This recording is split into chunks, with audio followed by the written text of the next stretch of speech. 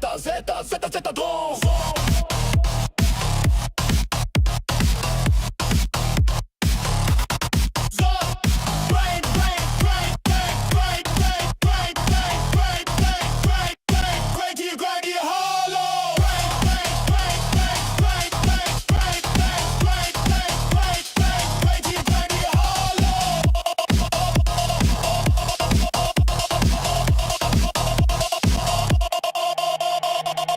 Olha só, olha.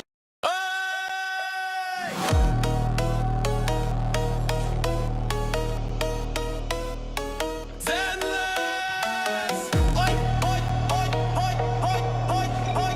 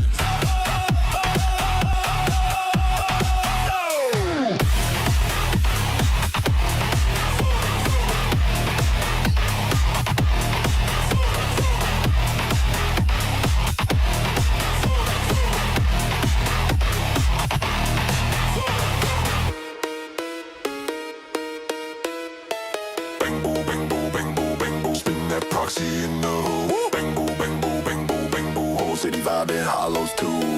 Bang boo, bang boo, bang boo, Rena go boom me, I'll run through. Bang boo, bang boo, bang boo, bang boo, whole city vibing hollows too.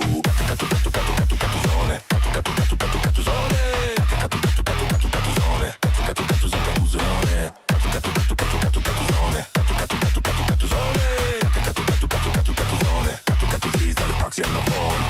Rena in the club, swing that bat, yeah. Nick go count stacks, don't go flat, yeah. Call up the bank, still smoke that pack, yeah. Fun look, pull up, fade the black, yeah.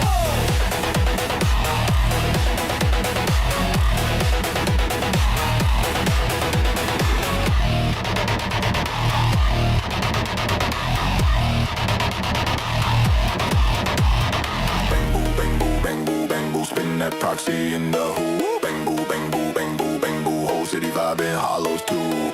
Bang boo, bang boo, bang boo, spin that proxy in the hole. Bang boo, bang boo, bang boo, bang boo, spin that proxy in the hole. Bang boo, bang boo, bang boo, bang boo, whole city vibing hollows too. Bang boo, bang boo, bang boo, bang boo, whole city vibing hollows too. Bang boo, bang boo, bang boo, bang boo, spin that proxy in the hole. Bang boo, bang boo, bang boo, bang boo. Flick, spin, pull, chain, hollows up, I'm feeling insane. Proxy, proxy, proxy, move. Up, make the city groove.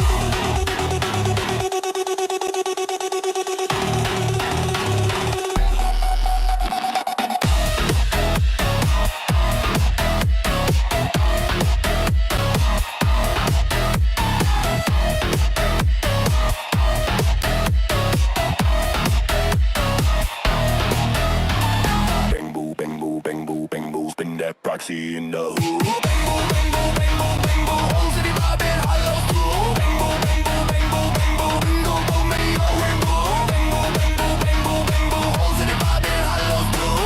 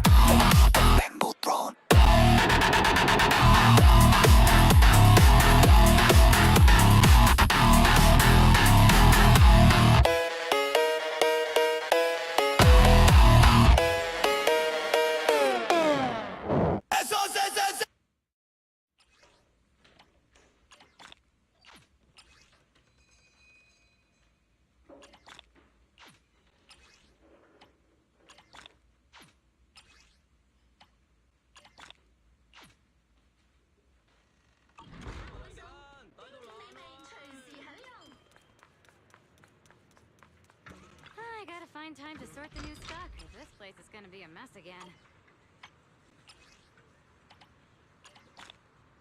Good weekend sale is here. Limited time discounts, limited stock. Grab it now or miss out forever. Official supplier of the Hollow Investigative Association. We provide expert grade equipment and technical support to ensure your safety in every activity.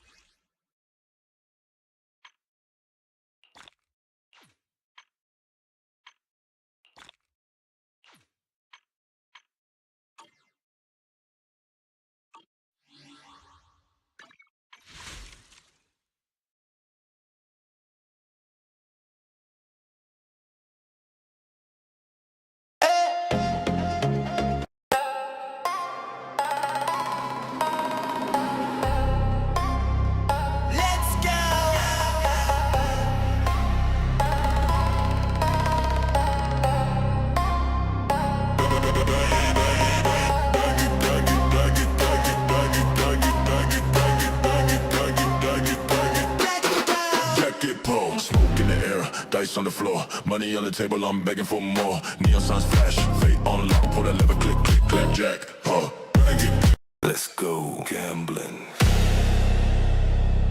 Bang it. Bang it. Bang it, bang it, bang it.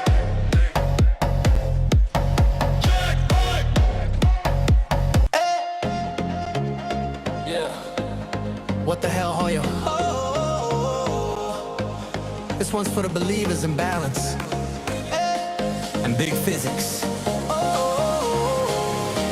Yeah, man, I logged in, what do I see? Flat as Munchstat planes, no 3D. They gave me them A-tiers, B's on demand, but I'm trying to see curves like a roller coaster stand. Fuck them itty bitty titties, ain't no room in my committee. Fuck them mates here tits, them beats here bits. I need those C's and double D's that fit. I'ma drag my Dragon Balls across the land, collecting curves like their air commands. I'm summoning heat, not pixels flat. Give me bounce with the battle stats. You call it balance, I call it cap. Turn that slider up, make it clap.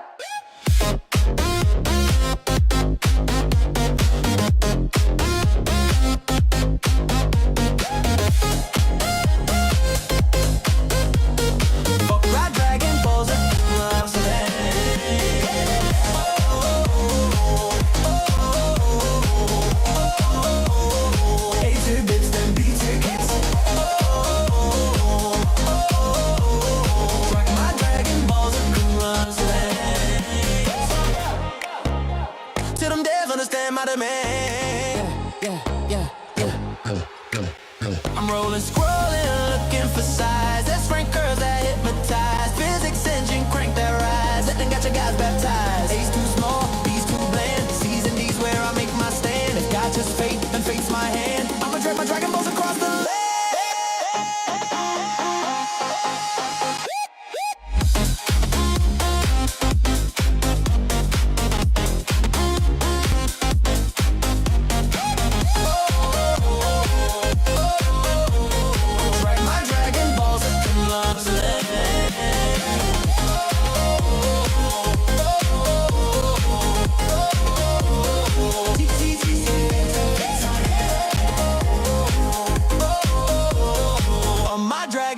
Across the land.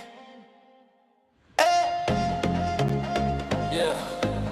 What the hell, Hoyo? Oh. This one's for the believers in balance. Hey. And big physics. Oh. Yeah.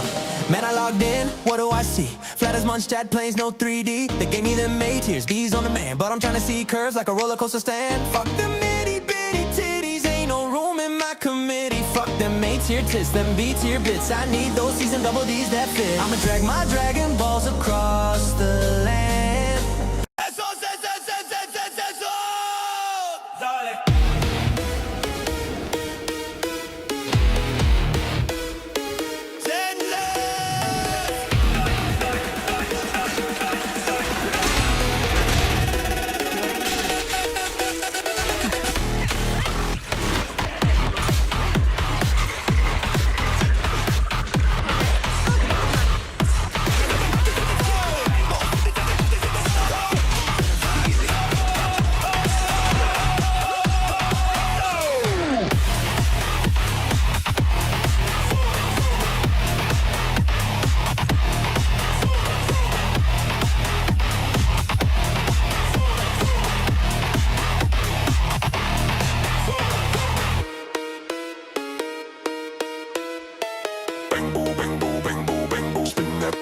In the hole. Bang boo, bang boo, bang boo, bang boo. Whole city vibing, hollows too. Bang boo, bang boo, bang boo. Arena go boom, me I'll run through. Bang boo, bang boo, bang boo, bang boo. Whole city vibing, hollows too.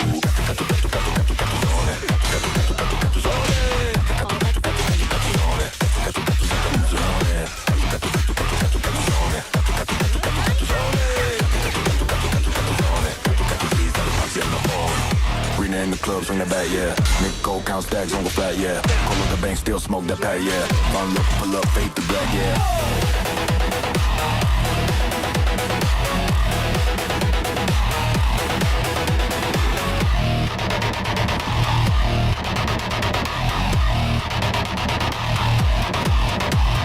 Bang boo, bang boo, bang boo, bang boo. Spin that proxy in the hole. Bang boo, bang boo, bang boo, bang boo. Whole city vibing, hollows too.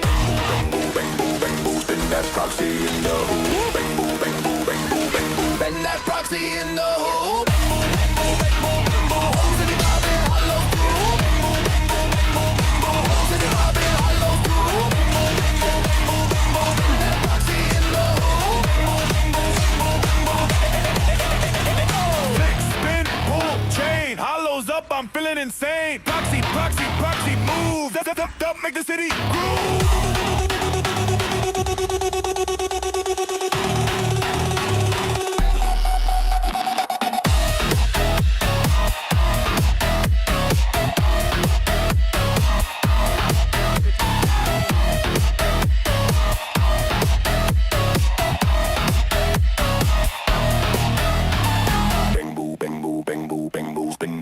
proxy in the who. Bang boo, bang boo, bang boo, bang boo. Whole city vibing hollow through. Bang boo, bang boo, bang boo, bang boo. Bingo, boom, me yo, rainbow. Bang boo, bang boo, bang boo, bang boo. Whole city vibing hollow through.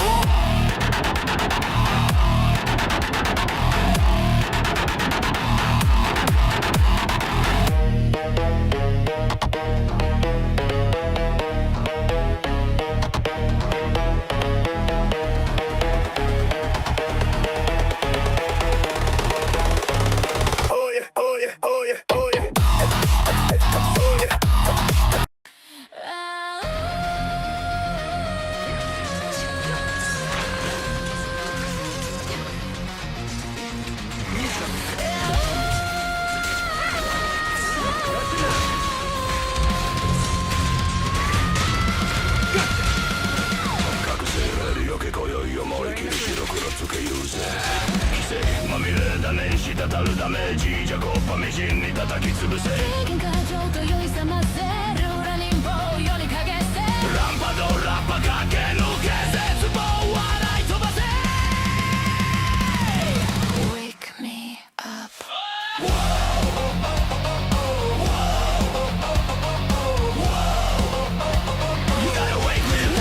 Wake me up.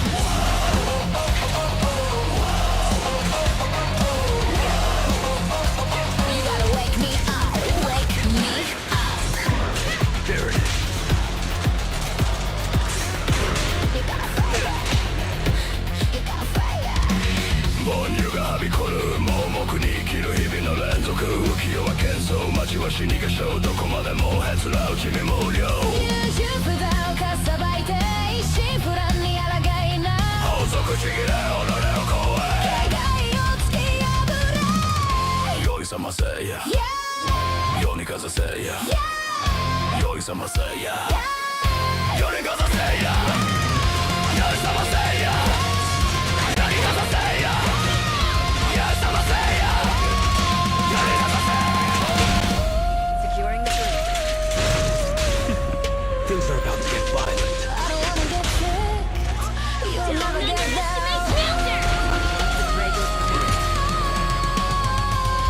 I will now make you burn. Take a bow and get wrecked.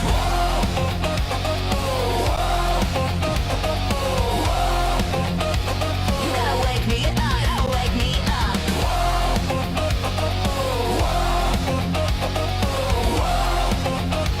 You gotta wake me up Wake me Elite target confirmed. Status operator.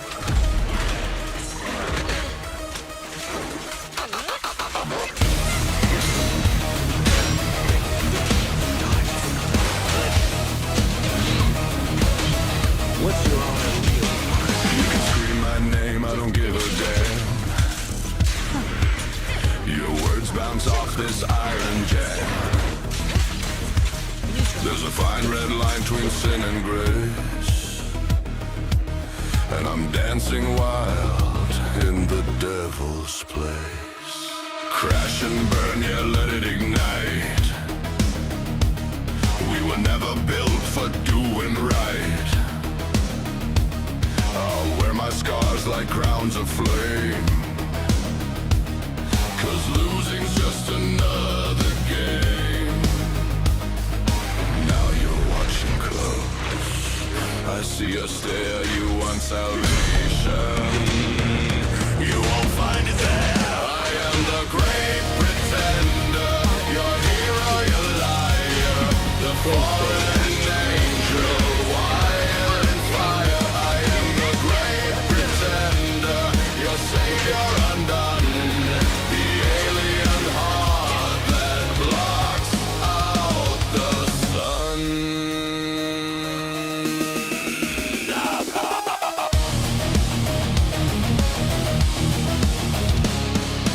Future's broken, the past's a blur. No fate, no faith, no cure. Can someone tell me who I'm supposed to be?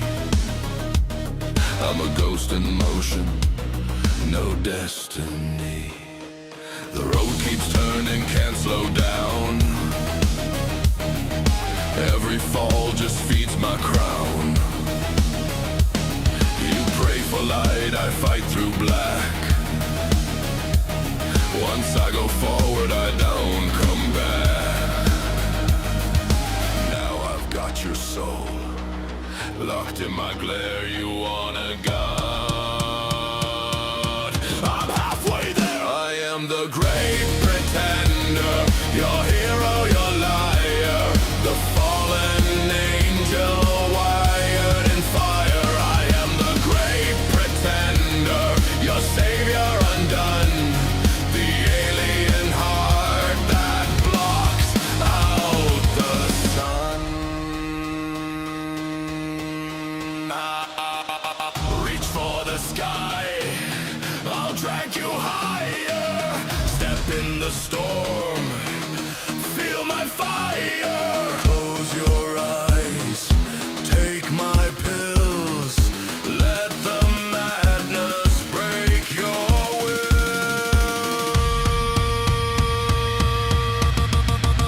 I am the great pretender, your hero, your liar, the ghost that burns on a broken wire. I am the great pretender, your savior undone, the alien king, the unholy one.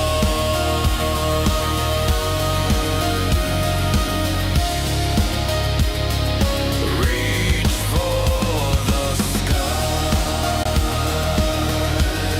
and I'll be there. Your great pretender, still standing in the flare.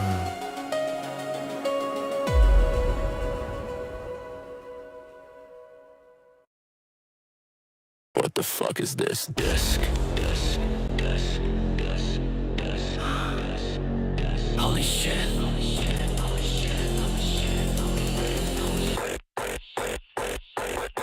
Wait up.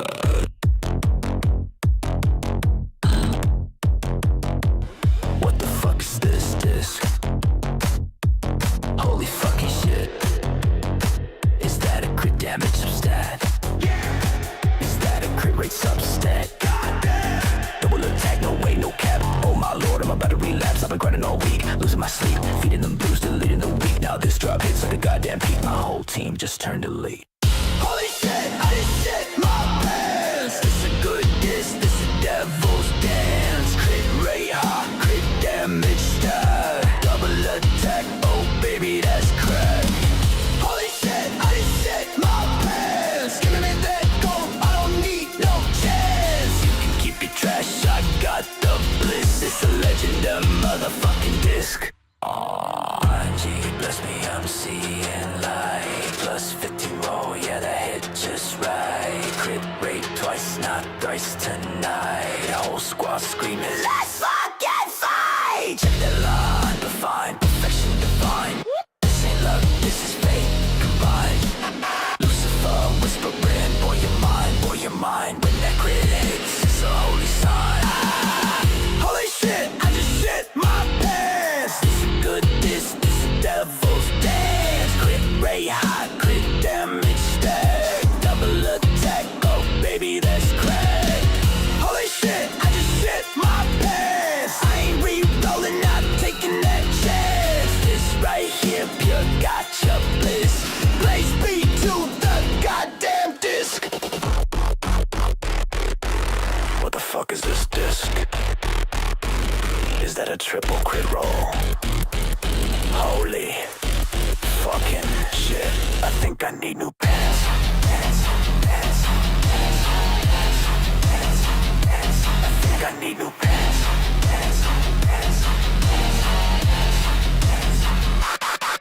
Holy shit. Crit rate.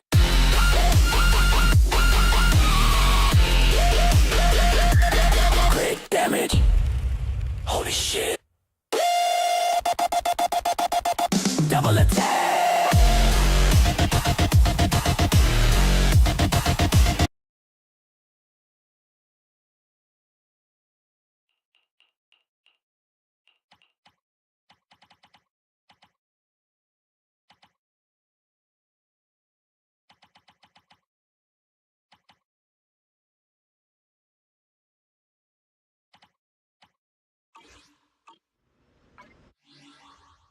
I'll protect you from any danger. Your fortune seems pretty good lately.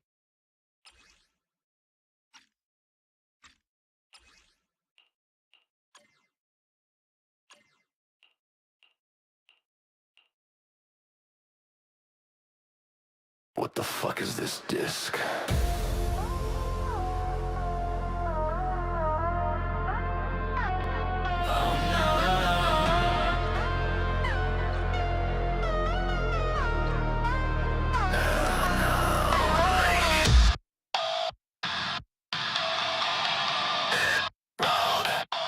It roll like shit.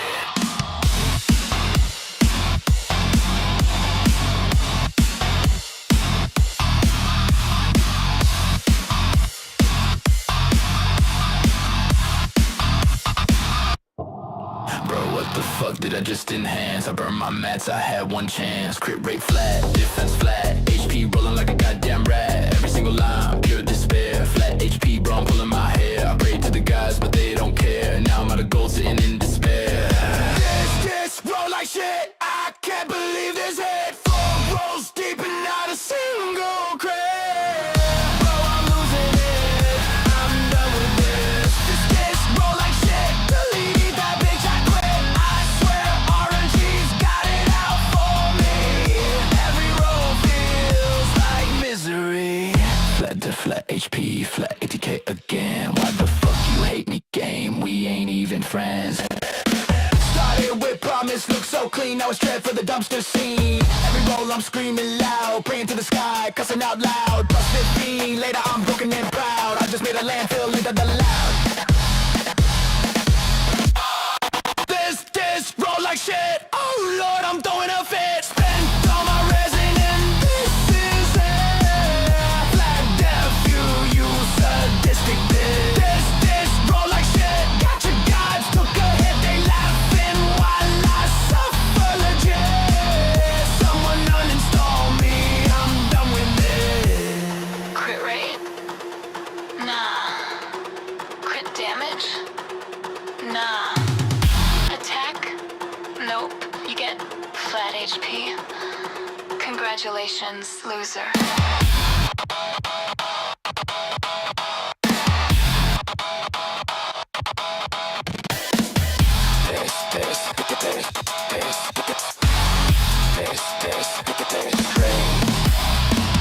This roll like shit.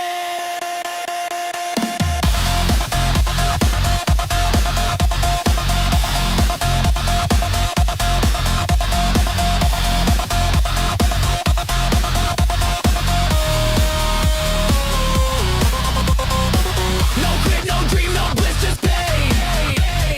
I'ma feed it to the trash, no gain. RNG, devil's laughing again.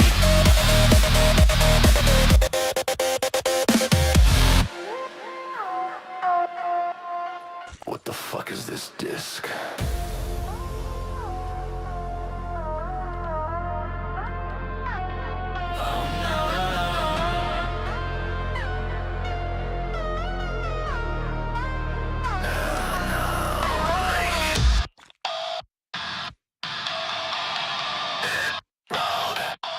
It roll like shit.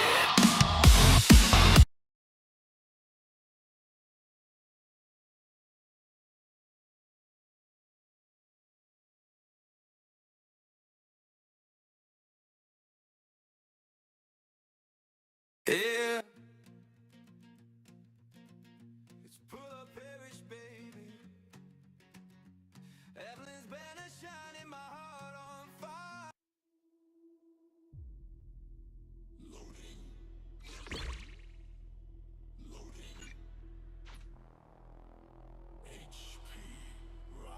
All right, now I can talk. Now I can actually have conversation. Now I got coffee. Now I'm not fucking an asshole no more. I am no longer an asshole. Now I got coffee in front of me. I was being an asshole, so I was like, I'm gonna keep myself muted. I'm just gonna do my dailies real quick, because the moment if I don't do my dailies, I'm gonna forget to do them. Hello, Adult Hitler.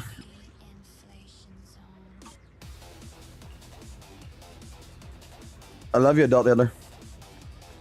I swear, I keep every time I see his name, this little fucking bamboo. I know it's a drift, like a drift half a year, but I keep seeing it. I keep looking at it. And I keep seeing it. And I, for some apparent reason, I keep thinking adult Hitler.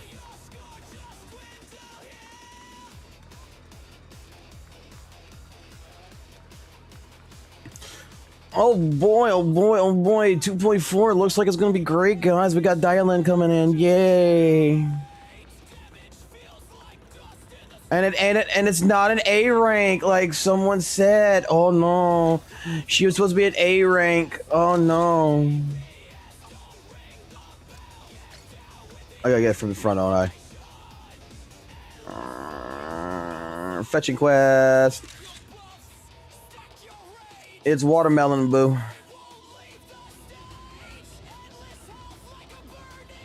Alright, Adrift, I got your fucking fetch. Can you get this over this done?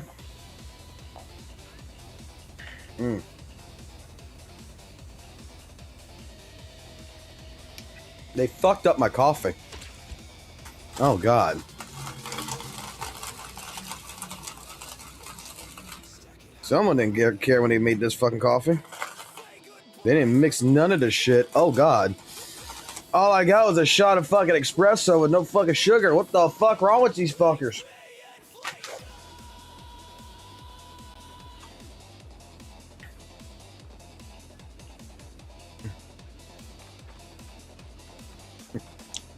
Why would you do this?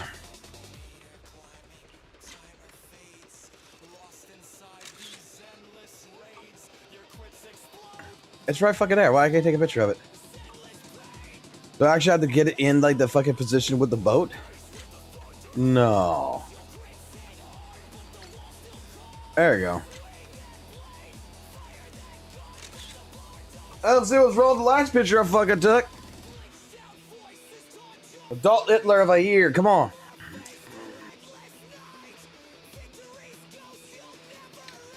Me and Ellen Joe would like to go behind the school gym here in a minute. Come on. Hurry the fuck up. Get the shit you need.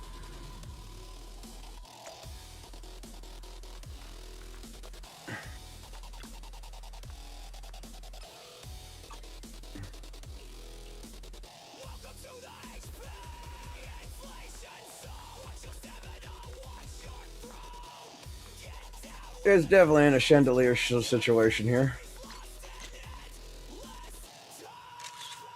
God, the California raisins all over again.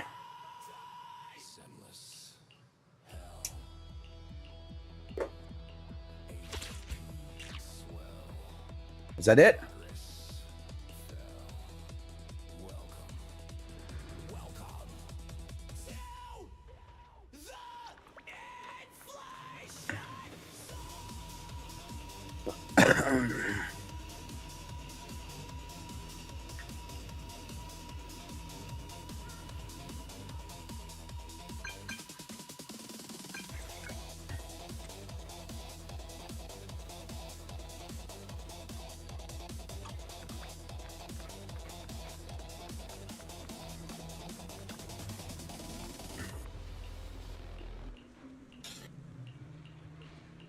Just give him 2 aspirins and call me in the morning. He'll be fine.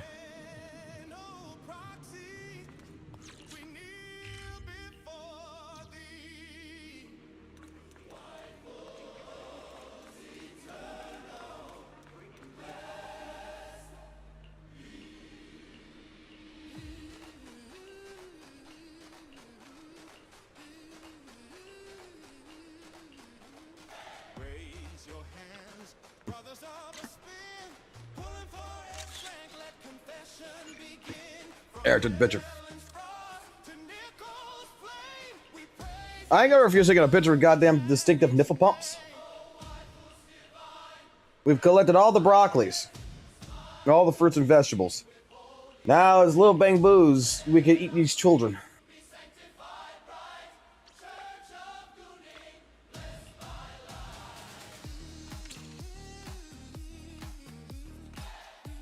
Still not done.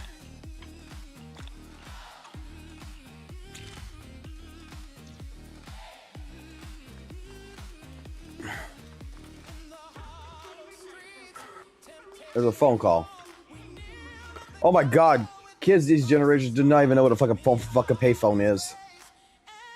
You know, there used to be this fucking thing at fucking places where you used to put quarters in the fucking phone and you were able to call people before cell phones.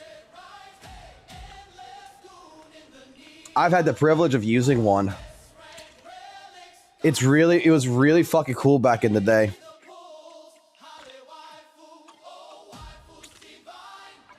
Like, no bullshit. It was so fucking cool to do this shit.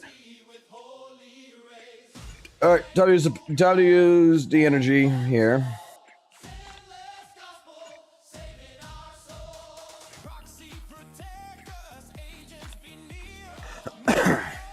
Alright. Let that start charging up, and then we'll get to the next part. Alrighty. Now I can look at the chat. Now I can see how all you fuckers doing.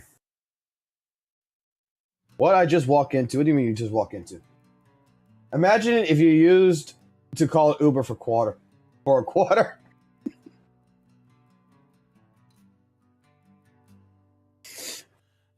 Like, the only place payphones even exist anymore now, I think, is like prisons and boarding schools. Like, Ashley was in a boarding school, so yeah, I think like only prisons. So you know what that means? It means, Ashley, you were fucking technically in prison.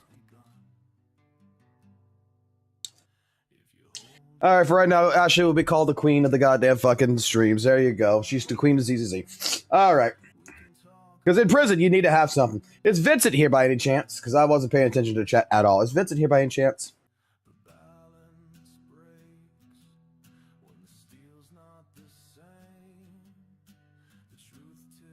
It was hell. It was prison, wasn't it?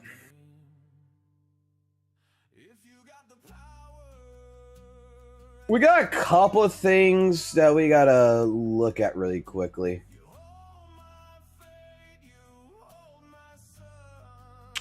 Got a couple of things we gotta look at.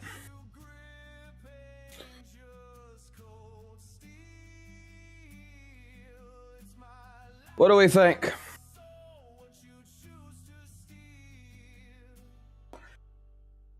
Look, I can't bitch about DJ King no more. DJ King, let me tell you something, buddy. I'm so happy. I'm so proud of you, sir. I am so proud of you. You fixed your tabs. I am so fucking proud. I am so proud. Sir, I appreciate everything you ever done with listening to me and understanding. I'm gonna go over here to the leak section, though, for a reason. Calls for good luck. I want to see this here. Meeting a new friend calls for good luck. Care to leave a 5-star review? Rep 2493, dial in! Happy to assist with your request. Bruh. She's a payphone. You know I'm calling this bitch. You know I'm calling this bitch up. I'll give her a 5-star review. Meeting a new friend calls for good luck. Care to leave a 5-star review?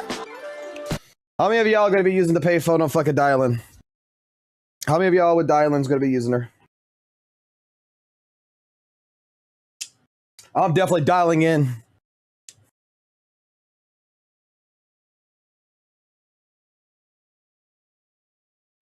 Wow, DJ K. Guys, he started noticing fucking lag. He started noticing lag.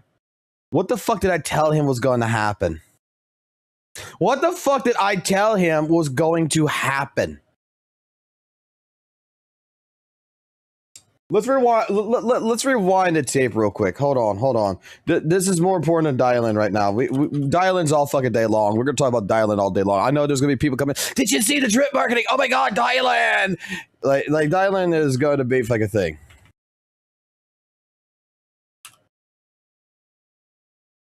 Oh, you're gonna make me fucking go. It's.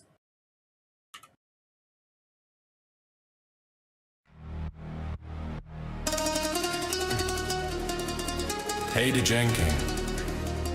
I know I said some harsh things, man. But this time, it ain't personal. It's technical. Your Chrome's crying in binary. RAM screaming in agony. CPU fans wheezing like a dying goat. Task manager looking like a murder note. I gotta do something here, dude. I gotta call someone. Crime, you got YouTube, Twitch, Reddit all at the same time. Your PC's begging in my pain while you open There's a 420. I apologize to you. be janking, but your browser's caught the plague, my friend. Your PC's on life support. Every click. DJK, you want to get a room together? You want to get a room together? Let's get a room together, buddy. Hold on. Someone's online.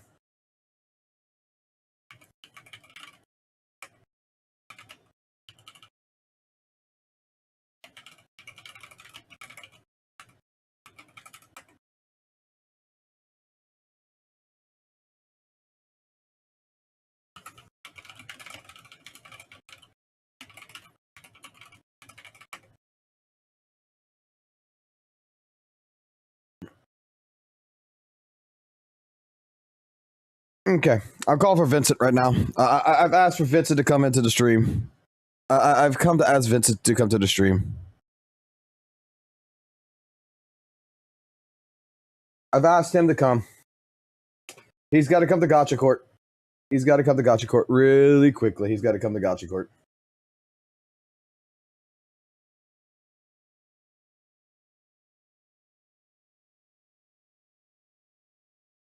Give him a second. Give him a second. Podcast? Oh no, not podcast.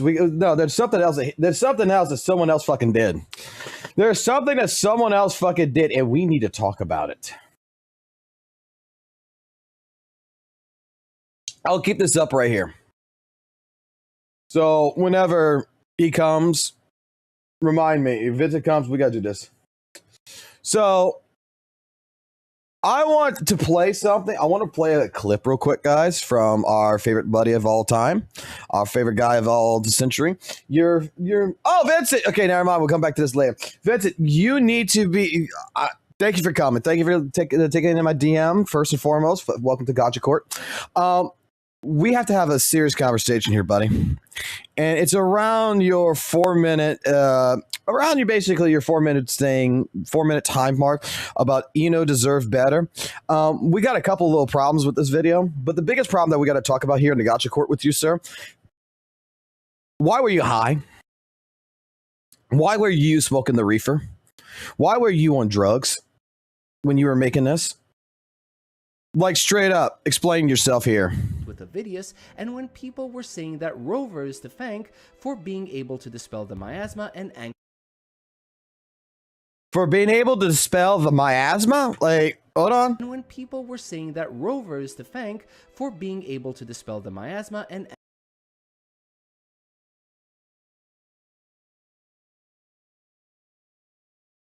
when people were saying that Rover is to thank for being able to dispel the miasma and anchor.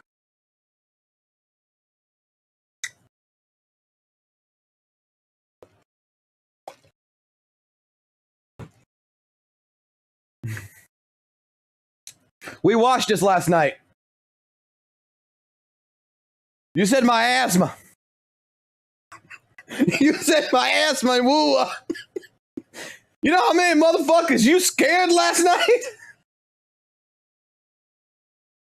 Yeah, that's damn. What miasma? There ain't no miasma in WUWA.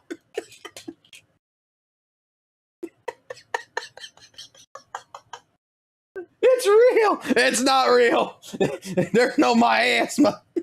There's no miasma. You said there's miasma in my WUWA.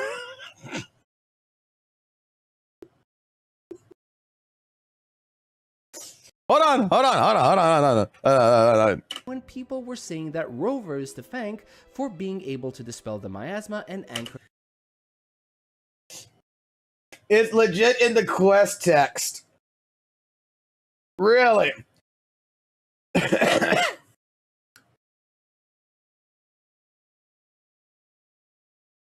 Back one frame. When people through the dark tides miasma to okay, all right. Let me explain something. You fucking ZZZ, worthless fucking goddamn fucking content creator. You've put in the fucking Hoyle shit. We know this is not real. This was video edited. All right? We know you added this in here. The dark tides miasma. We know what that actually meant. The dark tides. This doesn't exist. This doesn't exist, okay? Look, we can fix this problem right now, okay? That never happened. It never happened. All right, there. See, I fixed it. I fixed it.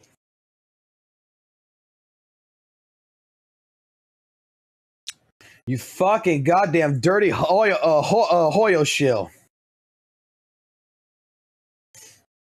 Now, we gotta get to the real part of this. So, we watched this entire video last night, man. I watched this entire video, and I actually do like it. I do actually like the video. I'm hoping to God you do the 2.5 one, because there is so many people who say 2.5 story is fucking goddamn fucking batshit amazing.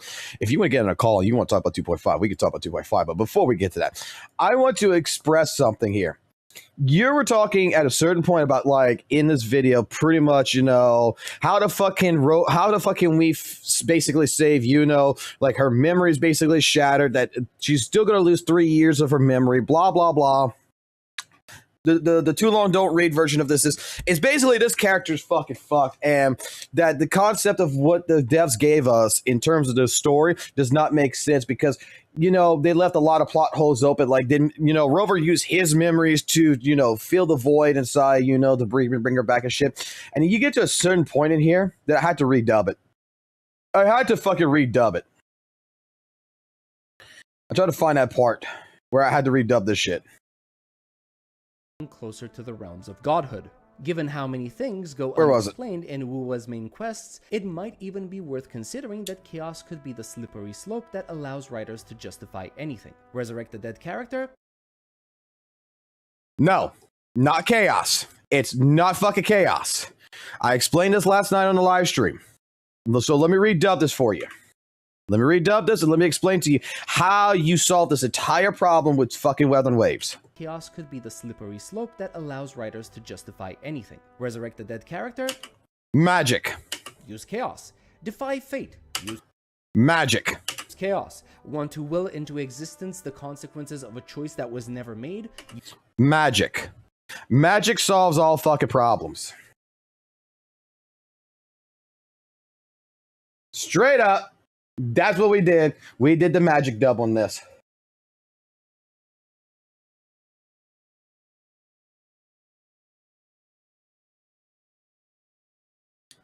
Like, hey, are you actually busy right now? Are you busy?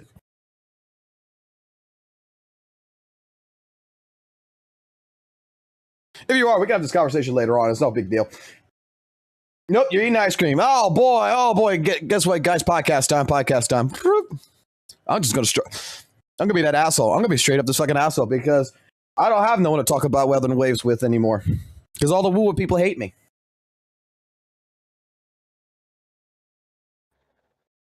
I have no one to talk about weather and waves with. Fuck that shit. I got someone to talk about weather and waves with. God, your fucking goddamn profile picture. I know where it comes from now and everything, but it still creeps me the fuck out, and I love it.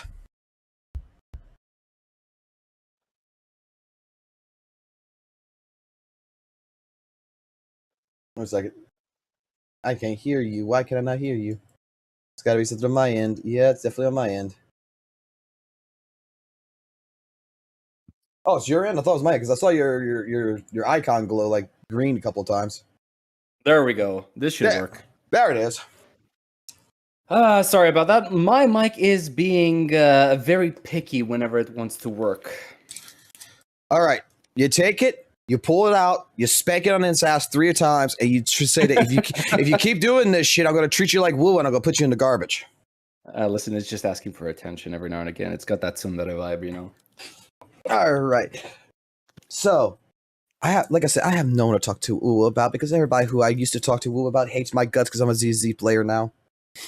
And apparently, I defend Hoyo apparently now, because I made the statement that I like fucking Hoyo stories a lot more right now than I like WUWA, because I feel like they're more fleshed out, and they don't like that. They don't like that answer. Oh, you don't want to get me started on that.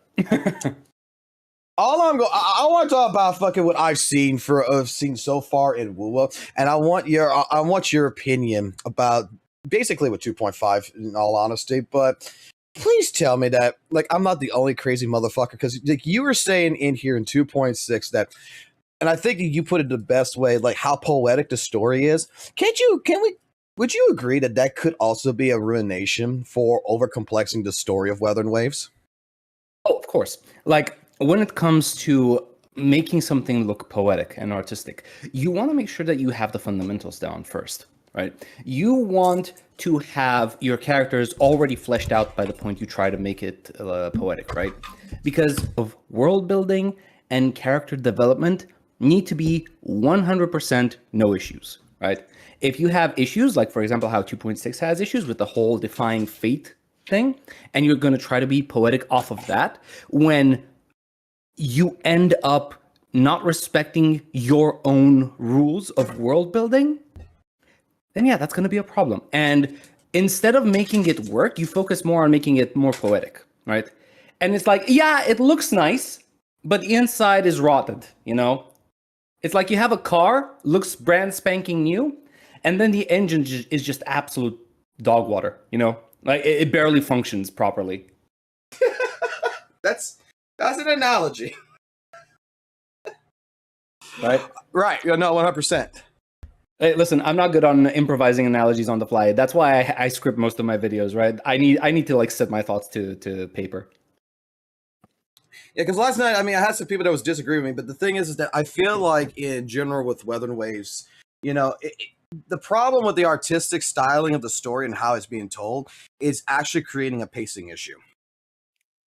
Because you want to put in like, in my personal feeling in all this, you're basically, you're trying to put all these symbolic, how you put this, symbolic,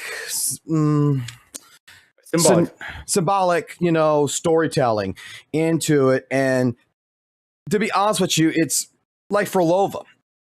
Like, I don't disagree with how Genozad put out his take on it.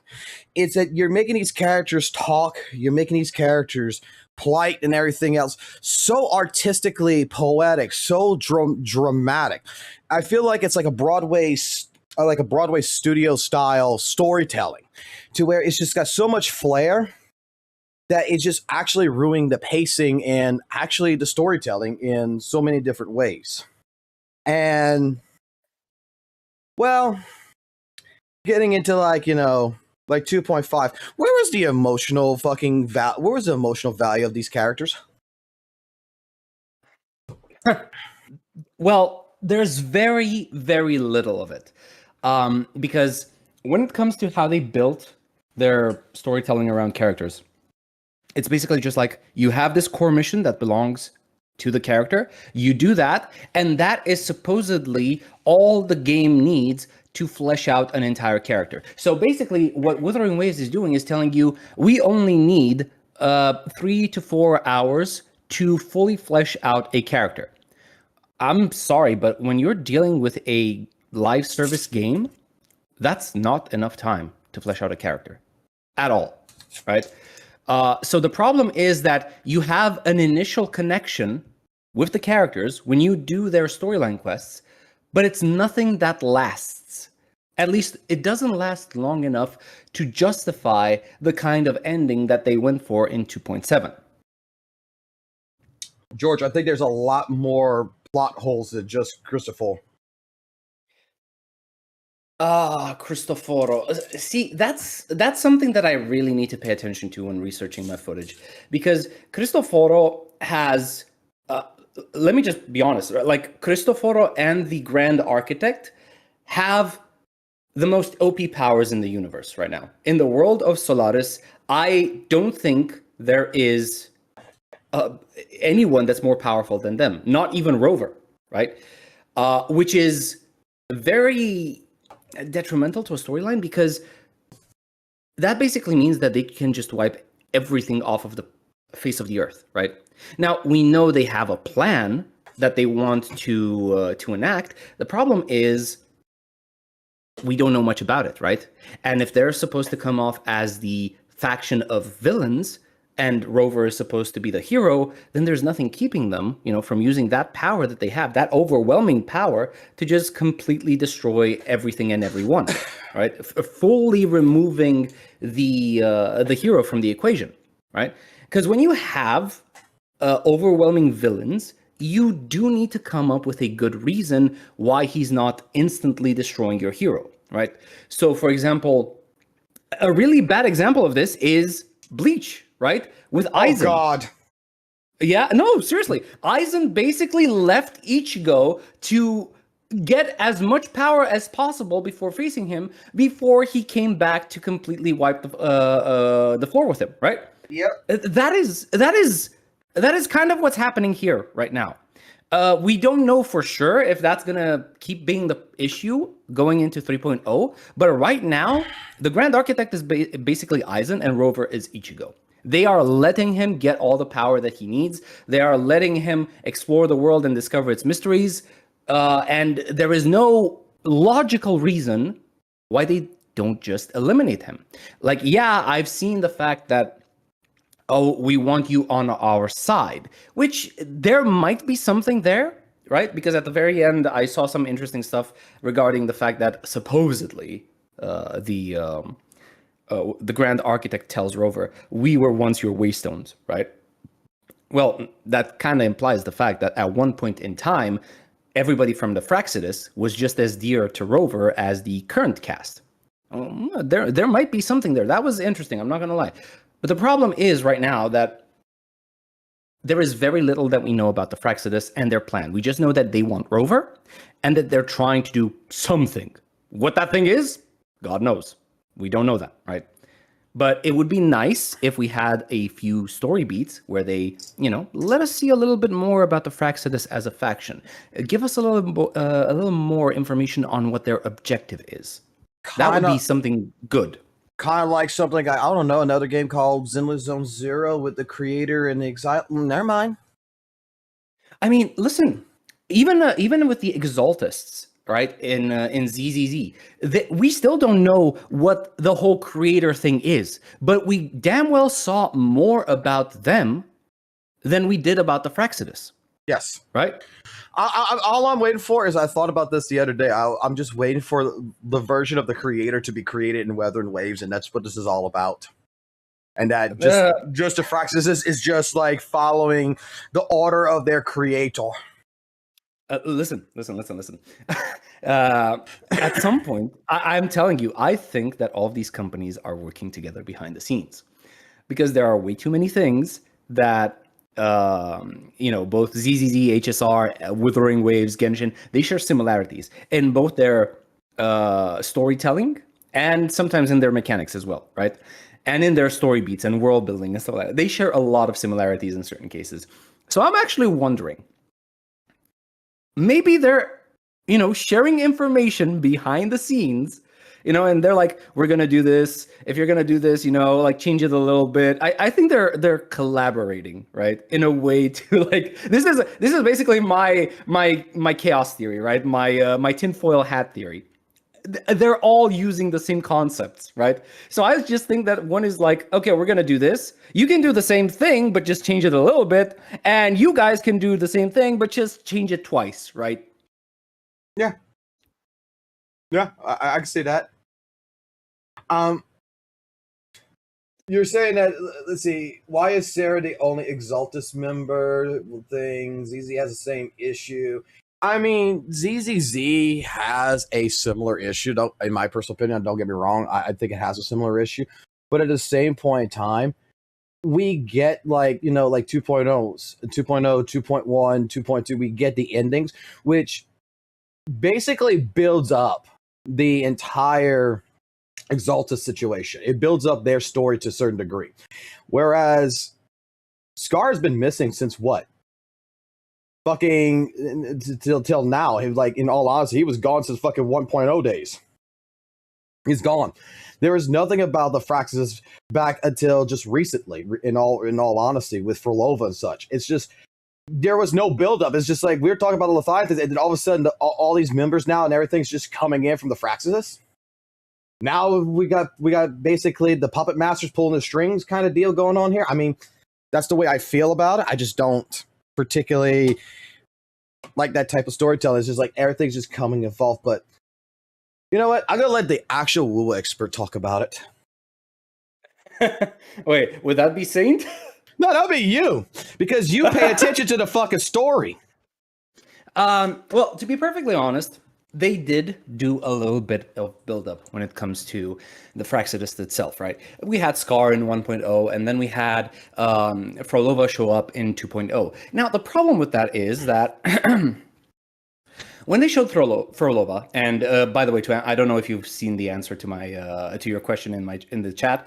I did make a 2.5 video, okay. And trust me, I was very, very pissed when I was writing the script for it, because I am a big fan of having the hero, meet one of the villains and finding common ground. Yes. Even further, I absolutely love the concept of enemies to lovers. So when I say that I was fully primed to enjoy Frolova's story, I mean, I was 100% ready to just go crazy, right? To be foaming at the mouth and seeing these two characters interact and go at each other's throats, and then inevitably end up in some hot, steamy hate sex, right? Okay, no, I'm joking, but I was really primed to just absolutely enjoy Frolova's story. So imagine my frustration when I see Frolova's quest, and all I could see was them barely interacting with one another. They were barely talking. They weren't even trying to find common ground, not even trying to prod each other for more information. Bro, Rover, you are next to one of the biggest enemies that you've had. These guys are trying to ruin your plans. They're doing some heinous shit behind the scenes, right? How are you not, even under the guise of being, a shady motherfucker, how do you not ask anything about Frolova's plans? How do you not try to get more info out of her? How are you not trying to find what the Fraxidus is doing? How are you not trying to find the true identity of the architect, right? Look, every anime hero in the fucking known to man, every anime or even fucking superhero, even fucking Iron Man, is gonna stand before the fucking Thanos and shit and be like, what the fuck is your plan here? Before they even get into their big epic fight. Yeah, exactly. Right? And it's not even the fact, because of course, you could have Frolova be oh, she wouldn't have told him anyway.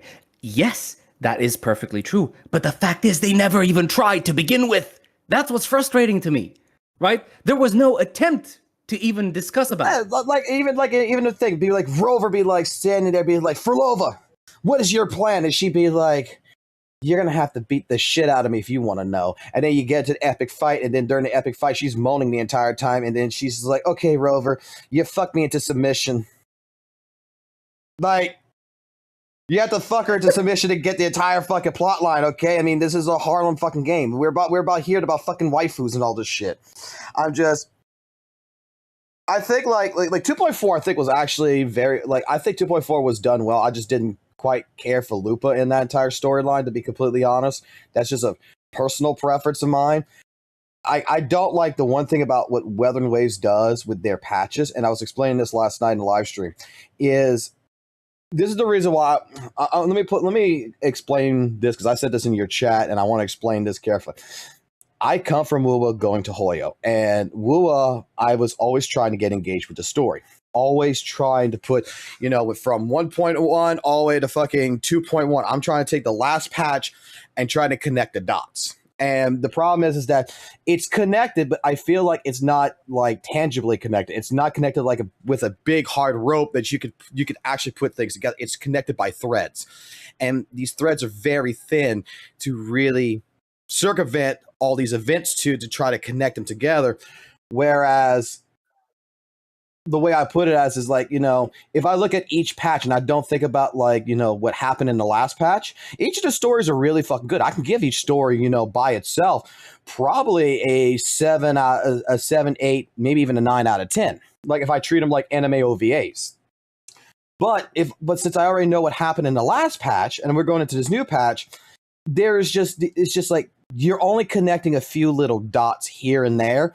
And the rest of it makes no sense to me of how this connected previously. It's you're really wanting to push the mythology. You really want to push that artistic view, and it's overlapping over just basic storytelling.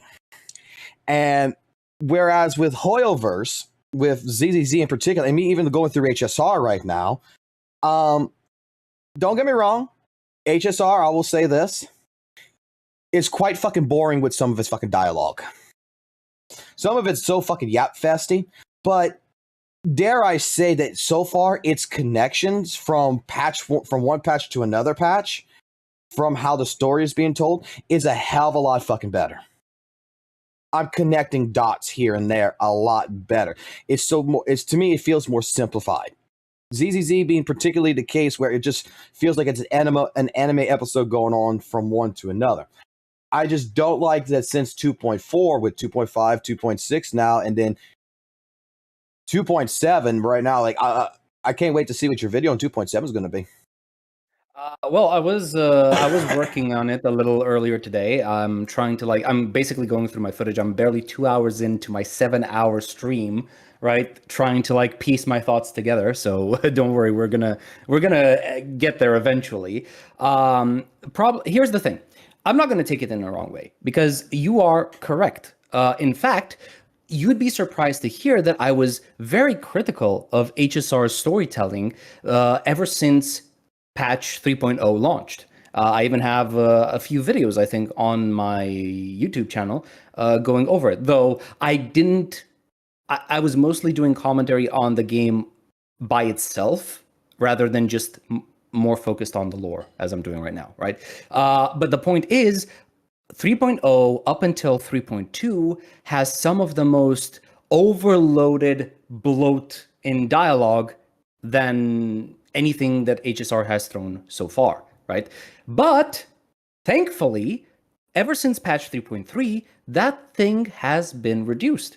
You have quest duration for patch 3.3 is somewhere around the 4 to 5 hour mark, right? And they've kept it consistent throughout the patches up until 3.6, right?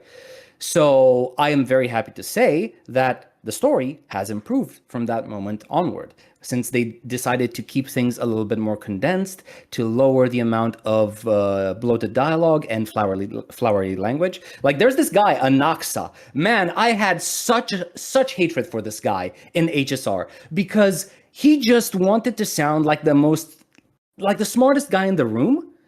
But all he was doing is just waxing poetic without saying anything of substance, right? Because he needed to feel like he was the smartest guy in the room, right? He had an ego about that. I'm not just saying this. This is lore accurate, by the way, right? Guy has an ego. He wanted to sound like the smartest guy in the goddamn room, and everybody else is just an uncultured peasant, right? But holy hell, was it a pain to listen to him whenever he tried to explain why he's smarter than everyone else. And I was like, bro, just get to the goddamn point, please, right?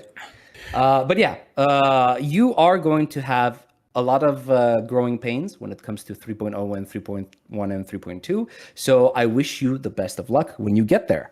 Fuck me. Also, I think you said something else as well that I wanted to to address, but I completely forgot because of my hatred for Anaxa. All I said is that when it comes into so far my criticisms of Hoyoverse, because look, I never played a Hoyoverse game. You gotta understand, I went to WUWA because I've always believed, every single person I've ever talked to, especially back last year and a little bit before last year when I was getting into gacha games, that Hoyoverse is the worst fucking company to get involved in. Their stories are shit, blah, blah, blah. That it's Dora the Explorer. They're trying to take an adult story and make it Dora the Explorer. It's for kids. So rather than me fucking ever play Genshin, HSR, or ZZZ really and give a shit about the story, I never bothered with it because I trusted people. And then with me coming into ZZZ and then me going into HSR, I'm just like, I don't see it. All I see, the problem I have with HSR in particular right now, and don't get me wrong, ZZZ does have these moments as well, but I can relate it more to an anime with these types of stories, like how anime is driven out, or even like a manga, but mostly anime. And I'll use the prime example for anime, Naruto.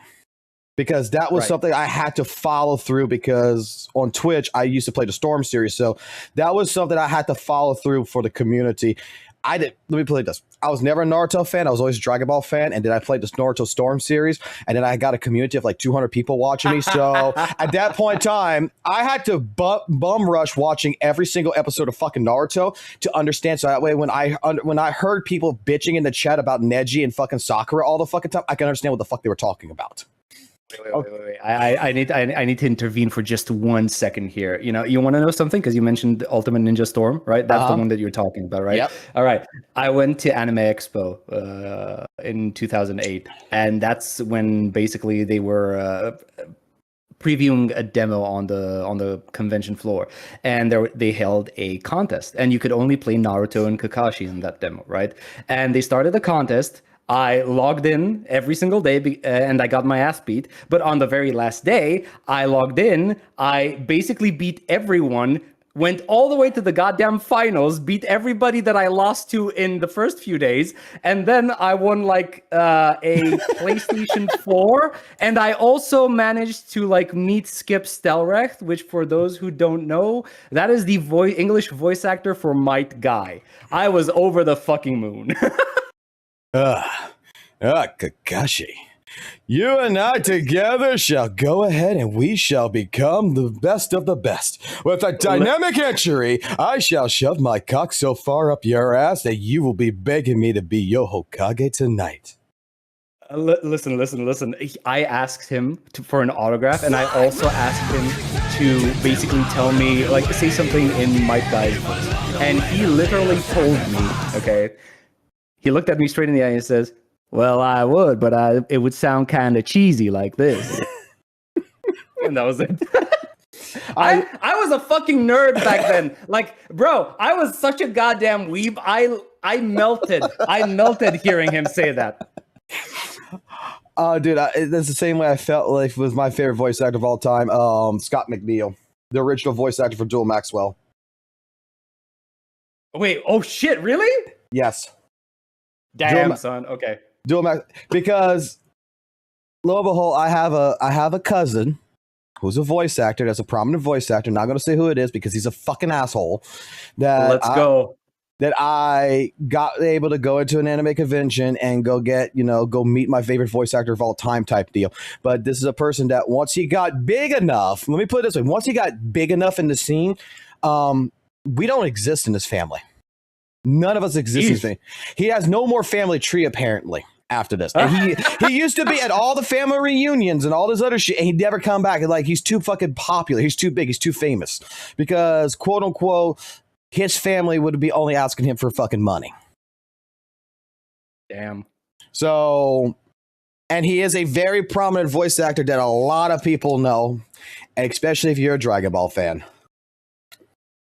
Oh, okay. You gave us a hint. Okay. Interesting. Watch, I'm going to mute my mic on this side right here to where they can't hear me. Okay.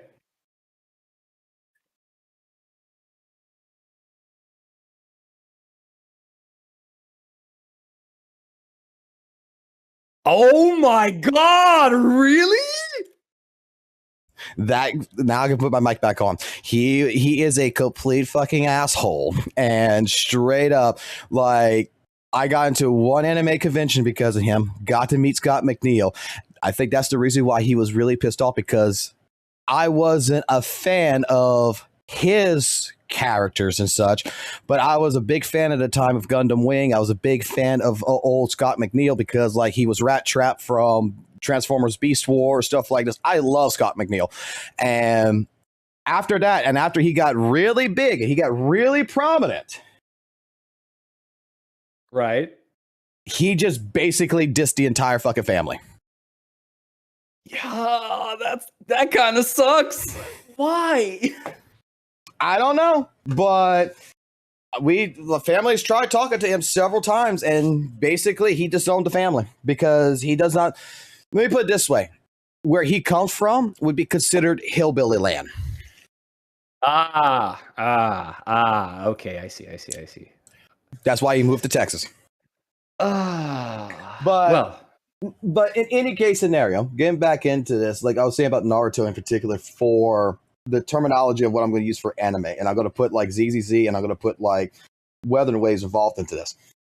The one thing when I watched all of fucking Naruto is, I'm gonna be honest with you, I watched a little bit of fucking the original Naruto and I skipped all the way to Shippuden because that's basically what the Storm Series is all about. But I noticed that there's a lot of fucking episodes that is nothing but yapping but has nothing to do with the fucking plot.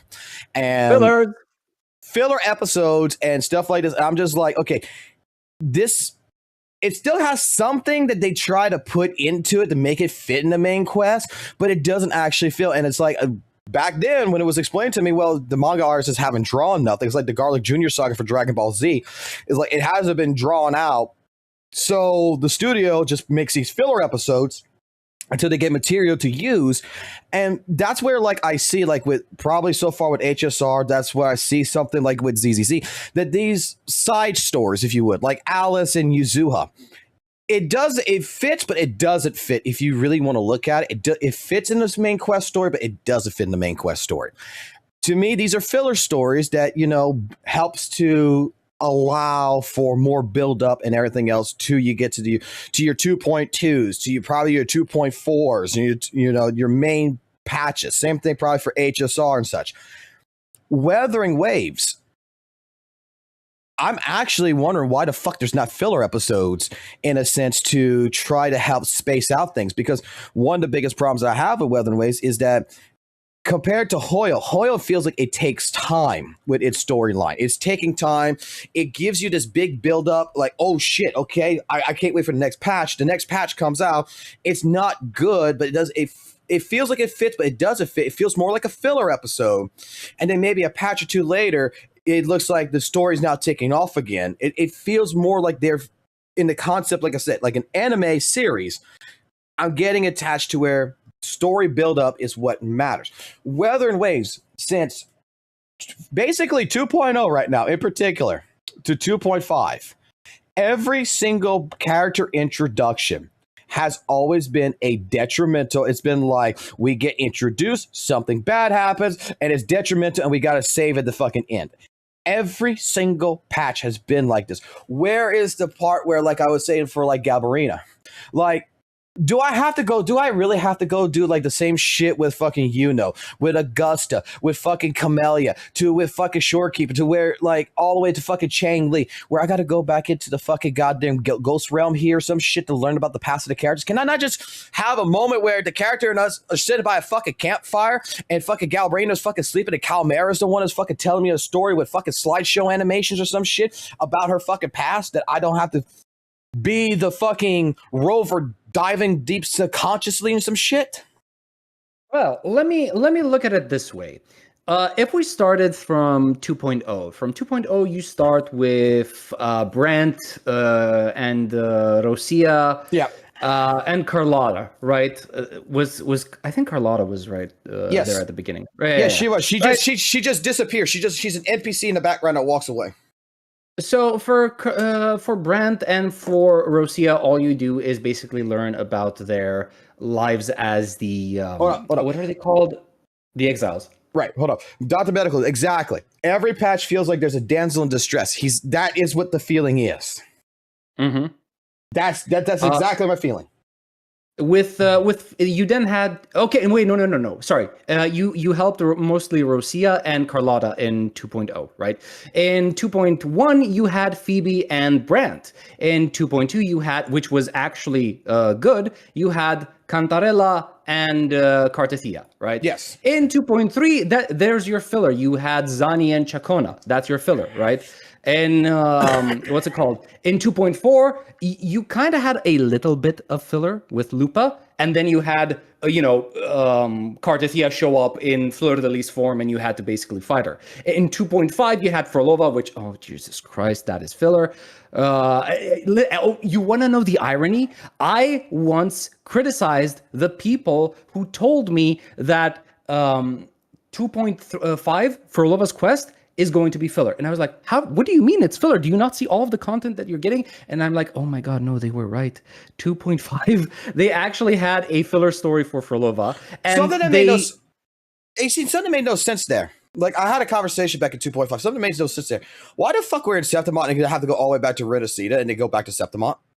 Like, that's how it felt. It's like, we're in 2.5, we're in fucking Septimont and everything. Forlova's doing her shit. Then we gotta go back all the way to fucking Renacita, go deal with fucking Forlova, just to end up back in fucking Septimont for 2.6. So because Renacita is a nation that is split between two main cities. You have Raguna, which is the main city that you spawn in 2.0, where Carlotta, Brand, Throsia, and everyone else is that you know. And then you have Septimont, which kind of deviated from the culture of Raguna. And they're basically, what's it called? They're more like a warrior nation, right? They have Lupa, they have Augusta, and they're very different. Instead of praying to the divinity, which is not Leviathan, which is Imperator, like Raguna is doing, Septimont chooses to instead believe in the strength of its own people rather than in the strength of the. Okay, that makes more sense now because look. I'm gonna be honest here. Like, I stopped playing at 2.3. Really, I stopped really playing at 2.3 because. In general, a lot of the WUWA players that used to be with me and everything else got pissed off of me with my takes of 2.0 to 2.1. And it's kind of another reason why I took a break was because I got attached to the story of 1.0 to 1.4. Shorekeeper, like I fucking love the Camellia story. I love like Chang Li's story. I love Jinshi's story. 1.0, yes, it was a fucking bundle of fucking goddamn fucking I want to fucking fall asleep until we got to the GN, until we got to the middle part where we dive into GN's story where we're playing as fucking GN. We're getting, Ginshu Lin, which still hasn't shown to fuck back up if he's dead or fucking alive. But at this point in time, he might as well be fucking dead. I hope to God don't let him fucking come back alive because I don't think he would want to be in the state of fucking where Werelin Waves is at right now. But in general, it's like I love the story. And then when 2.0 came in, let me explain like my madness here. When 2.0 came in, I was the most excited person for 2.0. I like everything I saw with Renacita and everything back in November, everything. I did say that, you know what, it smells kind of fishy because I didn't like the coloration of it in a sense. I didn't like the architect. Like, it's starting to smell like a little bit like Genshin. I said it in one stream, which pissed some people off, that it smells like Genshin. But I'm hoping that the rest of the world, is still going to be apocalyptic. I'm still hoping that, because to me, how 1.0 was, is that it's like humanity is trying to make humanity, right? They're trying to make civilization, but the fucking world itself is overran by toxic discords. That it, like, when you played it, what made it feel alive with the Froxus, with the exiles, and with the tacit discourse roaming the lands, is like these little villages, these little towns. Weathering Waves should have been called Withering Waves because, like, when you go from Jinzo and you go through Central Plains, you're going all the way to the end of 1.0 story, basically. You're seeing the land be lusciously green because humanity's here, but then it's starting to die because the tacit discourse has this area. And it is dying more and more to where, resources looks like it's dried up. And when we come into Renacita, that's all gone. We're in a new area to where now echoes are our friends, basically. We're taking echoes. We're making them part of humanity in a sense. We're treating them like fucking robots, slaves and shit. And the thing that got to me is that when I started watching the story and I started going through the story with like Carlotta, with Brant, with Roshia and everything, and the reason why I wasn't really attached to any of these characters is that this might not make sense, but this is how I feel. The story got to this artistic, dramatic, opera-style feeling. I don't know how to put it like this, but it's like this Broadway, I called it High School Musical. And it was so fucking serious, so over the top that I couldn't actually take it seriously. Like, 1.0 story did not feel like it needed to be so heavily involved in the production of being serious that it just caved that way to where it fit well. It just became serious. And then we're coming into 2.0 to where you're really trying to put this artistic flair in the dialogue, in the story itself, this mythological styling of storytelling here, this opera style, I don't know how to put it, like this dramatic styling, this artistic style. And it's just, you don't need to do this. I completely agree. You're making to where the story, which is already established, I don't need to see Carlotta dancing and everything else. We don't need to see the play bullshit, which some people liked it. And look, if you liked it, you liked it. It just wasn't for me. I just feel like the entire time when we've met Frolova and how Brant and them's preparing with Carlotta and with Rover and Rashida, they're doing the thing with the fools for the dance and everything. In my personal opinion, that kind of fits, okay. But the moment Frolova shows the fuck up, if I was fucking Rover or any fucking anime protagonist, like Ichigo from fucking Bleach, like we were talking about, I'm going to use as a reference. If Ichigo was there fucking doing the play, all of a sudden he's not going to continue to fucking play. He's going to turn the fuck around, pop the fucking sword out, and he's going to dash at the bitch, and he's going to fucking swing. Not play into it. And you still got like Brett and them starting talk in the background, being like the queen of the ballet, the demon king of the ballet. No, fuck that shit. The artistic style is gone. We're going into full blown hero versus villain bullshit. And it just felt like it kept going on to that. And then like 2.4, I had God Faith. Like it came back with Carthethia, with her and Fruit Release. Like it came back. That artistic styling felt like it was dropped down some. And then like 2.5, 2.6 so far. And now I'm going to even say 2.7. Looks like it just came right back up. And it's so fucking serious. I just can't take it. Like you're trying to push something you don't have to push, I feel. I think here's the thing, because this is something that I think is affecting Wuthering Waves, mostly because of the fact that it's been having really bad issues when it comes to developing the game. I don't know if you know this, but they kind of changed the story of 1.0 heavily 3 months before release. I don't know if you know that. Yes. And I think that they are still recovering from that. It is such an issue that has most likely made all of the developers there, like it screwed over their schedule so badly. Everybody is still crunching even 1.5 years later, right? That is also one of the reasons why we ended up going to Renacida, because if I heard the rumor on the grapevine correctly, Renacida was not supposed to be the second region. We were supposed to go somewhere else. I don't know where, but Renacida was not supposed to be it, right? And the poetic stuff that keeps happening in 2.4, that was one of the best patches that Wuthering Waves has ever had, both in terms of like the content that you got and also in terms of the story being told and of the character interactions. Like for me, I thought that it was only going to go up from here, because one of my major criticisms to the game, it was the fact that they didn't have characters interacting with each other. And then you saw Lupa and Cartethia being heavily intertwined, having their personal stories heavily intertwined with one another. And even to that day, I still think that is one of the best stories WUWA has told because of that fact, because I got to see the characters be characters, not over glorified trophies for the rover together. And hey, I know, gathering wives, okay, perfect. I like wives too. I like to goon, I like to whatever, but you want your wives to talk to one another.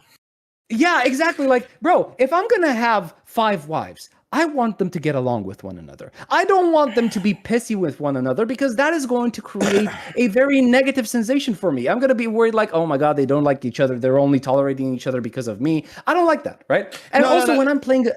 Let me dumb this down for anyone who doesn't understand it with ZZZ players. Basically, what he's saying here is that you want your wives to be talking to each other, because when you're getting down and dirty with them and you want them both giving you head at the same time, you want them to be, enjoying it. Because if one gets fucking jealous and gets upset, they're just gonna walk out the fucking room, and then you only got one waifu that you're gonna be doing. Okay, so you need to make them actually be able to communicate. Right. I think. Oh God, I think we're going a little bit off topic over here. No, I got to dumb it down a little bit. No, I get you.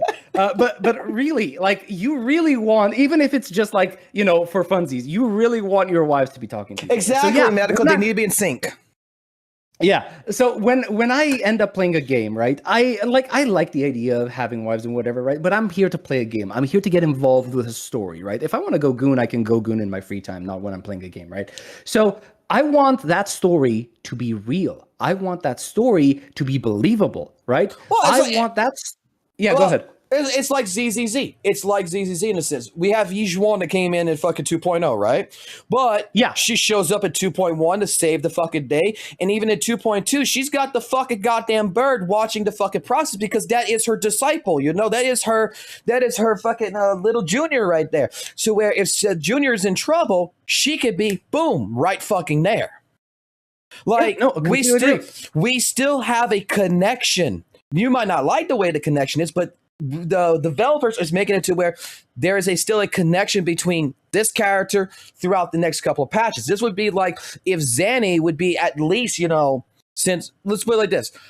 It'd be like Carlotta and Zanny would still be contacting you in some way, shape, form throughout the next couple of patches. To where you still know they're there. And there's that way you can assume that, you know, when these plans are getting developed, that even if they've never told, that you're communicating this to the Montali family or some shit. Like, look, the shit's gonna be happening right here in fucking Renacida. We need evacuations. You can make shit that could be actually coherent, not just like, okay, they all show up. Like, okay, did we talk? Like, it's like what you were saying with Uno, right? With your 2.6 video right here. It's like what you were saying. Is like, how the fuck does she have the 3 years of fucking memories? Well, I tried to figure out how she does that, and the only logic that I came to was that Rover's memories had to be important. Otherwise, it doesn't make sense. It doesn't make sense. So there needs to be still connection points. Yeah, exactly. Like I've noticed this. At least I think I've noticed this along the lifespan of Wuthering Waves, but now I have it confirmed basically with 2.7.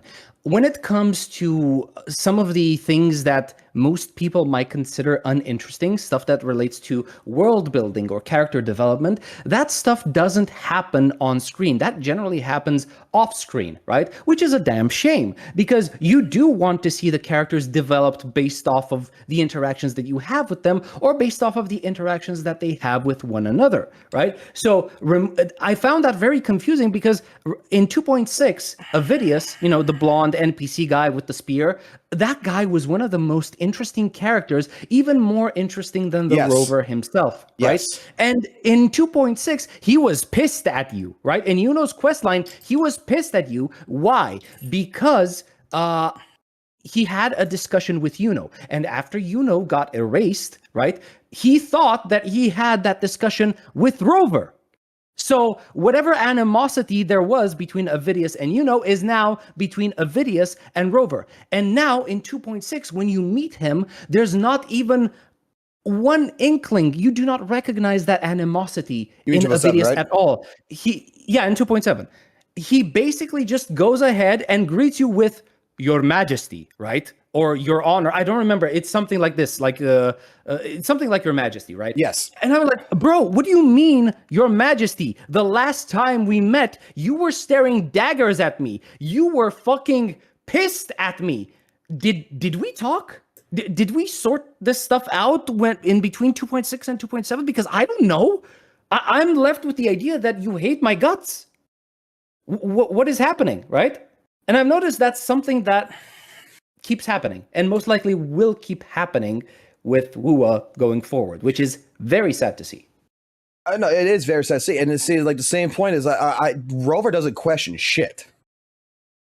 Like, one of my biggest problems with this main character compared to like other characters that I've seen so far in Hoyo games or even in general fucking gaming is where's the questioning from fucking Rover about some of the shit that's happening? Because like, we could go all the way back to like 1.3 with Shorekeeper, right? We meet the Shorekeeper. We're getting told about all the dark shit and everything else. We get told that, you know, we're the leader of the Black Shores and all this kind of shit. Where is the fucking moment of Rover being like, hold the fuck up here, you fucking sex robot. What the fuck are you talking about? No, we just we just go along with the plot. We just go like, okay, yeah, I'm here to help with the Black Shores. Yeah, I'm the leader of the Black Shores. Like, and then you got something like, let's say, like our favorite CC that's trying to say that people are too dumb to read and everything. It's like, it's not about people being too dumb to read or anything like that. It's about people getting a fucking entire fucking lore dump at one fucking large inn to where we have to decipher that shit, and it makes you take question of like, why is this happening? Because I've always regaled that the only problem I have with the Shorekeeper storyline is Shorekeeper comes in and it feels like it's a shotgun fucking wedding to where I got a gun in the back of my head. It's fucking Kuro, the fucking father, and saying that you impregnated my fucking daughter here and you're gonna fucking marry her. You're gonna love her and you're gonna cherish her for the rest of your fucking life, whether you like it or not. And I'm just like, I don't even know your fucking daughter. It was a one night fucking stand. I saw that video that you showed with all of the 2.0 wives having like the pregnancy test and it's positive. That's why I said I honestly feel like Weathered Waves is about fucking evading child support. Yeah, I know. I get why you say that, but hey, look, at least at the end though, apparently at least at the end with 2.7, you can go talk to each and every individual NPC. They put them in the world now. Yeah, I need to actually go do that because I only saw that today on YouTube. I didn't actually check the interactions themselves, but I saw that you could do that, and I do want to log in and do that at some point. Oh, by the way, because if you're having trouble by any chance, if you have any trouble with the tactical hologram, the new one, you can go ahead. You can completely beat that shit cheese. You can cheese the fuck out of that. Yeah, I know. I saw your stream. Okay, I'm making sure. That shit was beautiful. I know. Yeah, that is a very interesting. I'm not gonna do it with the Hecate echoes, but I am gonna try to parry those things because parrying the arrows feels satisfying. You know, that and also the fact that they kind of when it comes to their boss design, at least in Tower of Adversity or actually in Whimpering Waste is not even a thing. Parrying has been kind of like left to the wayside. You know, as a mechanic, it's not a main focus anymore. Right, and I'll go put it like this. With 2.7, though, I've seen a lot of people give the story, straight up a 9 out of 10, a 10 out of 10. Like, they're praising the fuck out of it. But I feel like I'm one of the only few people that's sitting here asking the question, why didn't fucking Augustus just fucking break the fuck down or some shit when, there's Galvarina, that's Angel, there's fucking Angel right there in front of you. Why aren't we fucking breaking down? Your friend's been gone for 13 years. Where's the fucking emotional fucking value that is supposedly happening? The only emotion that I got to see in the entire thing of 2.7, and this is spoilers, I don't care. Is if you haven't done the story, you haven't done the story no more. 2.7, the only emotional value I've seen was fucking Abby being called their real fucking name and fucking getting shocked as shit. Yeah, that was okay. I'm not gonna lie. Having confirmation that supposedly Abby used to be on the side at one point, used to be on the side of the Threnodians. That's interesting. I'm curious to see where that goes, right? But yeah, I completely understand why you're pissed at the Augusta stuff, because that is one of the biggest missed opportunities that the game has had to completely sell me on a character and, play on my emotions. I mean, look at this. I'm going to send you like in a picture. Yeah. This is the quintessential memory, right, that Augusta has of her biggest failure, failing to protect her friend, right? Yeah. Because she was too weak. This is some trauma-inducing stuff. This is stuff that triggers your PTSD. It should have triggered her PTSD, right? You have you not only are you a child and innocent, you have the strength to rise up and face the darkness, and you think you're going to die doing this, and what does it do? It fucking ignores you and goes for your friend, your helpless friend, and you cannot do anything to stop that. Do you know how weakening that is? I would say emasculating, but she's not a man. But do you know how helpless you have to feel, how worthless you have to feel to be ignored by the enemy that you're trying to fight completely to this extent? And you're telling me that when Augusta finally gets to see confirmation that not only Augusta is alive, but she is, she's good, she's healthy, she's whole, she's whatever, right? You are not going to shed a tear when you are faced with the extreme relief that your biggest trauma was most likely, well, it's not like it didn't happen, but you're not going to see a sense of relief that the consequences of your biggest trauma have led to something good?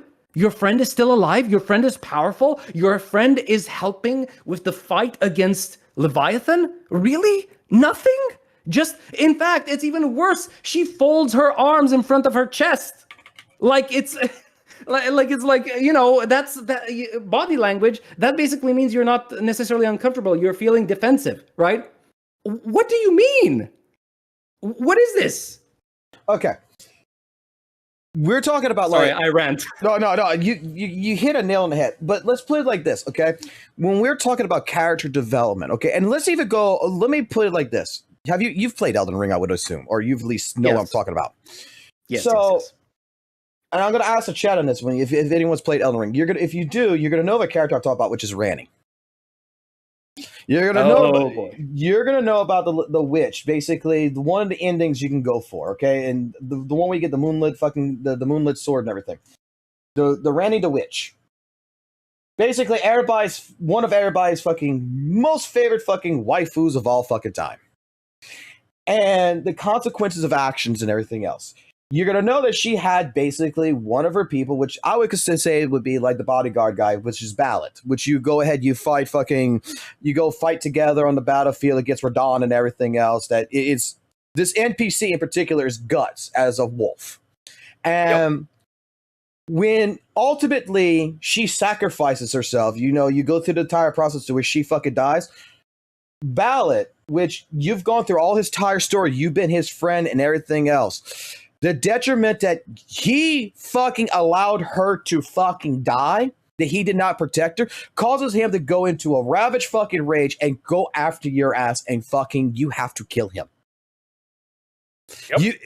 There is consequences to fucking actions and everything. And it shows that the importance. It's not like, well, she fucking died and then Ballard's like, well, I didn't do my job. Oh, well, I'll move on with life. Nice seeing you, to Tarnish. Bye-bye. No, you had a consequence to actions. And to me, like what you're showcasing, like what you're explaining here with like a Guts, this is a failure. To me, this is where I have a problem with Weather and Ways with character development. Not just the fact that characters don't fucking show up in the fucking story, but the fact that characters' emotions just feels like you're forcing an emotional value between characters. You just for this one fucking patch, you're forcing something, and then you're telling a story about a future character like Augusta and Angel. Why the fuck? Because in any anime, okay, I'm gonna bring up an old fucking anime, Yu fucking Hakusho. How many fucking people, or even like Dragon Ball Z stuff, how many times has a fucking character fucking supposedly died that the friends end up fucking like Yusuke, he fucking dies in front of all his fucking friends, supposedly. And Seishue is there and everything. You have Hiei, Kurama, even Kurabara that fucking jump from A rank fucking demons to fucking S ranks because of their rage, because their friend fucking died, goes into the demon world to go fucking kill Seishue because they killed their friend. And then we find out that fucking Yusuke comes back later on and is alive. Which they all shut up, they all see it, and they have an emotional fucking breakdown for a minute because their friends are fuck alive. And it's just like, to me, this is a passing moment. Like, Augusta's like, oh, hi, how you doing? Nice to see you. Bye. That's how I feel. I feel like Augusta just looks at us like, oh, you're my friend from 13 years ago. Okay, cool. We got to go fight the Dark Tide, guys. Let's go. Like, Her reaction was literally like, yes, I recognize you now. It's good to see you, alive. Now, on to the Leviathan fight. Right. The character's interactions is written, it doesn't, on screen, it doesn't feel organic. This is where, like, I was trying to explain this, is that when it comes to writing a story, and this is what I feel about what happens with Hoyoverse a lot better so far than WUWA, that I didn't even think, like I said, I would used to make the remarks of fucking stories like Kazan. I used to make stories about other fucking animes and stuff like this. That the story in Weather Waves feels very artificial. That to me, and I said this about the Shorekeeper back in 1.3, when everybody got pissed at me when it's like, you don't know what the fuck a story is, blah, blah, blah. And I said, dude, it just feels like you're telling a story about a Shorekeeper and you're not building up to where there's a natural love for the character. There's a natural feeling as me as the main character to be introduced to this character, to actually like this character. You're just basing it on looks now, in a sense. And the story is just artificial. to me, a lot of great stories that's out there. Last of Us Part 1. I'm not going to talk about Part 2. We're talking about Part 1. The story between Joel and Ellie about how basically, Joel's got to smuggle her out of the fucking city and everything, get her to the Fireflies. If you go through it, this is an organic love that's basically a man who lost his fucking daughter before the zombie apocalypse. It does not want to have any emotional fucking attachment to any single person in his life because he played on both sides of the field. Is smuggling this fucking girl who is fucking immune to the fucking zombies to get her to the Fireflies, goes through all this. And then at the fucking, towards the end, he starts. You can see, and as a player watching this, as a fucking person watching this and playing this, I am building feelings between Joel and Ellie as a father and daughter situation here to where this is like good for their own relationship, to where it makes sense to where when we get to the ending, why he fucking kills Marlene and them and kills all the fucking Fireflies. Now, it might not make sense to you, that one-man army kind of deal, but he fucking kills every motherfucker there is because they're going to kill Ellie. And he does not give a shit about the fucking cure. He gives a shit about that girl's life. And he takes her the fuck out there. You have built a story where the character itself, these two characters get introduced to one another, and it's an organic love that doesn't feel forced, that they're not forced to love each other. And over time, they build a relationship and they come to, well, it's a gotcha game. They can't do that. Fuck off. Every goddamn person who says, oh, it's a gotcha game thing, I'm going to say it like this. Everybody in the Weather and Waves community has always praised that, oh, Weather and Waves is a game before it's a gotcha. Why can't the story evolve? Because like Shorekeeper, I said, the problem with the Shorekeeper story was too rushed. Why not space it out in, 2 patches? For Lova's story, fucking too rushed. Why not space it over 2 patches? Build up on the animosity between Rover and Forlova having to work together and everything else.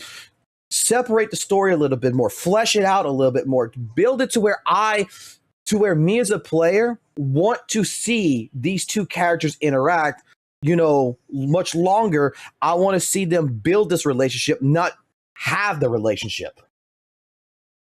Yeah, no, that perfectly makes sense, because let me put it this way. Everybody would likes a penthouse, right? They love the idea of that top floor penthouse with a pool and everything, right? All of the amenities, all of the luxuries and whatever, right? Well, how would you feel if you had that penthouse over an entire building made out of rotten sticks? Right. How would you feel about that? You would have that penthouse, right? But you would basically just have the foundation be completely rotted.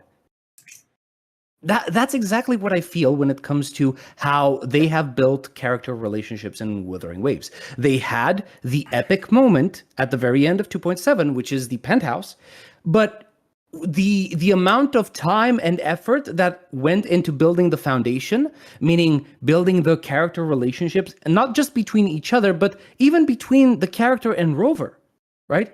That was very, very little time. Very little interaction time to develop such a strong relationship. See, what I wanted to happen in 2.7 is I wanted 2.7 and 2.8 to be the finale, right? I wanted 2.7 to be basically the fleshed out story of Galbraina, not go straight into fuck Galbraina and then we're going straight to the fucking ending right here, gets the tide spawns into the Leviathan and shit. We're not doing none of this. We're building up the story here. We're basically building our army in a sense. This is where you introduce all your fucking characters of the past back that you want to put in there. You put them in here. We're building up to this. You get the Fraxes, you get Scar, you get things. You start the first phase and you end the fucking story on a fucking cliffhanger. And then you wait to the next fucking patch or the next phase of the patch to go ahead and continue on the story to finalize the story. To me, it would have made more sense to build up that relationship with Gabarina. It would have been better to build up that relationship a lot more with Calamara, to get a more sense, to get back with our older characters, give them more time to flesh out, to give them more of an emotional impact to one another and everything about what is going to be happening. Give a chance for the villains here to go ahead and have their fucking way as well. And then when you get to the fucking quote, basically like Affinity, everybody wants to talk about this was the Avengers movie, right? You fucking do Affinity War before you do Endgame. This is the Infinity War. This is where our heroes are down, out of luck. This is where the build-up's here. This is where you got Iron Man, Captain America, all this shit coming together, and they're basically getting ready for fucking Endgame. And then you start off Endgame where they're finalizing everything, getting the time stones and shit. This is where, to me, the fucking missed opportunity that would have fucking been so fucking great. Because like even Calchero, a fucking 5-star fucking standard character was reduced to a fucking NPC in this fucking story, which kind of pisses me off too. But you could have given him a moment, you know, in the storyline to actually get us prepared for New Federation. You could have gotten it to be built up and going into that direction. Here, like I said, to me, I like the ending. Don't get me wrong. I think it's cinematically, it's fucking great. Cinematic fucking watch. It's beautiful. But I would have fleshed it out even more. Because I stated this before 2.7 to what I want to fucking see. And it didn't happen. But would have been the fact that you did the build up. 2.7 phase 2 or 2.8 would have been in game, and I wanted to where we have to go back to fucking Resident City. We have to go back talking to Zanny Carlotta. We have to go back talking to Jellyfish Titties. We have to go ahead and we have to basically compile everybody we met in Renacita. And maybe even go back to Black Shores to Alto and such, because like basically I'm gonna be honest with you, Alto just fucking shows up out of fucking nowhere with Shorekeeper and shit in this shit. They just show up. All right, leader of Black Shores. wait, no. I need to say this because I found this really funny when I saw Alto show up. You literally have Alto talking to the camera, and in the background there's Shorekeeper being high as fuck, floating in the sky. That was funny to me. I don't know what she was doing. She was fucking having hallucinations, man. But okay, yeah, continue. Sorry about that. Just show up out of nowhere in a sense. But this could have been a good point of going back to the, like, forcing the player to go back and build up like all your resources and everything. And then the true ending of this would have been everybody got their ass fucking kicked by fucking Black Fleur de Lis here, getting their ass kicked by Leviathan bullshit. And I would have fucking loved to see, because like how she was using all their fucking weapons and everything. She would have beat the shit out of fucking Lupa. She would have beat the shit out of Brent and Roshia. She would have stomped on fucking Augusta's back, fucking breaking her fucking spine, punch fucking Galbarena basically in the fucking gut and shit.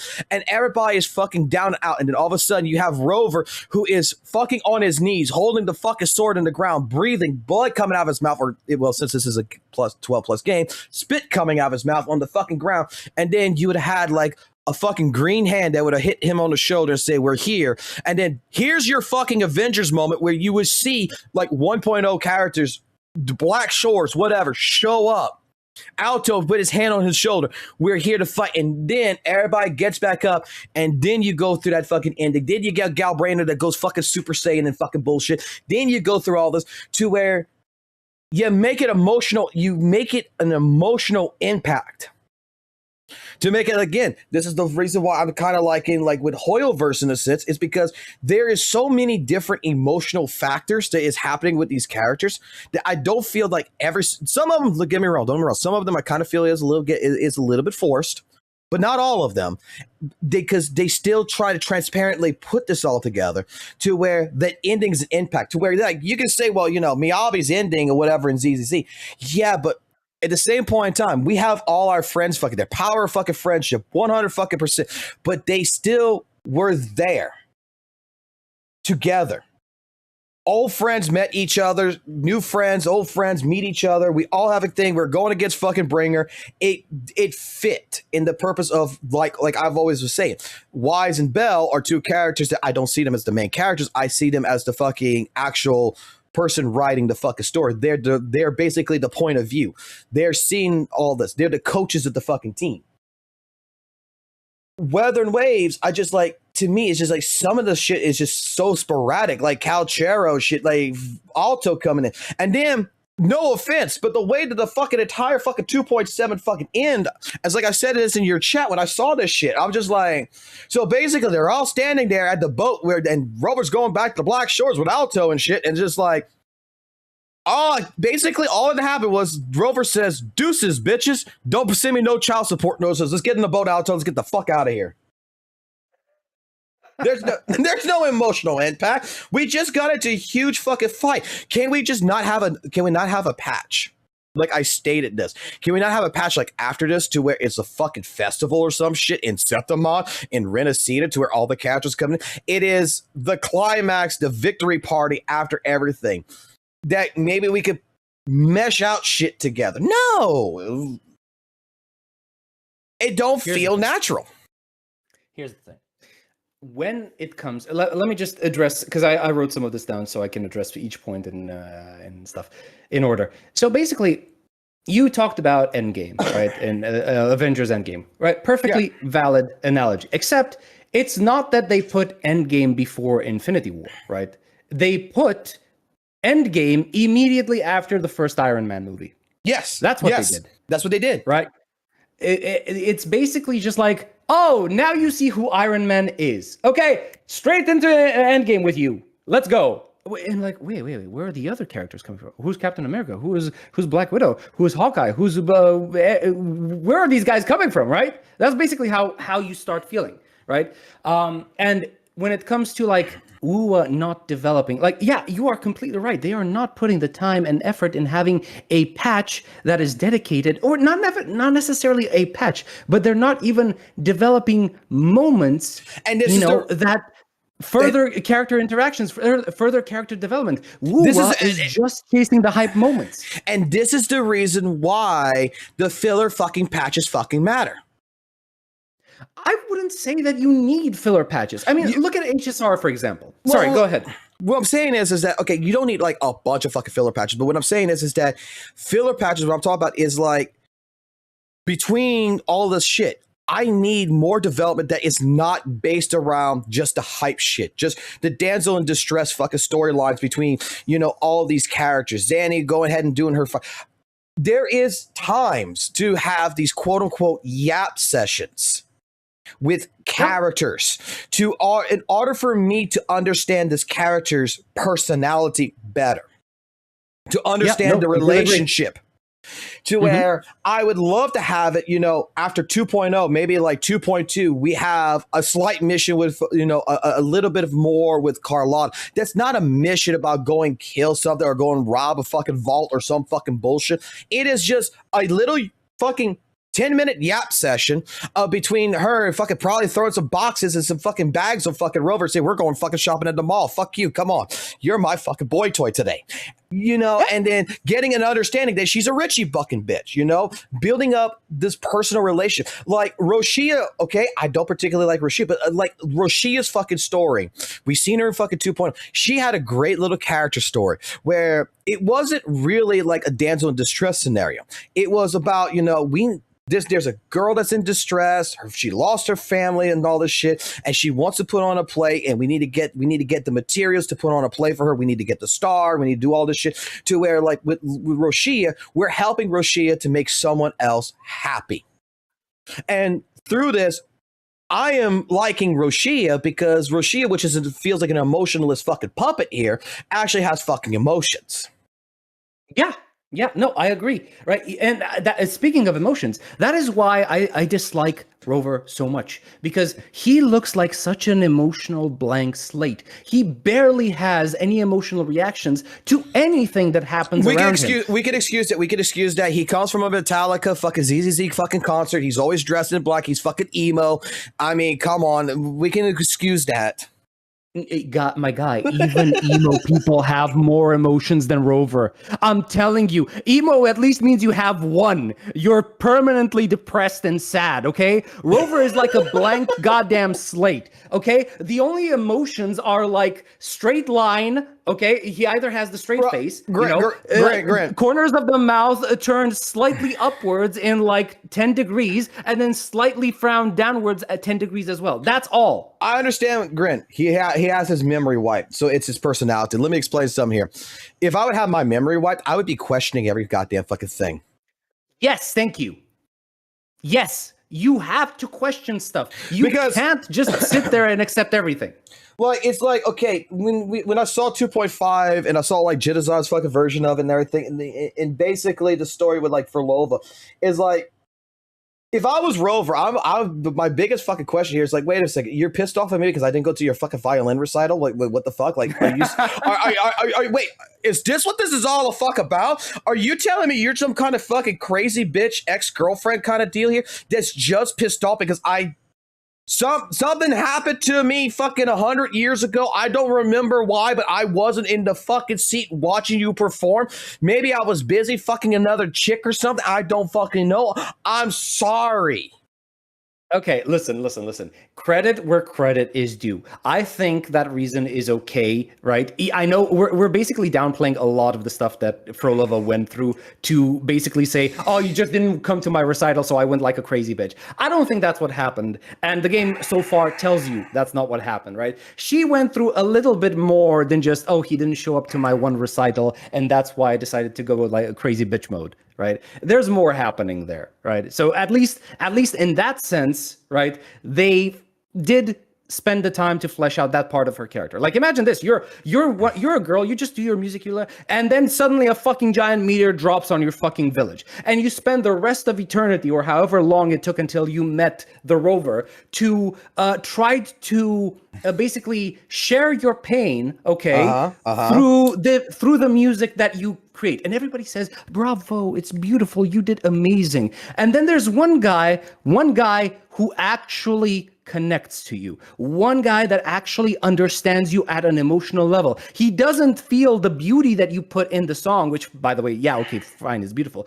but he hears you crying. He hears you asking for help. He hears you when you are at your most rock bottom, right? That kind of connection is very, very rare, right? Imagine even now in real life, if you get ghosted by somebody you feel extremely connected to, okay, you're gonna fucking lose your mind. Hell, you're losing your mind even when you get ghosted by people you don't really care about, right? So imagine Frolova going absolutely batshit insane when she thought she had met somebody that she connected on a I don't want to say spiritual level, because this is overused, that it lost so much of its meaning, but they connected on a such deep level that they almost understood each other instinctually, right? And then they ghost. They even made a promise, but then they ghost, right? So yeah, you kind of get bitter after that, right? You kind of go a little bit crazy. Hey, you know what I say? There's more fish in the fucking goddamn sea for Lova. Fuck off. Like, straight up. That just means that the guy just wanted a one-night stand. He didn't really give 2 fucks about you, okay? I mean, he's Logan Paul, okay? Fuck off.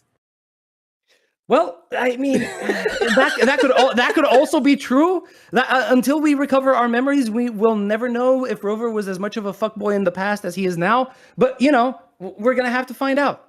Right? Look, we ever get more. Rover was truly a fuckboy in about it. He's basically was God, and he was fucking every single fucking person so many fucking times, because there's no fucking way that you're going to lose your fucking memory and be doing the shit you're doing right now, because straight up, that's muscle memory.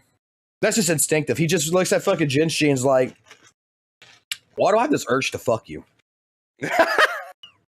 Oh God, Tao Chi, you're asleep. Why have this this verge of fucking defiling you while you're sleeping? Yo! Oh boy, easy. I don't think that's safe. No, it's fine. I don't think YouTube is gonna allow that. Oh, YouTube's fine with it. Look. If YouTube can allow fucking terrorism conversations and shit like this, they can allow this kind of shit. Who gives a fuck? Oh Jesus Christ, you're right. I forgot about that. Like, there's some people on the fucking platform. Like, this ain't Twitch. I mean, on Twitch, let's put it like this. On Twitch, if I was on fucking Twitch right now and I was use the words exactly what I want like this, is that every character simps for fucking goddamn Rover? Well, then at that point in time, I'll be banned because I used the word simp. Because simp is actually a banned word. You cannot say it. Wait, really? Really, you get banned for 7 days if you use the word simp on Twitch.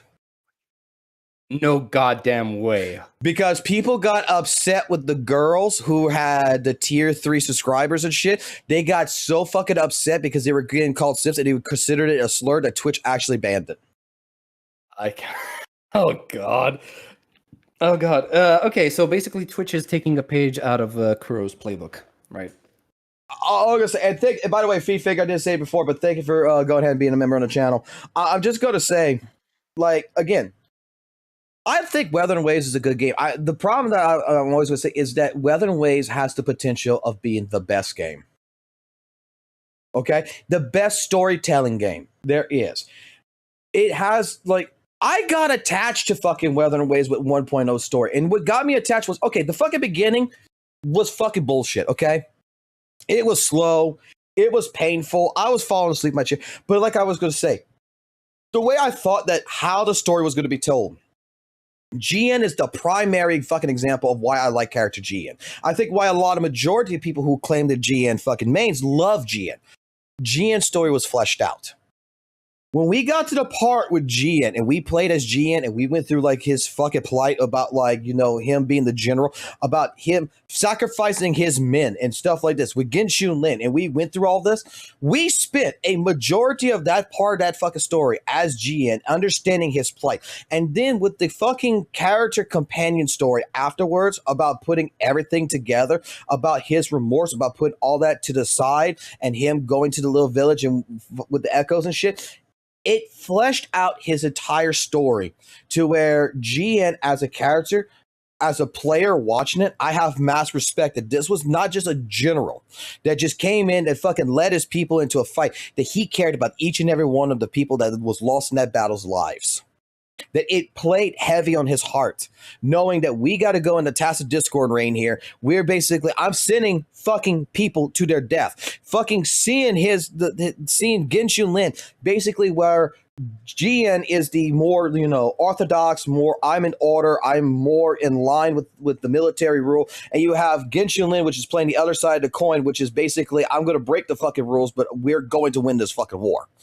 It all worked out to where even like people like when they saw the ghost of like Genshin Lin and everything, we want Genshin Lin. Even like when Scar first showed up with fucking Rover before the boss fight, who fucking remembers the story about the fucking about the white sheep and the black sheep and the fucking entire and the antagonist and the protagonist standing there together and having a full-fledged conversation to where Scar was basically putting on the table and trying to manipulate the Rover by telling a story and everything. We had character development in 1.0. And I just feel that since that time period, the story has not done this again. The story does not flesh out the important characters. It's like every fucking banner, new character comes, we have to fucking rush their story. We cannot fucking make that story. We can't take fucking Augusta's story and make Augusta's story go into Uno's story, make it to where Augusta and Uno in one fucking patch is working together to where we get all the story.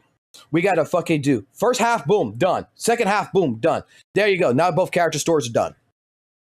And then when Galbraina comes in, what? No emotional attachment, nothing. It's just like, oh, you're my friend. Okay, bye. Let's go to fucking war. Where's the character development? Where is the fact that you make me want to pull these fucking characters? Oh my god. So I want to send you just an image. This is me right now, just so you understand, because you're right. And you just made me realize this. You are completely right when it comes to this. I have been putting 1.0 to the side, right? Because I remember the story not being all that great, but when it comes to fleshing out characters, you are completely right. I remember everything that you're talking about. I remember the story about not Geshulian, Gian being on our side fighting Overthrax, and I also remember his companion quest where you go into the Sonorosphere and you see him sending so many people to their deaths. Basically, he's the sole survivor of his group, and he used to be a medic, and he had to rise up to the idea of being a general because that's just how the chain of command worked. He was the only one who could be the general at that point in time. So he had to fill in the big shoes, whether he liked it or not. And I'm like, bro, oh my God, this guy is right. Even though the story wasn't all that great, they did such a much better job in 1.0 about fleshing out their characters than they did in 2.0. Look, no one fucking likes Ling Yang. No one fucking likes Ling Yang. But the story about the fucking Jingle Beast, which is fucking him, even though for the companion story, you're fleshing out the fucking character of why he's the Jingle Beast. Of the girl that gets fucking scared and everything, and like what he's going through, and he's still hiding his identity and shit and everything. You even with this companion, you're fleshing out the fucking character to where, dude, I made tracks. My first AI songs was because of these stories. I was making songs because they were fleshing out these fucking characters. Oh my God, I can't believe that you're right. I completely glazed over this. Oh, sorry, fuck, whatever. I just completely forgot about it, right? Because I had such a bad impression of 1.0 storyline throughout its entirety, right? But I completely forgot that they treated the characters in a better way.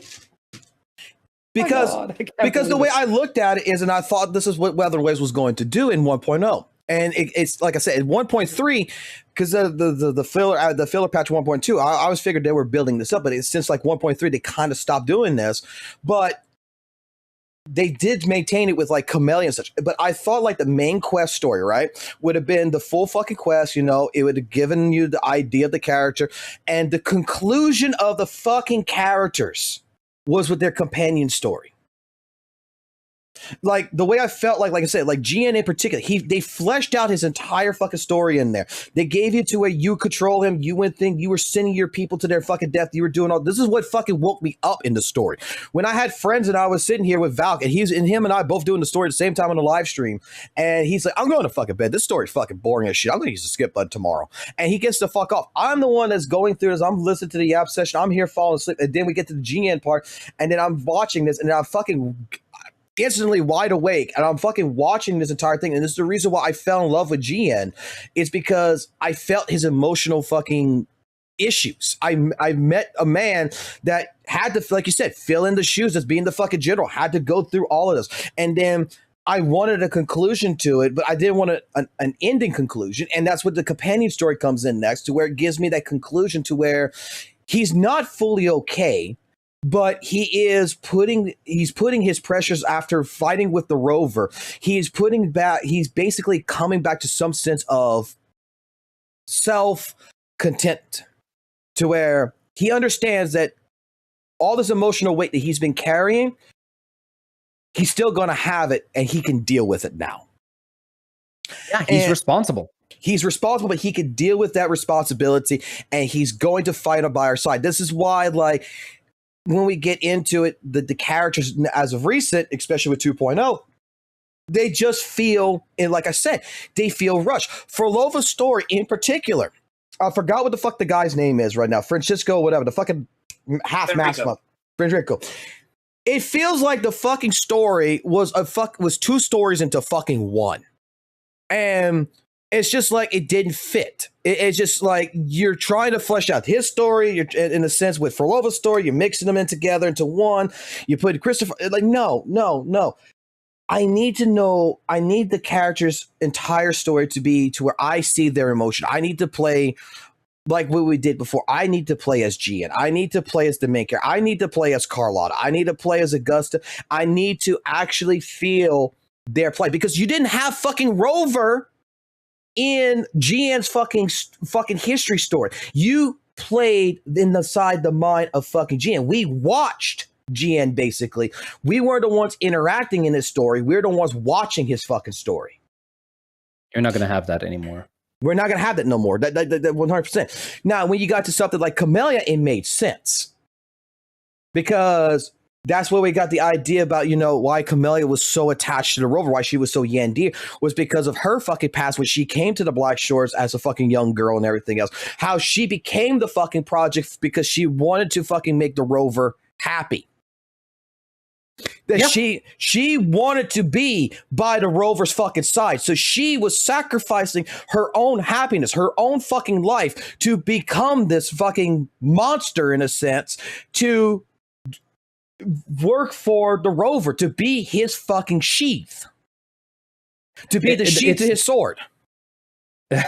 Yeah, I guess you could say that. The problem was that it went even further than that. It seemed, at least from what I remember from the story, because it's been over a year. Oh yeah, it's been over a year.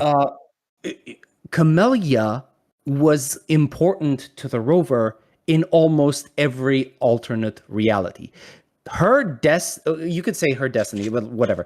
Her fate was closely intertwined with Rover's in any reality. That's why it made so much more sense that she was so crazy, because she knew that. She was always there for him, whether in her sane form, her cute form, her normal form, or her crazy form, right? Bro wants to hold hands and companion quests that have nothing to do with the main plot of the story. It does have fucking to do with the main plot of the story. That's the point. You want to be invested in you want to be invested in the main story, but I want to know these characters like in an anime, right? In a fucking anime, I will fucking use one right now. Rurouni fucking Kenshin is a story that you go through fucking Yadiko's fucking story. You go through fucking Sanosuke's story. You just don't go through fucking goddamn Kenshin's fucking story.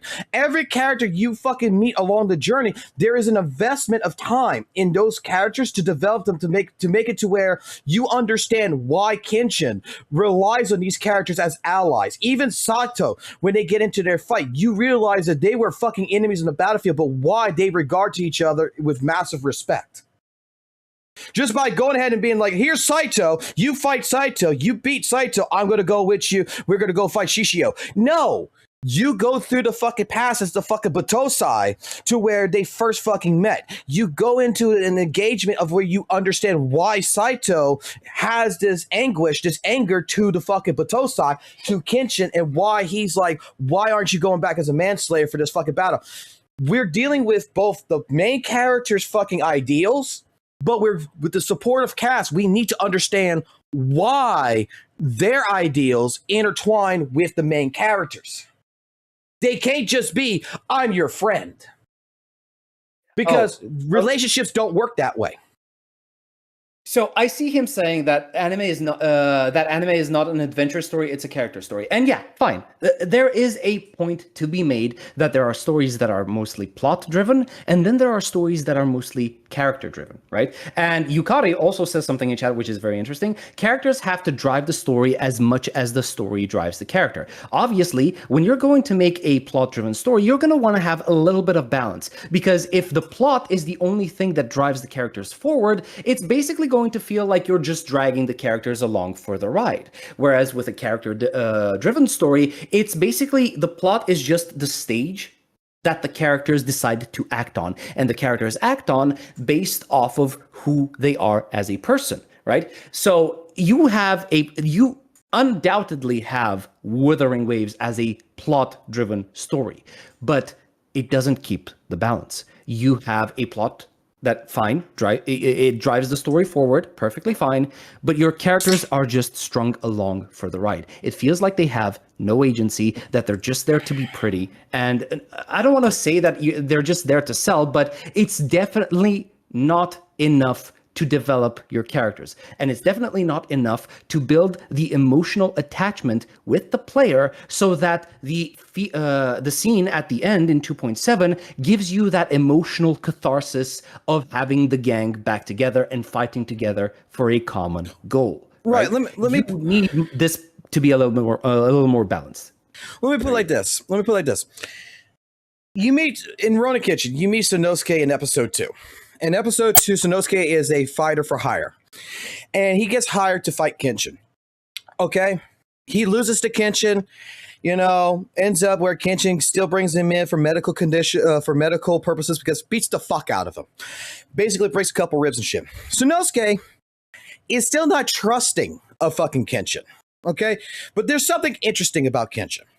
But then later on, it's like episode 5 or so later on, where Sanosuke meets an old friend of his that wants to go fight the Maji fucking government. Now, here, Sanosuke goes with his friend to go fight basically go bomb the fucking the Maji government here. And Kenshin, wasn't part of the story, wasn't the main character, but then Kenshin shows up. And Sanosuke does not have a respect still for Kenshin. So he fights Kenshin again. But then Kenshin's the reason why he's fighting, to basically say, look, it's time to stop with the revenge quest. Like, this is a new age. This is a new thing. Even I gave up my sword, stuff like this. We need to be building a better future for the new generation of the world.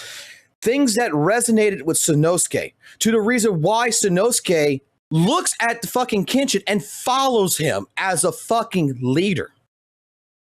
When you look at the characters like Jien, his story, and the reason why he would follow the Rover is because altogether, he knows that the Rover knows about his past. He knows what the Rover's doing. They fought together. They went all the way to the ending.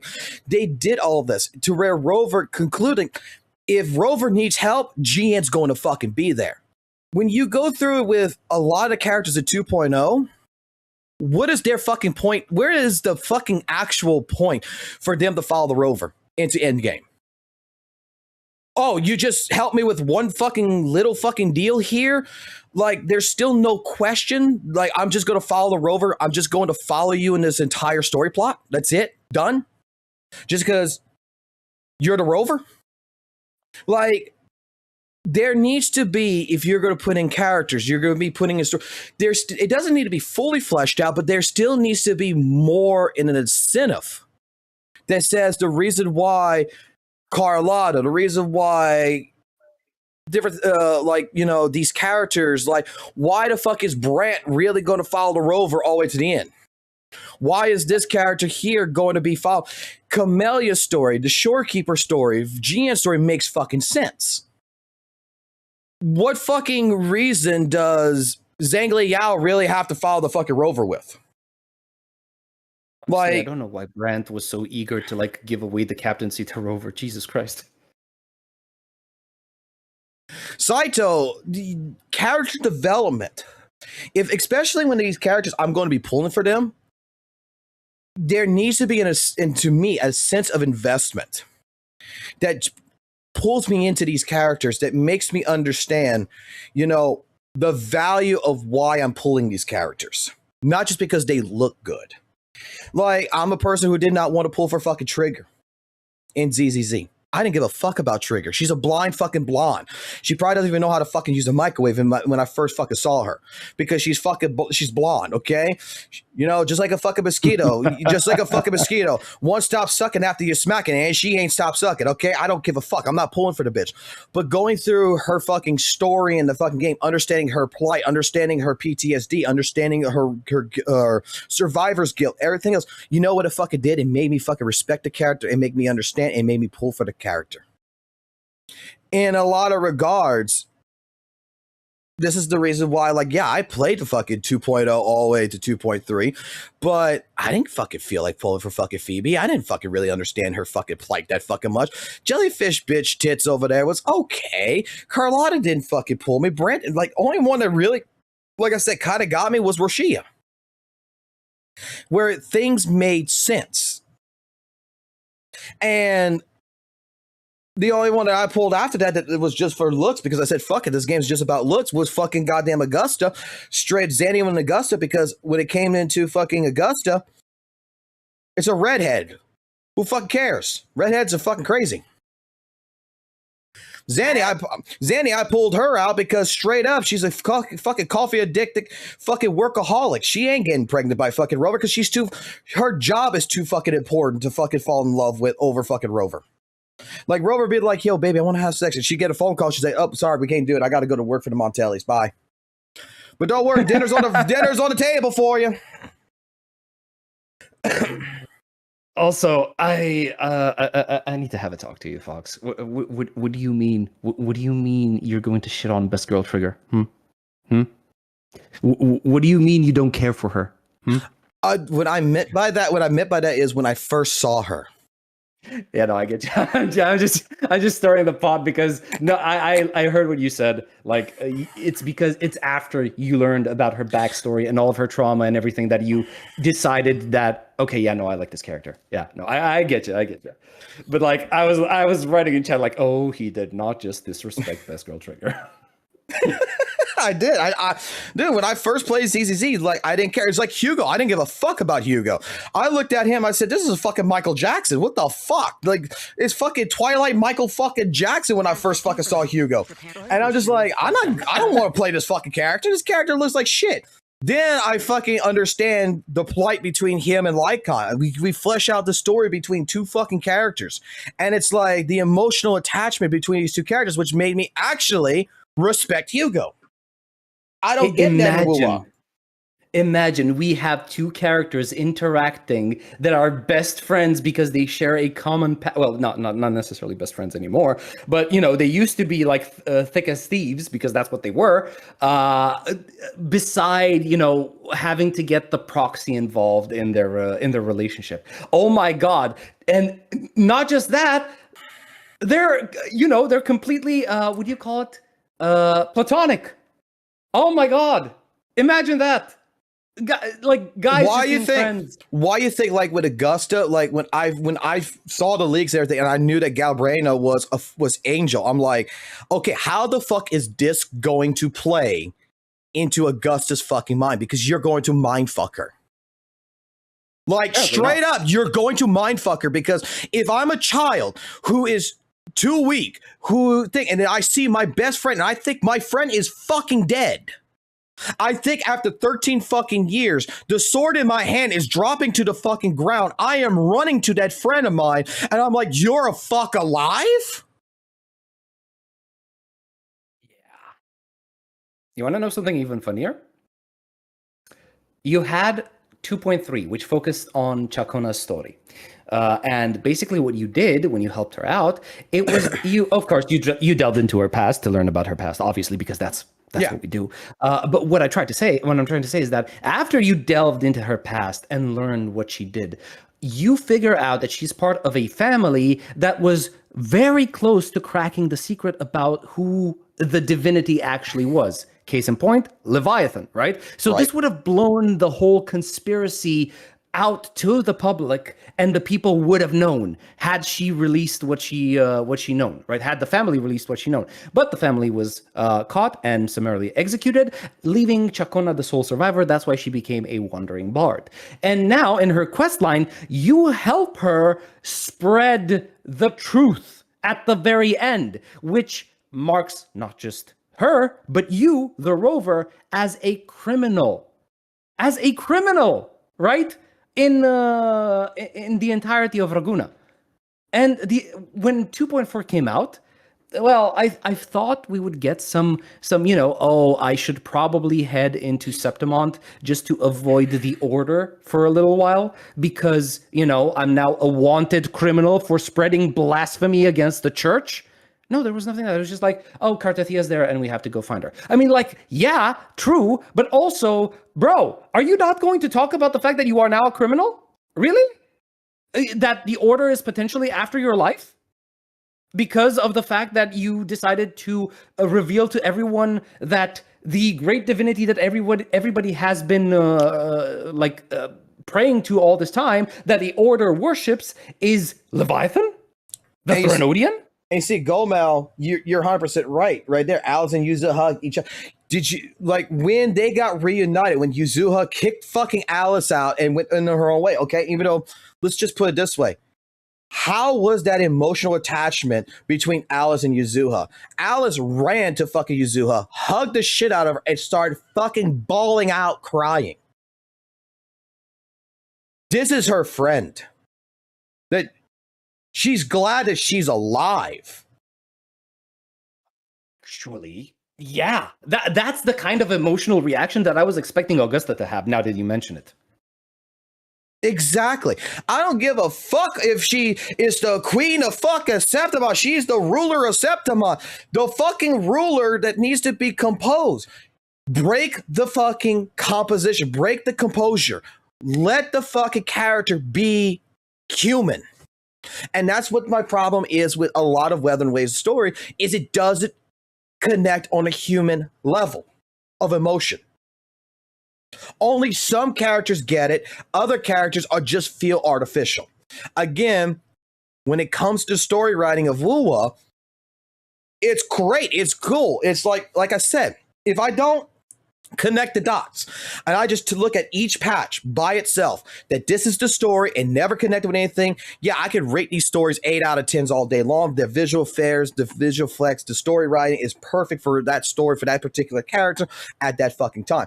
But when you start fucking putting things that should be connecting as dots and you take out the emotional composure of these characters that does not make no sense, then things like this just feel like it's being swept under the fucking rug, and I'm just supposed to accept the fact that they did this off screen? Why then at that point in time, why did I pull for Augusta then? Why did I pull for Galbraina? Because they were friends and everything. Why can I not get the just respect for my fucking money for pulling the fucking characters? The respect for those characters in particular, because they're my favorite characters.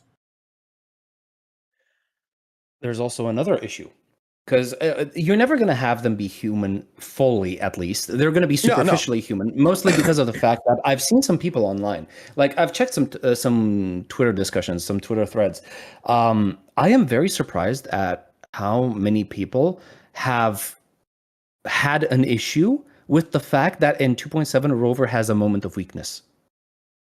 Like, some people were legitimately pissed that Rover was actually not the strong aura farming person that he was. I think I remember the comment being something like, "No, he can't be. He can't do this. He can't be weak because so many people respect him. He's the arbiter. He has he is respected by the Imperator and WUWA, or whatever his name is, the guy from Jinjo." Right, he has the respect of so many people, the Phassalias, the Montellis, Augusta, like he can't have a moment of weakness in this moment where apparently he is captured and he is inside his mindscape and he's just about to, he's faced with what he fears the most, meaning everybody that he ever cared of dying, right? I'm like, why? Why? That's exactly what I wanted. I want to see character become. I wanted to see Rover become human. How are you going to pretend, or how are you going to think legitimately that this is a bad thing, that he can't show weakness? What kind of robot? Because they want to be a leader. They want to be a leader. They want to be a leader to all the characters, it says, right? They want him to aura form and shit. But you know what? The best fucking characters that have ever fucking led are the ones that fucking fail. That has a plight of making sure that they don't fail. Like, I completely agree. I mean, like, Rover needs a fucking moment of fucking weakness. He needs to, in his mind, fail and fucking think of consequences. What happens if I don't do this? Fucking even fucking characters like Dragon Ball, fucking Goku had fucking moments of weaknesses. Yes. Vegeta had moment of weaknesses. I mean, how let's put it like this: fucking Vegeta, one of the most badass fucking characters, most aura-forming fucking characters. You know how he turned? Like, okay, let's put it this way: Super Saiyan was unlocked for Goku and Vegeta by two different means. Goku was pure fucking anger and rage when Krillin fucking died. When Krillin died on fucking Namek, Goku tapped into so much fucking anger over Frieza that he went completely fucking berserk. He went animalistic and he turned into a fucking Super Saiyan. How did Vegeta fucking go ahead? Vegeta already had that anger. How the fuck did he turn into a Super Saiyan? Is the moment he went to the fucking planet and he fucking gave up. He bawled out crying, realizing he was not as good as fucking Goku, everything else, and lost his fucking pride. Went to the moment that he went to his weakest of his moments in his head that reverted him into a Super Saiyan. It was emotion. He showcased a different type of emotion that he never had before, which made him fucking stronger. All main characters in some regards in all these types of stories has a sense of something that breaks them. Yes. That gives them that feeling to where this is the turning point of and makes them fucking not just like 5% stronger. It makes them 10 times, 100 times fucking stronger than they were before because they went into a breaking point. Because that's the kind of character you want to root for. That is the kind of character that you can empathize with, right? It's you. If you're going to be able to play a character that is extremely powerful, like Rover, that is barely showing any emotion, that is always ready, always prepared, always capable of dealing with any sort of crisis that appears before him, then for me at least, that is going to end up making me believe that I'm basically here just to see Rover be cool, right? I'm not going to be interested in Rover as a character. In fact, I think that out of all of the gachas that I've played so far, Rover is the worst in terms of how he is as a character, as personality, right? Sure, Rover could potentially be the strongest out of the entire main cast of gacha characters, right? So stronger than Trailblazer, than definitely stronger than Phaethon, and stronger than the Traveler. But in terms of personality, he is the weakest. Let me give you like one character in particular, which is my favorite character in Dragon Ball, and let me give you like what I feel makes a fucking character like this, like we're talking about breaking points and shit, right? That actually showcases what makes a character and why you root for a character. Gohan, as a child, since the very fucking beginning, has always been referred to as the strongest fucking character in Dragon Ball Z, with very, very subtle hints, from fucking Raditz to fucking the Saiyan saga to the fucking Frieza saga. Gohan has shown an exponential amount when he gets into his fucking rage form that he is fucking the strongest. He has gotten stronger than fucking Goku at moments, and Piccolo, and that's the reason why Piccolo wanted him to train him for the Saiyan saga and shit. That they seen this shit. That Gohan has been basically the prophet that he was going to be the strongest fucking character in the entire fucking universe, even though he still doesn't do shit. And we get to the fucking Saiyan saga. Goku pulls him in because Goku remembers this shit, fucking trains Gohan, goes through this entire phase, goes fight Cell, and fucking Goku puts fucking Gohan in the fucking ring, saying, son, just go do it. Trust me. Yeah, we're rooting for this fucking character, and we're seeing Gohan get his ass fucking handed to him. And it wasn't until the moment to where all his friends get beat up by the little Cell fucking juniors and shit, and basically about to be in death's fucking row, to where fucking Gohan snaps, turns into Super Saiyan fucking 2. But even then, we have a moment of failure that happens here, because Gohan plays with his fucking food. Instead of killing Cell, he fucking plays with Cell. He wants to humiliate Cell. This is not the same Gohan that we have fucking met. This is a new Gohan. And he is being a fucking Saiyan. And it costs us his fucking father's life. Saiyan pride. The pride destroys it. It kills his father in that process. And then Cell comes back. And then Gohan protects Vegeta. Loses his fucking ability with his right arm. His arm's fucking useless now. It's been blown the fuck off, basically. Even though it's there. It's just broken now. And then we get to the part to where Cell's at full fucking power. Gohan's at fucking 1/3 fucking power. They got the big Kamehameha wave going in. And it's the fucking people watching him. It is even Vegeta that is noticing this, that's got Gohan. Goku's telling him, release your power, but Gohan is afraid. Gohan is not there. He's not confident in himself. And you got Piccolo, you got Yamcha, you got Tien, you got everybody that is trying to help in this regards, throwing fucking fireballs and fucking goddamn the Ki Blast and fucking goddamn Cell to distract him enough. And then it's Vegeta. Because Vegeta even had a moment of weakness when Trunks fucking died in the fucking goddamn situation there. To where all this together, we're rooting for Gohan to fucking win this fucking fight. Even though Gohan fucked up. Yep. Exactly. And this is the reason why Gohan, like, as a Super Saiyan 2, was my favorite fucking character that I fucking still pissed off at the Majin Buu saga for making him a little fucking bitch.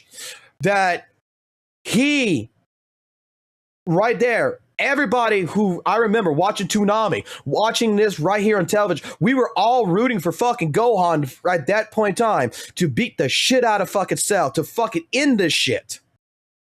And then Goku, at that end of that point, is proud of his son, say, hey, look, I'm not coming back to fucking Earth, man. You got this shit. The world's good with you, Gohan. You have a good one. And the sense of where, you know, I thought the series was going to go at, which would have been Gohan taking the pedestal of Goku at that fucking point. But no, they still needed Goku no matter what. Goku's always got to be there. Honestly, that leads into one of the issues. Actually, it's a fair point for you to make because DBZ has been capable of keeping characters relevant, whereas later on, towards the end, the power levels just went so out of scope that most of the older characters couldn't keep up, right? And it's one of the criticisms that I have with Dragon Ball Super right now, because it's mostly just Goku. Right? It's mostly just Goku. And I am getting more and more frustrated with the fact that Vegeta is just like always second place, and that everything else has to like fall just below Goku's level because, you know, Goku's the main character. That's at least what I feel about it. And that's why I feel like Rover right now needs to, I don't know. I don't know if I want him to be dumbed down in terms of power level, but he needs to interact with characters more, and he needs to fail like in a tangible way. He needs to not just fail in the way like, oh, we lost the gem, and because I was immobilized, right? It's not that I lost the fight. It's not like I got beat. I just got outplayed, right? If she didn't paralyze me, then I would have definitely won that battle and never lost the gem, right?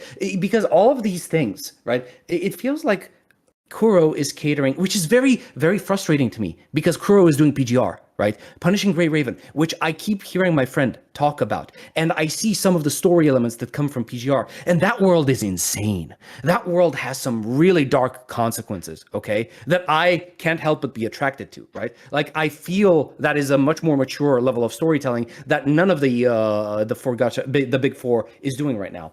And it's very surprising that Kuro doesn't have the balls to put what they've already done with PGR. They have a proven track record into Wuthering Waves. Not to interrupt. Yeah, go ahead. Not to interrupt you, but I'm going to put what Vortex is saying here. This might be just me, but I see Rover keeps putting himself in the savior position and not letting other characters grow. Now Rover is in the position of needing saving, and he doesn't believe anyone can save him. Do I think that?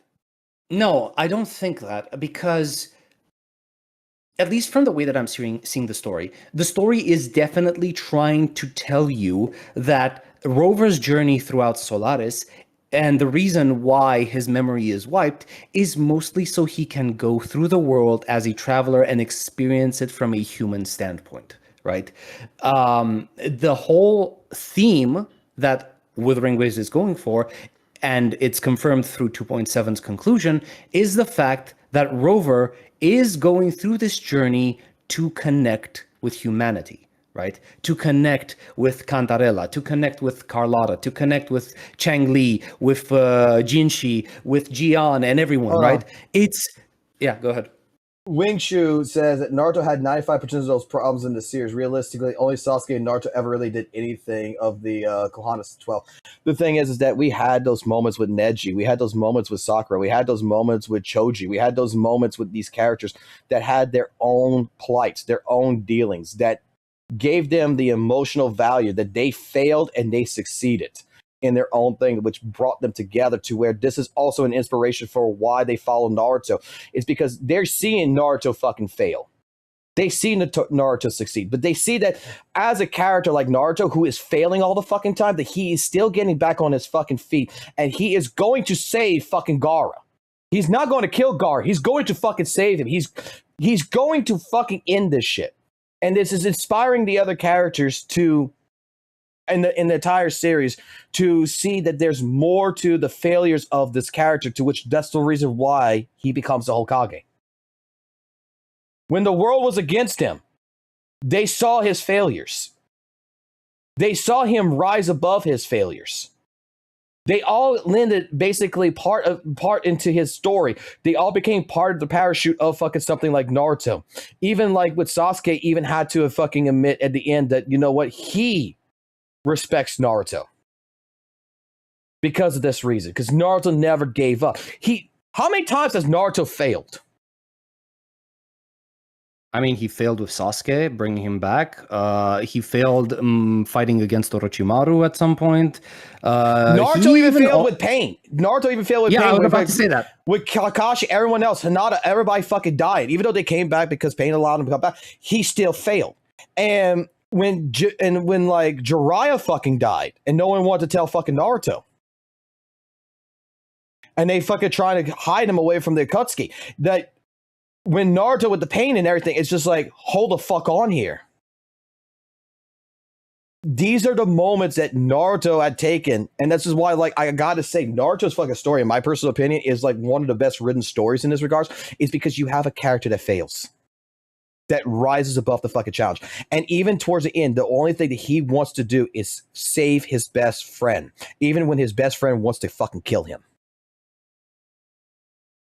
Because because Sasuke sees Naruto as his fucking weakness. that if he kills fucking Naruto, he could save the world because he doesn't want the fucking shit to happen with like Itachi again. He wants to take revenge. To where, what was the compromise and all that? Both fucking friends go into the fucking goddamn fight and they blow both their fucking arms off and they almost fucking die.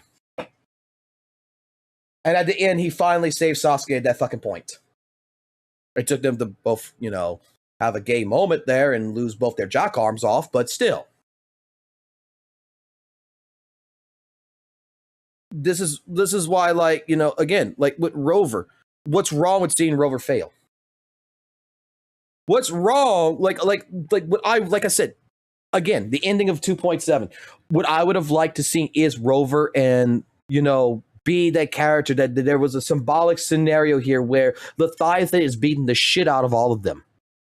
Leviathan is, you see it from Rover's perspective, that Carlotta is smashed against a fucking wall, that fucking Brent is being fucking bashed down, that Augusta is getting kneed in the fucking vagina and fucking, we find out that she actually got balls or something, that she gets cunt punched. And there's fucking Rover fucking beat out of fucking goddamn clear blue fucking sky on his last fucking leg.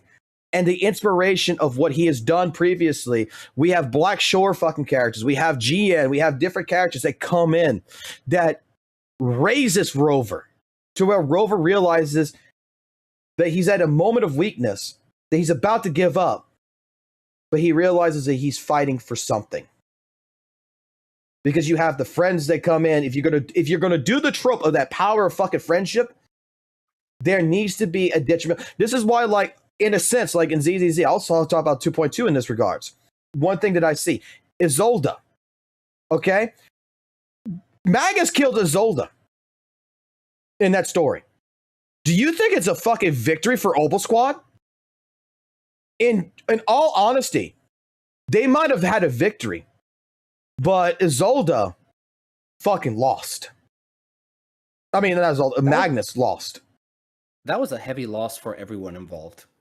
Every single one, it was a heavy fucking loss for Obel Squad. It wasn't a victory. That was a tragedy, what happened to Obel Squad, because remember, Isolde was the sole survivor. Isolde and Magus were the sole survivors of the original. I forgot what they were called. Avalon Squad? You know what also been a way of handling this? This could sound probably fucking really bad because I would have killed one of your waifus off. I would have killed one of your fucking waifus off in this. Oh, perfect. The way to do it was to kill Carthea. That she embodied fucking Leviathan. Instead of saving her, the only way to fucking kill Leviathan was to kill Carthea at the same point in time. Kill them both in order to destroy, in order to stop Leviathan. To where you would have an impact to where Rover had to kill the waifu. There is no Sounds great. There is no ending here. There is no happy ending. This is why, like, a story like Berserk is so fucking great. You think at the end of all this, you think the end of when they're still, because they're still continuing Berserk, even with the original creator dead because he gave the ending to his friend. Do you think Guts is going to have a happy moment? Everybody wants Guts to be happy, but Guts is now in a lifestyle to where there is no happy ending. He's going to die. It's going to be tragic. It's like John Wick, the fucking movie. Let's go real life for the people who don't care about anime. You think the entire fucking plotline of John Wick 1 through fucking 4 that John Wick is ever going to have a happy ending? His wife's gone. His dog's gone. He's in a fucking world of assassins. That it's only going to end one fucking way.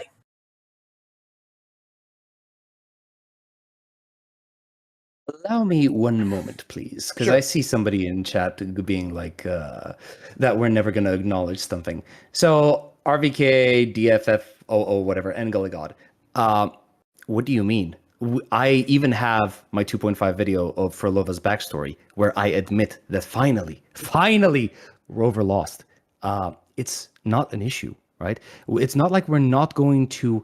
It's not like we're going to ignore when Kuro does something that potentially should be good. Problem is, it was done in such a way that it doesn't feel like a failure. It's not that Rover got his, his ass kicked, right? Let's just say it like that. He wasn't defeated, he was outplayed, right? It's never a moment where Rover is shown as having a moment of weakness. It's a moment of Rover being tricked. That is what I'm trying to say. It's not a weakness that comes from within Rover. It's a weakness that comes from outside. Yes. Rover. That is the problem that we are dealing with right now. It's not that we don't want to recognize that, Rover lost and failed. He has moments of failure. He has, yes, very few, barely, right? It's like 2 that you can count. But the MC himself, Rover, is very, very strong still. And still strong of mind and body. It's not a weakness of his personality. He doesn't have a flaw. Like, he's not prideful. He's not arrogant. He's not somebody that maybe he's the kind of guy, right, that would like to steal on the side. He doesn't have any personality. 2.5. 2.5. The failure for fucking Rover in 2.5. Let me put it in my perspective what I thought. It was, yeah, he failed. But it was so minute in the regards of how it didn't show any impact that, any emotional impact, any trauma impact to Rover. Like, Rover still went about his fucking day. Like, the failures that you can say that Rover might have, where's the moment where fucking Rover is sitting down and he is contemplating if he's doing the right thing? There we go. There is no shift in the character's psychology. There's no shift in their thought process, in the way they're approaching things. Like, it doesn't change them. And when you want to write a good story, your characters have to be dynamic. Yes, why do you think Vinland Saga is such an interesting story to see? It's because you saw Thorfinn start from the beginning as a cute, small child, went through an absolute tragedy of losing his father right in front of him, which turned him into the bloodthirsty murderer warrior that he is now, the child warrior and murderer. And then he switches, finally learns what it means to live free without any enemies, and that's what happens in this the Vinland Saga season, I think it was 3, where he basically just like sat on a farm all day, right? He learned what it meant to live, and that is what we want to see. Character development. Characters need to develop. They need to be dynamic. If they remain stagnant, it's gonna get boring. Exactly, because, like, for example, I don't know shit about Vinland Saga, but I'll put Berserk in this regards. In Berserk, the fucking manga, we had the Fantasia arc and everything to where for a little bit, Guts actually felt normal. Like with Casca, everything, with the Moonlit Child, all this, to where he actually had a moment to breathe, to like, this is what life is. Like, getting back into is like the Golden Age arc with him with the Band of Hawk, to where, and then all of a sudden Griffith shows up because the Moonlit Kid turns into Griffith and everything else to take Casca away because it's his weakness. And Gus slams that fucking sword as hard as he fucking can through fucking Griffith and realizes that Griffith's still alive, that he never touched fucking Griffith. To where, to that fucking, at that point in time, to where we're into right now, Guts is in a fucking detriment. How the fuck am I going to beat him? Like right now, the fucking character had a fucking moment of fucking peace, went into anger, lost Casca to Griffith again, and then straight up is mentally fucked right now because he don't know how to fucking deal with the situation. He don't know what to do. It's over in his mind. And you got everyone else that's there that's trying to root for Guts. That's trying to get Guts back to his old self here. Because they're in a fucking goddamn bad position right now. But the character is mentally fucked. We've seen it where, like, Guts in Berserk in the beginning. Guts was a kid that was used as a fucking child sex slave and everything else. That grew up that didn't want to be touched, was a mercenary that was on the run, fucking making money. That Griffith he thought was his best fucking friend after all the situation happened when they had their first fight. He became part of the Band of Hawk. That he actually ended up caring for his fucking the Raiders. He cared for every single fucking person on the fucking Raiders. And then when we get to the parts to where like when Griffith asked him to go kill the fucking king and he kills the fucking child and he comes back and he hears the words from Griffith himself that the only person I regard as my friend is a person who follows their own dreams. And that's what makes Guts from that point on with the bonfire scene. What the fuck is my dream? That Guts never fucking ever thought in his life, do I have a dream?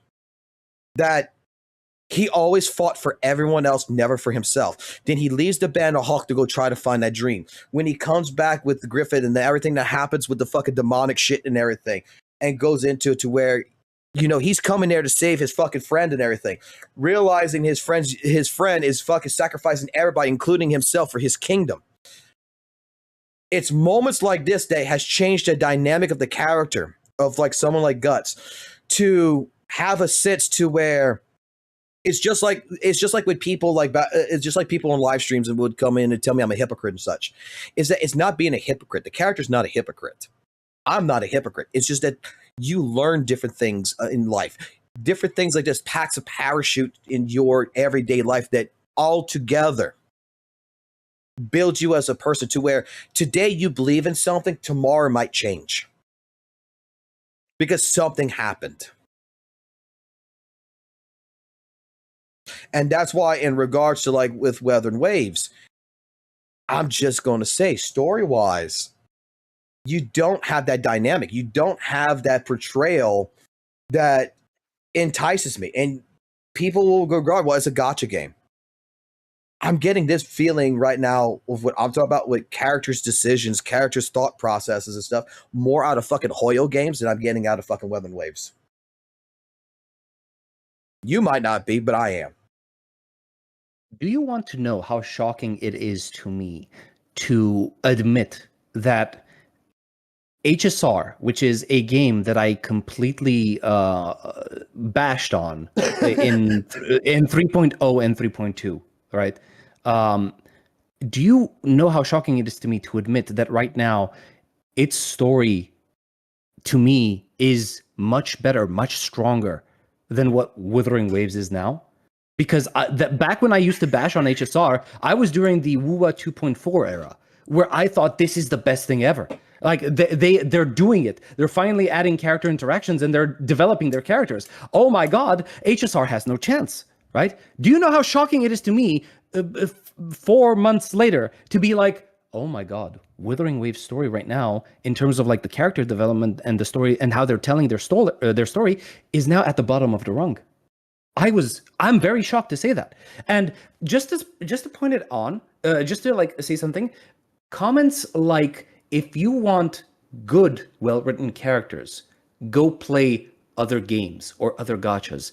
That is a very dismissive argument that that not only doesn't address the issues that we're talking about, it's also enabling Wuthering Waves to continue on this path, and you will see a drop in quality if this doesn't get addressed. This is enabling not just fucking Kuro or Weather or thing. This is enabling Hoyoverse. This is enabling Dual Knight Abyss. This is enabling that game development in general. When you're going to say stuff like this, that any game can get away with this kind of shit. Yeah, no, of course. That is why I always say that I have no loyalty towards any of these companies. I'm not loyal to Kuro. I'm not loyal to Hoyo. I'm not loyal to any company because a company is not going to be my friend. I'm only loyal to them for as long as they can provide me with good entertainment, right? As long as the games that they put out there are good, fine, you've earned my patronage. I will spend money on your game. I will enjoy it for what it is. But if I see that you're trying to screw me over, I'm going to talk about it. I might even pull my subscriptions or whatever from it. Let me put it like this. You give me a game, you give me a story, whatever. I enjoy it. As long as you're continuing to what I'm enjoying, I'm perfectly fucking fine with it. But the moment you change the dynamics or whatever that I don't like, I'm not emotionally attached. I understand Guilty Gear. Dude, I got pissed off at fucking Guilty Gear Strive, okay? Let me explain something here, okay? And this is going to make me probably sound, pretty much like a jerk or whatever. But I've played all the Guilty Gear games. I love the story of Guilty Gear. I dived into lore video. If you go look at some of my older videos, I have lore videos about Soul Bad Guy, about fucking Axel Low, Dizzy, Kai, and all of them. I made lore videos because, in all honesty, the lore of Guilty Gear is a little bit complex. It's a little bit out there until fucking Daisuke decided magic solves everything. And the thing about it is, Guilty Gear Strive came out. And they fucked, in my personal opinion. They reconned a lot of shit. Some things that just makes no sense. And one of the main characters that makes absolutely no fucking sense to me, that if you go fucking to Accent Core, you go into the fucking actually 2 characters that makes no sense to me. You go back from Accent Core on down and you go remember these characters is Bridget and Testament. Bridget is a child when it was first introduced that is not transgendered, is a boy that the family dressed up as a fucking girl because they had 2 twin boys and the village considered it a fucking curse. And if they found out that they had twins, one of them was going to be killed. That was the idea of the reason why Bridget was hidden as a fucking girl. Bridget didn't choose to be transgendered. Bridget didn't choose to dress up as a girl. Her fucking mother, her fucking father did that shit on fucking purpose to save her fucking life.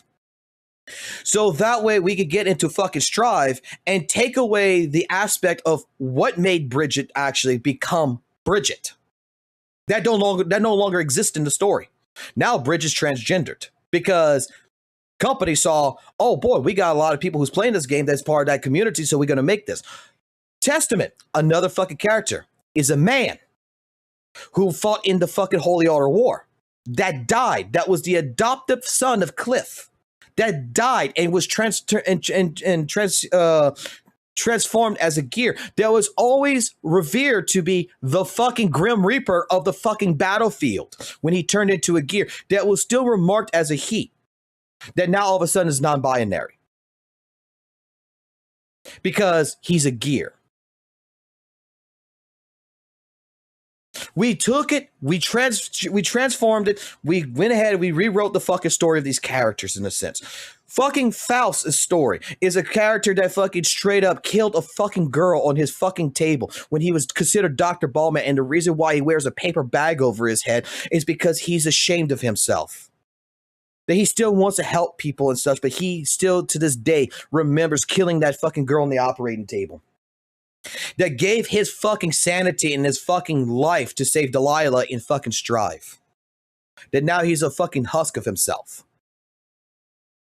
We have different things. And you know what? All I said when I saw this shit and I got a little upset, you know what I said? This game's not made for me. It's made for the new generation. They bastardized the game in so many different ways. I'm not emotionally attached. I went back to playing Dark Soul games. I went go play Lords of the Fallen. I went go play different things. And you know what? Lords of the Fallen fucked the game up. There's a whole bunch of different shit in it to where I ended up fucking loving it in the beginning. And then at the end, when I noticed that I was starting to hate the game, you know what I did? I stopped playing the game. It's just not made for me. You know what? There's people out there who think Lords of the Fallen is the greatest fucking Soul-like game experience there is. They're new. They like it? Yeah. That's great. It's not made for me. It's not about loyalty to the fucking company. It's not about loyalty to where I am fucking defending Hoyo or anything. I'm telling you, I fucking thought Hoyo games were shit. I went to fucking Weather and Waves. I played Weather and Waves. I came back, I'm playing fucking Hoyoverse games, and I'm realizing from what I've played and what I'm experiencing now that Weather and Waves is not at a spot right now for me particularly. 2.0 is not a patch for me. 1.0 was a patch for me. I love 1.0. 2.0, it's got its moments. I like some of the moments. But I'm waiting for 3.0 content, and I want to see how they're going to go from there, because maybe they might flesh out more. Maybe they realize 2.0 there was some problems, and they're going to fix that in 3.0, and it's going to regather me back to it. The moment ZZZ decides to fucking go ahead and change its ways that I might not like it, guess what? Fuck ZZZ. I'll find something that I like. You want to know what I'm hoping for? What you hoping for? I'm hoping that the fact that that Kuro put in Renacita as a region earlier than they should have is so that because they had something ready for it that is bare bones, right, but functional, and that whatever comes in 3.0 is what they've been working on to flesh out properly, right? So that now going into 3.0, we're actually going to get what we should have had the 3-month story rework hadn't happened before launch. That's my cope when it comes to Wuthering Waves. And you know what? I looked at the beta footage and everything of the story for 1.0. Not all of it was great, but the beginning was fine. I don't understand why they fucking changed so much of it. You want to know why? I'm gonna guess. I'm gonna guess there's a bunch of fucking Genshin fucking players that saw fucking waifus get fucking basically almost killed, and they didn't like that shit. Oh no, it's because Chishia pulled a gun on the rover at the start of the game, which makes fucking perfect fucking sense. Yes, I agree. But people complained. Apparently, CN complained a lot because what do you mean my waifu is going to pull a gun on me? What that makes me not want to play her anymore. That makes me not want to pull for her anymore. She's supposed to be there for me to fawn over, for her to like me. And I'm like, bro, that is such a dumb take. They don't know who the fuck you are. You just show the fuck up. All this shit's happening. How can we trust you? Everything is going on. You need to come with us to Jinzo. You know how...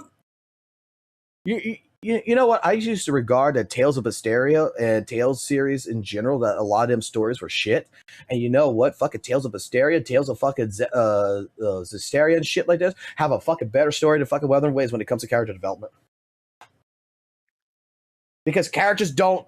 I don't trust anyone arbitrarily off the fucking bat being like, oh, hi, yeah, you're my friend. No, I don't hate no one. I don't trust no one when I first fucking meet them. I have to get to know the person to understand whether or not I can trust them. And a story like that with WUWA, with her pulling a gun, makes perfect fucking sense. You don't know if you can trust Rover. You don't know what's going on here. We just fucking had this shit with the fucking Echo, with the fucking Crownless here. Fuck you. Yeah, that's exactly what happened. You had Rover just suddenly take on Crownless, which apparently is something that is very difficult to do. Then, not just that, you fucking with your own hand, not with a terminal, absorb the Crownless. Excuse me, that is unheard of to any resonators. What kind of sick freak are you? What kind of, like, I don't know who you are. I don't know where you're coming from. You're displaying not just powers way beyond our control and understanding. You are also powerful in and of yourself. I don't know if you're friend or foe. I'm a police officer, basically. I'm going to keep you at guns point because I need to figure out if you're a threat or not. That is the natural reaction. And what did they do? When CN complained, they changed it so that when Rover wakes up, Chishia is already there and already awestruck with how awesome Rover is before he even does anything. That was one of the most disappointing things I've seen in WUWA. I'm not gonna lie. That's why, like I said, Wuthering Waves is not perfect in a lot of different regards. Combat, fucking story thing. It's got its moments. It's let's be honest, it's better than a lot of other shit out there. There's some fucking goddamn games out there. There's fucking goddamn stories are fucking bullshit. That straight up Wuthering Waves is, if you compare it to Wuthering Waves is the fucking goddamn cream of the crop. But it doesn't excuse the fact that shit does not make sense when it doesn't make fucking sense. Like, did Phoebe ever talk to fucking Carthea? Because like I think I remember like in your stream in 2.7, like Phoebe or whatever started the fucking cartwheel over there, and it's like they're actually having a conversation, which fucking made it look like they were having like they've known each other or some shit. It's like, I think this is the first time y'all fucking meet. It is. And oh god, don't get me started on Phoebe. Bro. Do you understand that in her quest line, in Phoebe's quest line, you had the Order Okay, she served the order her entire life. Her faith is so linked to her personality. Yeah. You remove the faith from her, that basically means you are ripping apart her personality, right? The faith, it means everything to her. She believed in Imperator. She believed in the Blessed Maiden. And then once you finish her questline, you figure out that the Order tried to kill her with a fucking bomb. Okay, fine. Maybe somehow that triggers a huge suspicion to the point where she just tries to wave it off as a misunderstanding, that they didn't know what they were asking her to do. Fine. Perfectly fine. Okay, fine. You are so brainwashed, so fanaticized that you are going to believe the Order over what your eyes are telling you right now. Perfectly fine. I completely understand Cult that. That can mentality. be believable, right? The problem is that ever since 2.1, they completely dropped that plot point. It was never further explored. In fact, there is in 2.7, there's an optional dialogue that you can talk to Phoebe, where only now in 2.7 is she questioning why her faith is asking her to abandon all hope if she wants to enter paradise. You mean to tell me that for all of these months, after you almost got killed, you didn't do any sort of like investigations on your end? Not trying to find out anything? Like not even going to to anyone in the Order and being like, yo, so about that thing you guys asked me to send to the vault. Yeah, that was a bomb. Like, did you guys know, or did you actually want to? Like, wouldn't it nothing. wouldn't it be? Because I would assume this. Wouldn't that even be more detrimental to her and mentally speaking here? Because that's like being fucking a Scientologist and realizing you're being fucking scammed, and you actually fucking were a part of this cult or whatever, and you fucking felt like, you know what, this is like the most realist religion there ever was, and then you realize that it's a scam. That is my life a fucking lie? Like. People would fucking like actually like I would assume that she would fucking be cracking at the seams. That would be the normal reaction, yes. Except back at the end of 2.7, what she does is basically she's like, oh, I have met the Blessed Maiden, the person I've been praying to all my lifetime. I'm like, girl, are you not going to address anything of the stuff that happened in 2.1, in 2.5, in like, really, are we not? It's just, I know that they tried in 2.5 to make it sound like, oh, the Order is covering up what Fenrico did, that Fenrico was actually, worshiping Leviathan and everything. But I'm like, come on, at least. Look, I missed that part too, by the way. I missed one part in your stream, but I realized something. Put this together for me. I thought Federico was fucking dead in fucking goddamn 2.5. No. In 2.5, what happened, besides Frolova's story, is the fact that you end up teaming up with Frolova to fight Fenrico. And at the end, Fenrico, he's been corrupted, right, by the Black Tide. You see the whole black eye he turns into a statue. No. Here's the thing. He was corrupted from the beginning of the patch, probably from even longer before that patch. Okay. Right. The point is, he's been worshiping Leviathan up until now, and now at the end, after you beat the shit out of him, right, as corrupted as he is, he has a moment. Like I'm telling you, I don't think it lasted more than 1 minute, where he has this moment of revelation, where he sees the bad shit that he's done. He sees that he's been corrupted, right? Because he has an artifact. It's one of these lanterns. It's basically a Renacita terminal, right? That has the light of Genesis inside it, which is basically the light of Imperator, right? The holy light, the divine light, right? And this, he shines the light somehow, and he sees the truth, that he's been corrupted, that he's been misled and everything. And what does he do? In less than a minute, he switches to redemption mode, and he holds the light up to basically keep the Black Tide that he just tried to summon at bay, and he forever remains in that place, turning to stone as the eternal guardian of the Black Tide, to keep that Black Tide, firmly locked in place. Right there. Now, the problem is, apparently in 2.7, that is revealed that that doesn't kill him. I'm like, oh, okay, interesting. The fact that he's turned to stone but somehow still alive. But then you find out in 2.7 that he just dies off screen. I'm like, what? Why? Why just kill him off screen like that? Bro, and here's the thing. After he gets killed off screen, and you have this insane moment, the fight against Leviathan, where everyone pulls their things together, right? And everybody's fighting. Carlotta, Cantarella, whatever. Everyone at the end of 2.7 is fighting and trying to seal Leviathan away. Then you have Rover be teleported in the middle of Renacita, somewhere in Septimont, I think, right? And he uses that same lantern with the light of Genesis to, you know, completely eliminate all of the black tide that is on the surface. And Fenrico's ghost or memory or echo or frequency or soul or whatever you want to call it shows up next to you and, you know, lifts the lantern together with you. I'm like, no, you can't just do that. Because if you want to do that, if you want to have a villain that redeemed itself and agrees that he did wrong and he was actually on your side, but he was misled, you need to have so much more development for a villain like that. You can't just have a 1-minute scene when he's redeemed in almost an instant, right? And then he just shows up at the end of everything like, yes, I've always been on your side. We've always been working together. Like there was no conflict between Fenrico, like emotional or ideological conflict between Fenrico and Rover, right? At the end, there was no conflict resolution, and there was no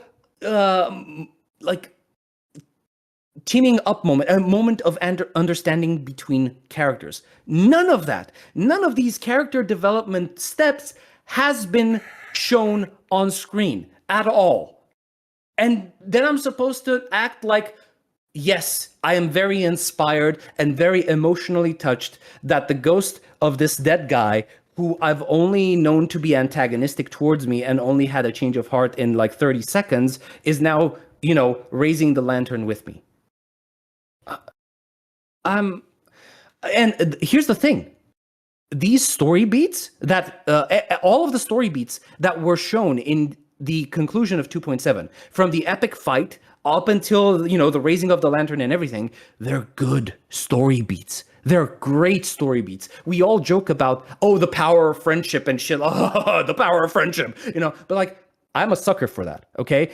There is something cathartic to know that you have, you know, trustworthy allies at your side, that you have people that you've connected very deeply with and that will go through thick and thin with you. That's why we like them. We like to joke about the fact that we like them and that it's an overused trope, but it is a good trope. And this, what they did in 2.7 was good, but problem is they didn't have the foundation for that moment to live up to its full potential. It felt hollow because the relationships weren't built to the extent that they needed to.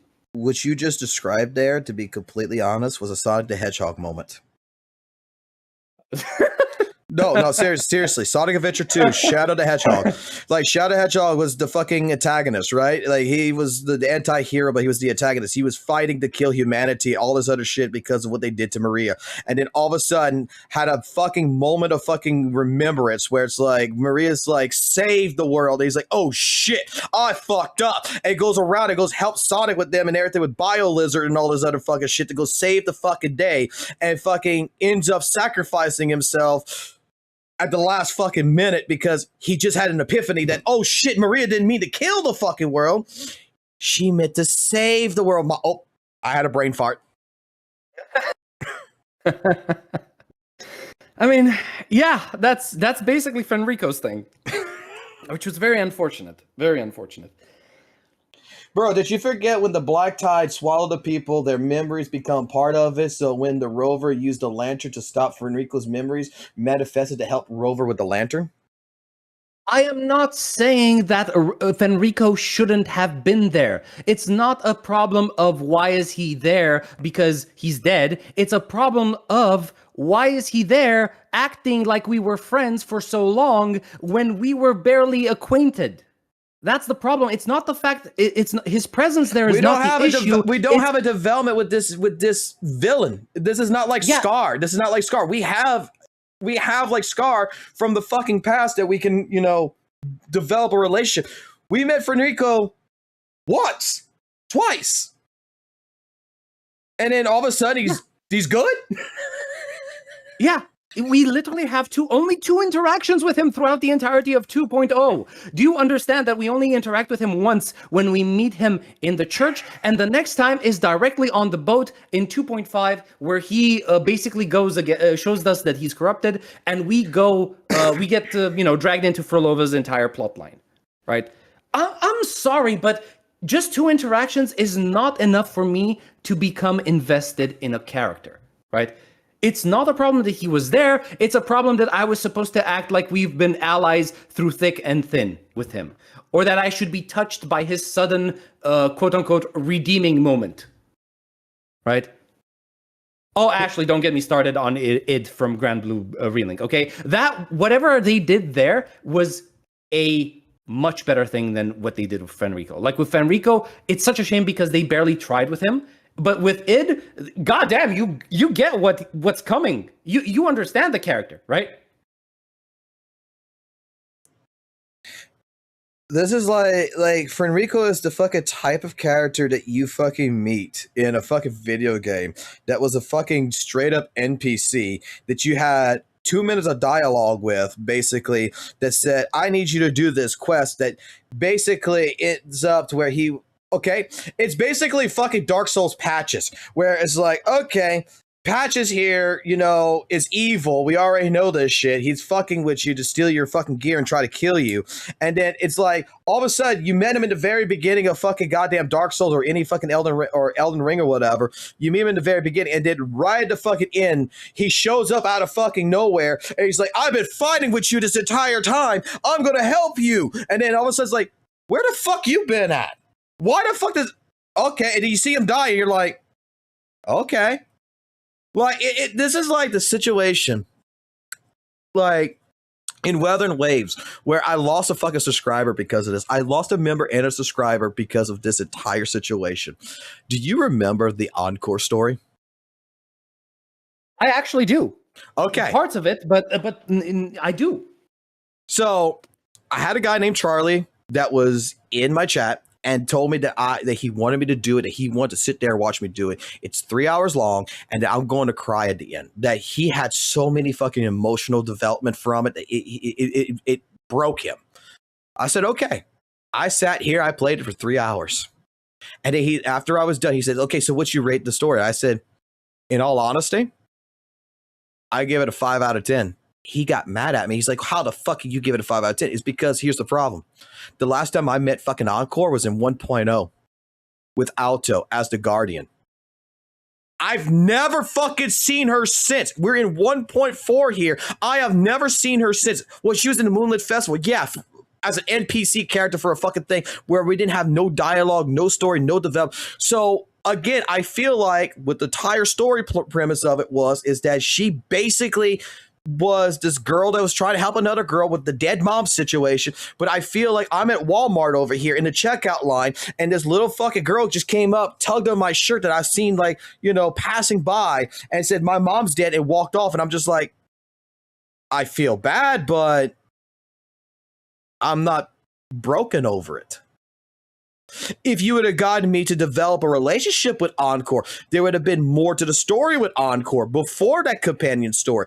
That I would have, like Gian, like I was saying before, she would have been more in the main quest to where she's part of all this. That, you know, you would have saved her shit for Black Shores. I would have met her in Black Shores or something. That she would have been part of this. To where when I played her companion story, that the moment this would have happened, yeah, I would have had an emotional impact probably. Because you would have invested me into the character's feelings. Let me try to remember when Encore's story quest came out. It was in the 27th of March. 2025. Okay, what were the WUWA versions? What were the versions that were active back then in March of 2025? Let me see that. Wait, was that in? No, that's not possible.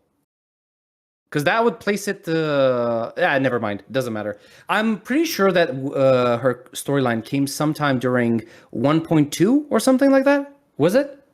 Because if it, Encore storyline, Encore's companion quest. That was 1.4. 1.4. Okay, that's November. See, here's the thing. That's from May of 1.0 from May to November, right? That's like what 6 months, 7 months, Yep. right? Basically, I don't think that's too much of an issue, right? I thought that right back then, okay, the cast of characters wasn't as large, so we were able to like remember much of what happened in 1.0. At least that's how it felt to me. So I personally felt very emotional when it came to Encore's storyline. I'm not gonna lie, I actually enjoyed it, and I had a much I had a better appreciation for the game back then. So maybe that also helped with me enjoying the storyline more. Oh no, because completely understood. One of the things that I've noticed with 2.7 is how much player trust matters to a game like this. Because let me tell you, when I went into 2.7, I had very little trust in Kuro and what they were trying to do with 2.7. Very little. And I've noticed that impacted my enjoyment of the story a lot, because I knew that I got burnt in 2.5 and in 2.6, and I was expecting to be burnt in 2.7, which I'm not gonna lie, but the impact was much smaller. But that meant that I was not ready to suspend my disbelief to engage with the story that they were trying to tell me. Like the whole moment where Galbrenna supposedly killed Cartithia, I knew for a fact that is not what was happening. I knew I didn't believe it for a second. And do you know how bad it is for a story for you to pull out something like this and your audience doesn't believe it? Do you know how damaging that can It's be just like a to fucking the narrative? It's just like a horror film where you're just expecting for the jump scare. You just know it's gonna happen. It's like coming out in a horror movie. You have the slasher that's coming to kill you, but in fact he was trying to protect you, and you know that he's been trying to protect you throughout the entire movie all along. Yeah, and not trying to kill you from the real threat. You know. But let me put it like this back to really quick on Encore. I just want to make certain of this. Like what I'm saying is that like the first engagement I had with Encore and everything was that little story part in 1.0. We didn't see her ever since then. But I had more of a conversation with Alto, with 1.3, with 1.1, that I said that for Encore's story quest, you know, it would have been better if that would have been an Alto story quest, and then that would have gone into Encore, because Alto was more prevalent in the storyline at that point in time. Yeah. That's why I was trying to explain this to Charlie or whatever at the time. Is like, I don't have an emotional connection to Encore because we haven't developed one. Here's the thing, and that the emotional connection that I had as a guy who actually enjoyed Encore's storyline, it's gone now. It's completely gone. I haven't seen her for over a year. I'm sorry, but if you're not going to keep showing me the characters that I got emotionally invested in, then I am going to end up forgetting about them. I am going to end up not caring about them, because you're telling me by not showing them that they're not important to the overall story. Exactly. And yeah, if they're not important to the, if you think they're not important, you, the writer, the developer of this game, you're telling me and you think that this is not important, then I'm also going to think it's not important. I'm not going to start caring about stuff that you yourself don't care about. Like, look, when we all saw Cartithia, you know, fucking walking on the fucking water and everything else back in 2.0 or whatever, 2.1, whatever it was, and she's walking in the water and she holds Rover's hand and everything. We all knew, I think everybody fucking knew, that was going to be the most important fucking character in this entire fucking game. In this entire fucking patch. At that fucking moment. Right. And she has been the one character that has shown up, which constitutes the reason why you would have an emotional attachment to her. She shows up. She's there. So going ahead and saying, like, you know, I have an emotional attachment to like Lupa or Zen. No, I don't have one, because they were there. They're not there no more. But Cartithia has been there for the reason all this. Like, they have been there since goddamn the beginning. And it's, again, I hate to say it, but it's more of a tattletale that these are the more important characters. So Hence why I think that also makes another fucking quick point of the reason why her fucking banner sold so fucking well too. Not just because she was going to be the strongest resonator, but it's because it was kind of thrown in your face since the fucking beginning that this character is going to be with you. Yeah, agreed. Yes, because it was. And she showed up multiple times throughout the storyline of 2.0. She showed up in 2.0. You could even find her. You could, if you, even after you got her, after her story and everything, you could have gone to the fucking Black Shores and she was at Black Shores. Yeah, agreed. Yes, true. She was always present. Even in the story, even in the world, right? And that's why people got attached to her. Right? Because she was always present. Also, I want to make a small parenthesis. Chat, hello, chat, hello. I'm addressing you right now. There's about 120 of you guys in here. Please show this man some love. I'm seeing that there's 120 people here and only 18 likes on this stream. Can we get this man some likes? Please, thank you so much. Okay, going back to you.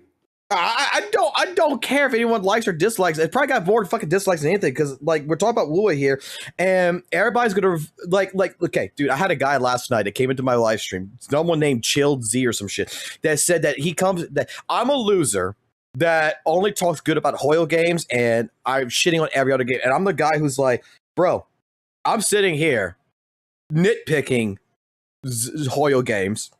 I nitpick Weather and Waves. I nitpick all the fucking games I talk about because I'm a person who's not emotionally attached to say that this game is absolutely the best. When I see something that I regard, that I think is absolutely fucking great, that I absolutely enjoy, I will fucking glaze, I will praise it. But if fucking ZZZ does something that I do not fucking like, that I fucking hate, that I fucking think is bad, like, I'm going to fucking remark that it's fucking shit. Yes, agreed. Like somebody's saying exactly all games have issues. Yes, all games have issues, but not completely broken issues. Like you're not going to see a game, or maybe you will, but that's going to be considered a bad game that completely ignores its own in-game rule set. You see, with its the problem, own world building. Here's the thing. Here's the problem with people. This is a fucking problem that also I think people have that they don't fucking realize is that today we're talking about Weather and Waves. Okay, so automatically we're talking about Weather and Waves. We're nitpicking on Weather and Waves. We're nitpicking on the 2.0 story because it's over. 2.0 is over. Okay, this is the ending. 2.8 is just going to be a filler fucking patch. Is going to get us into the new Federation. So of course, it's a Hoyo channel talking about Weather and Waves. You hate fucking Weather and Waves. That is what you have come in. Majority of people are going to come in and see, and they're going to be like, you're bashing on Weather and Waves. But they're not fucking here when we were talking about fucking 2.0, fucking 2.1, and 2.2 story, and remarking that 2.1 story was kind of fucking mid and fucking ZZZ. That 2.0 story was kind of mid. You know, people forget. Like, I'm going to tell you right now, like, there's things that I like about ZZZ. There's things I do not like about ZZZ. There's things I like about HSR right now. And there's things I do not like about fucking HSR. Okay? I have not put HSR back on my fucking, on my streams or anything because I'm going through the fucking story because I don't want to bore people by going through the fucking story. And I use it as a toilet game.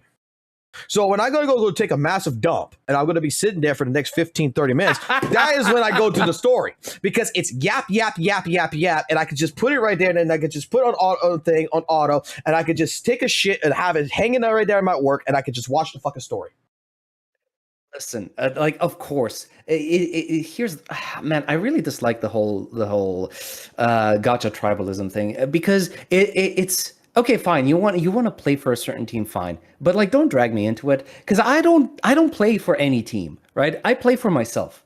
And you could test that. You can go, if you go through my video history right now, you're going to see I at one point was bashing on HSR like nobody's business. I have a thumbnail that basically just goes dead game or something similar along the lines because that's how bad it was in 3.0, 3.1, 3.2, right? With the whole I don't know, whatever it was. I'm honest when it comes to no, you're going way too far down. I'm honest in my what's it called? Oh no, I'll just go through. I'm going through your fucking history. I don't care.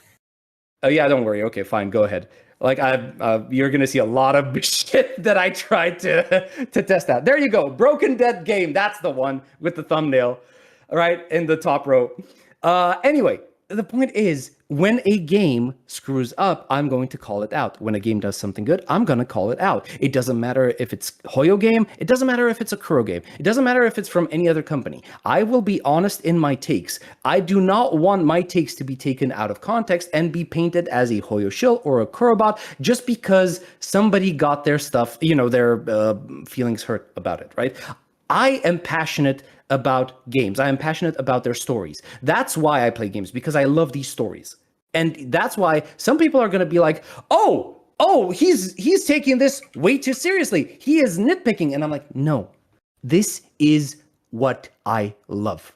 This is what I like. This is what I have spent. If I show you my Steam account, I've got like over 500 games in my Steam library. Okay. Oh, that's what I'm doing right now. That's exactly what the fuck I'm doing right now. Is because like like what people forget is that like in true, I just like what I like. Like, look, dude, I think Code Vein is a fucking great fucking goddamn game, okay? I played the shit out of Code Vein.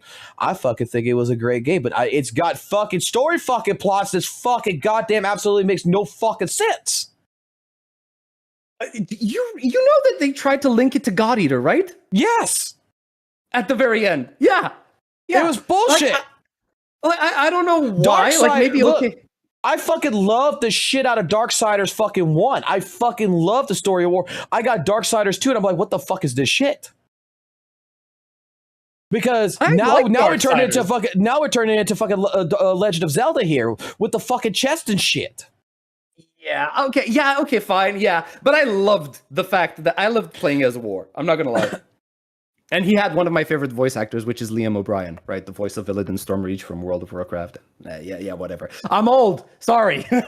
Like I love my Dark Souls. I love my games. I mean, even Devil May Cry has its like. Let me put it like this: Devil May Cry's fucking storyline does not make no goddamn sense half the goddamn fucking time. And you know what? I've gotten to the point where we're not here for the fucking story. I'm here to see fucking cool ass fucking combos and fucking goddamn fucking bullshit here. Let's just fucking get through that shit, right? Boom. Like when it comes to it, I play different things, and I'm going to say not every game. The only game that I will say, probably in my personal opinion, is fucking perfect in terms of fucking story and in development throughout its entire shit. It's fucking Mass Effect, except for 3. 3 was the fucking worst one, but Mass Effect 2 was probably the best fucking goddamn fucking game I ever fucking played. It was a narrative marvel. I'm not lying, okay? The amount of investment that I had in those characters, in that story, in everything, mwah, chef's kiss. And I was so excited for Mass Effect 3 that when I got Mass Effect 3 and it was just the fucking goddamn fucking choose your favorite fucking color ending, they're all the fucking same, I got pissed. Because it felt like, unlike fucking 2, unlike 1, it felt like that my fucking actions meant nothing. Okay. See, here's the thing, because I'll even look at this from a development standpoint. Fuck the development. I get you. But I do want to voice this out at least once. The fact that you had so many branching paths, right? If you're going to conclude the the Mass Effect universe, and you wanted to make a sequel to that, then you needed to have like an ending that tied up all the threads. Now, here's the problem. Where I agree with you is that fuck the development is because in Mass Effect 4, they went into an entirely different universe, right? What was it? The Andromeda system or whatever it was called? If you were going to do that, then couldn't you have kept developing, the endings of Mass Effect 3? But it makes no sense, though, because after the Reapers and all the fucking bullshit, we lost everything. We have no technology.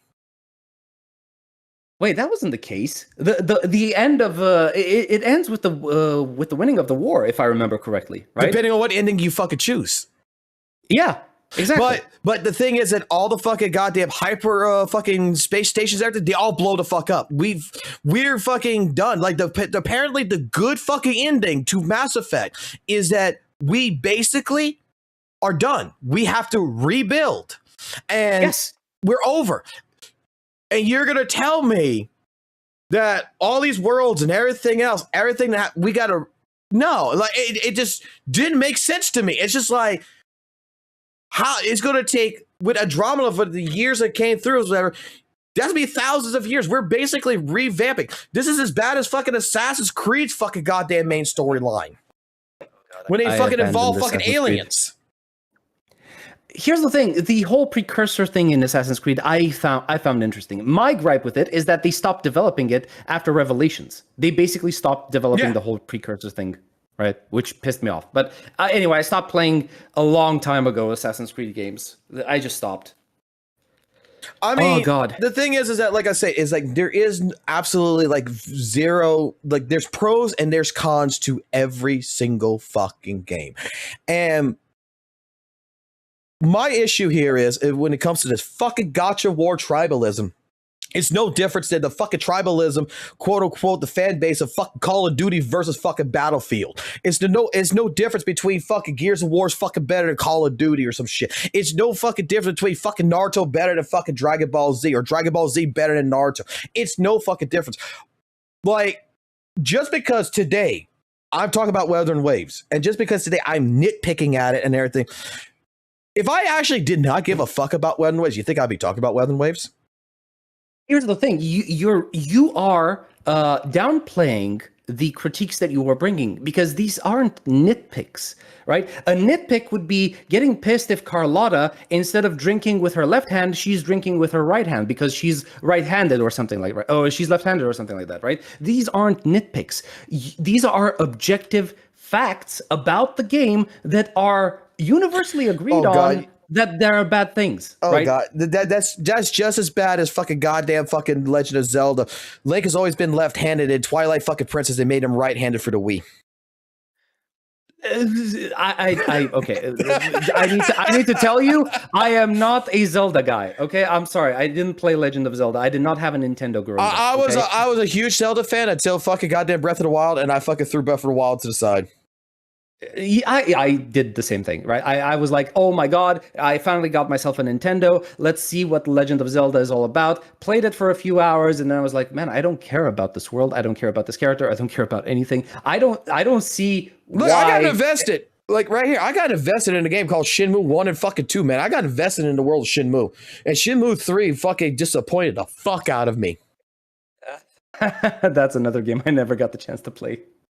But what I'm saying is like I said, okay, we're talking very harshly, I guess you could say, about Weathering Waves with the story, because 2.0 is concluded, okay? And I'm going to tell you personally for myself that Weathering Waves 1.0 to 1.4 is a much better fucking story fucking line of the way it was presented, the way it was pushed, than how 2.0 is. 2.0 is just flashy. It's just artistic. It is just very much over-complexing simple dynamics. Whereas it shouldn't. I just... There's things about it, like I said, that the only major factor that I see that is missing out of this is emotion. They're trying to appeal to your emotion without any of the substance behind it, right? And we're not bashing on the game. We're not being harsh on the game. I think we're being rather fair. The if we're best going way to talk about CCs that the are... best way to put this. I just thought about go this. ahead. The best way to put this. You play Devil May Cry 4? Yeah, of course. Nero is a character I fucking hated with a fucking passion when I played DMC4. I played DMC4. I fucking hated this motherfucker. I hated white hair Ichigo. I was bitching. I was moaning throughout the entire fucking game. I remember this shit. Where's Dante? Where's Dante? I want Dante. I want to play Virgil. I want to play Dante. I don't want to play this fucking, and I said it, bootleg fucking goddamn fucking Sparta here. I want to play fucking real shit. It was until the fucking game finally gave me fucking Dante that after a while, I'm like, where the fuck is Nero? Where the fuck is Nero? To where I had built up a relationship around this fucking character that I hated, to where by the end of the fucking game, I wanted my fucking Nero. To where I fell in love with fucking Nero. Yup. That's the missing equivalent. That is building up a relationship with what I'm playing with. Oh man, yeah, I remember the first time I played DMC4. Fun times, fun times. But yeah, no, I completely understand. You know why you developed that character relationship? Because you spent time with the character. You may have disliked him at the beginning because, oh my god, it's a character that I'm not used to. It's not Dante. It's not the flashy guy. It's some punk that has attitude issues, and he's sitting in church, being a nuisance to everyone else. And I'm like, yeah, whatever. What the fuck? But then you start Who the fuck is, like, the first result was, who the fuck is this? This isn't fucking Dante. Who the fuck is this shit? Yeah, exactly. And then you started spending time with the character. You started seeing who he was as a person, what he liked, what he disliked, that he was in love with fucking Kyria, and he had trouble showing his emotions, to the person that he loves. And then shit starts happening. Demons hit the fan, and Kyria gets kidnapped or whatever. He's trying to figure out what the fuck is going on. He's dealing with traitorous order, he thinks traitorous order supplicants, right? But you eventually get to know who he was, and by the end of it all, when you see that he gets fucked up, you're like, oh wait, no, yeah, can we get back to that, because that was interesting. I want to see that. The guy literally got impaled by 5 different knights, and he's supposed to be he's supposed to be the heart of this giant savior stat. What the fuck? No, take me back in there. What do you mean? And you see, that's why, like, when DMC5 came out, you know what? The most exciting fucking thing that I had was, I want to play fucking Nero. Yep. The most exciting thing was the fact that the gang was there in its entirety. You made me hate a character, fall in love with a character, and want to continue with that character. Exactly. To follow its fucking journey.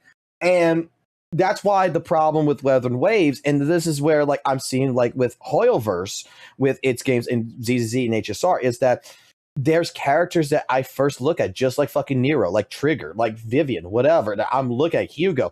Then I'm like, dude, if I just look at the character and I just get introduced to the character like this, like, dude, this motherfucking character is fucking Michael Jackson or some. I don't give a fuck about this character. I like Evelyn. She got big fucking titties. But then, okay, prime example. When I started 1.7. I got 2.0, and we saw the drip market for Yuzuha and Alice. Dude, I didn't give a fuck about Alice. I actually fucking said on the fucking stream, Alice looks like shit. She's ugly as fuck. That she got a fucking big ass fucking forehead. That is what I fucking said about Alice. Okay? I am not gonna deny that. I said.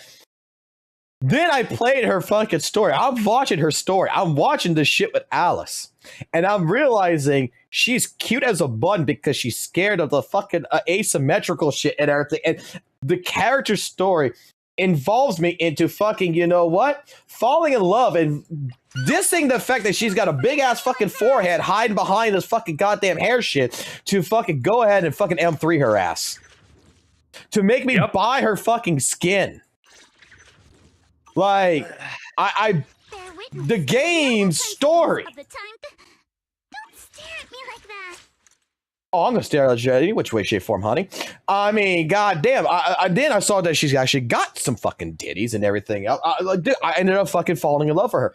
That's why nowadays, like, okay, you could, like, when Saint was saying about like 2.4 characters, 2.3 characters, they all look like shit, blah blah blah. They're all dog shit and everything. It's like I'm not going to refer to it because look. I'm going to say, like, the new character Dialin that we have the drip marketing for. You know what? I agree. It's Quella DeVille. I'm not too interested in it. But I've been proven wrong multiple times so far by fucking Hoyoverse, even with characters in HSR that I want to have now that I'm waiting for fucking reruns on. Because, like, legitimately, I did not give a fuck about the character, but the fucking story made me fucking care about the character. To where now, dare I fucking say that it's actually fucking true? Looks don't fucking matter. Personality does. Yes, I agree. Here's the thing. You ended up enjoying Alice a lot, okay? First of all, she's stealth thick, okay? That's everybody's saying like she doesn't have the assets, but listen, if you've watched as much anime as I have, you're gonna start developing an eye for things like these, okay? It doesn't matter. Anyway, Alice and Yuzuha, I was expecting to get some really Scooby-Doo-ish type of storytelling, right? That's not what we got. What we got was actual character drama, some actual tragedy. It was wild for me thinking that this was going to be a filler patch, and it was actually one of the most emotionally involved quest lines that we've been a part of in ZZZ. No, I'm not. No, I'm not. Tell me. Okay, well, how am I lying? Because St. Tona said it was Scooby-Doo because it was 2 high school students that were going ahead and went to go to the Fraxes, and that they were doing the job of a fucking army. Okay, see, here's the thing. You were talking about content creators that are being harsh, that we are being harsh on Wuthering Waves. What I think, when I think harsh creators, I think Saint Tone does, right? Because I think, no, seriously, like, no shade to the guy, right? But from what I've seen from his content so far, he has a lot of moments where he is just being overly harsh with ZZZ, and he's holding ZZZ to a standard that he is not holding Wuthering Waves to. Like, of course, he has moments where he fairly criticizes Wuthering Waves. Oh, yeah. For all intents and purposes, he's being fair towards it. But, like, for example... But that's changed recently. Wait, what do you mean? How did it change? Oh, because of the no combat events and everything, he's called fucking Wuthering Waves dog shit. He actually fucking praised the fuck out of fucking ZZZ. Yeah, I saw that when he was saying about Endgame being very difficult. But the thing ZZZ. is that, like, what St. Tona says to me is, like, the guy is not wrong about his criticisms with ZZ. Like, I don't think any fucking true fucking person, I'm not sure about HSR or anything, but for ZZZ in particular, every time I've ever heard any of his critiques, I don't think he's wrong from the initial observation. It's the problem is that the reason why he's so harsh is he's weaponizing it as an attack, not to the game, but to the community. Yeah, I've heard that as well. I've seen some of the way he addresses a lot of people in the ZZZ community. I've heard about that. Which it's not flattering in the least. No, it's not. And the thing is that like he does criticize Wuthering Waves. He does do this, but again, like you stated, he's always gave it what felt like a pass. Because I mean, you want an example of that? Cooking. You want an example of that? Imagine this: he played ZZZ 2.2, right? Strictly the story about Yuzuha and Alice and the Oboe Squad helping them, right? Mm-hmm. I think he went on a tangent for like 10 to 15 minutes where he was talking about how Yuzuha and about how we needed to take like a 30-minute dialogue break in the story to show the upcoming characters, because we know Yuzuha and Alice are shit characters and they're not interesting and they're not going to have banner sales, right? I never saw him criticize Wuthering Waves for doing the same, for taking the time in Lupa's storyline to show off Augusta and taking a like 10-minute break or however long it took for them to not just take care of the Silva family for their betrayal, but also to award Rover and Lupa the medal for winning the whatever it's called, the Aegon, right? The little challenge that they had to do in the arena. And you also saw him criticize the newly teased units, the robot guy, which what do you think about the big robot guy that was teased? Fox. I think I think he's okay. Like if you would have taken that screenshot, I would have thought it was Overwatch. Yeah, the big clanker, basically. He looks like he's Zenyatta, but buff. That's why I'm calling him Buff Yatta, right? So I'm hoping that, in all honesty, what he really gives me vibes of is Azura's Wrath, and I'm hoping that he's of melee, not fucking throwing balls or some shit. Like, I'm hoping he's going to be like fucking Azura's Wrath, where he's going to be beating the shit out of fucking things. I don't think that he looks too Zen coded for him to do that. Oh, right? I know. But yeah, Asura's Wrath is really fucking good. Anyway, point is, when they revealed all of these new characters for ZZZ, he was very critical, right? Almost unfairly so. But when Wuthering Waves did the same thing and revealed all of their characters, like Augusta, Chisa, QUN, Galbrena, and whatever, back in 2.4... It's completely the double standards. It like even going farther back than that, like when Saint went ahead and was bitching about the drip marketing. Yeah, exactly. Because, like, oh, they're showing characters before 2.3. We're not even in 2.2, and they're already showing characters for 2.3. And it's like, well, what about the time in November when they showed all the fucking characters for 2.2? What about the time that they show before 2.4 is even released of every character except for Lupa in drip marketing? Oh yeah, definitely. They did it all in one fucking day. They gave you 5 characters. Hey, look forward to the 2.0 patch. Here's the new characters. Agreed. And I also think that it's like, okay, here's the thing. Whenever I watch one of these streams where Saint decides to go on a rampage regarding ZZZ and all of the things that it does bad, like, yeah, some of them I agree, he does make good points. He has the ability to notice the problem and correctly identify it. But the problem is that he sometimes tends to over-exaggerate with the conclusion that he comes to, right? And that's when I start to feel like, I'm feeling a little bit lied to right now, Yeah. That's so when it comes to like, yeah, sure, I'll watch him for when he does some really interesting critique, but then he starts going on a rampage, he starts screaming, and I'm like, man, I don't really want to watch people that start screaming because it's kind of, it's kind of draining, right? Like if he had the way that it's entertainment.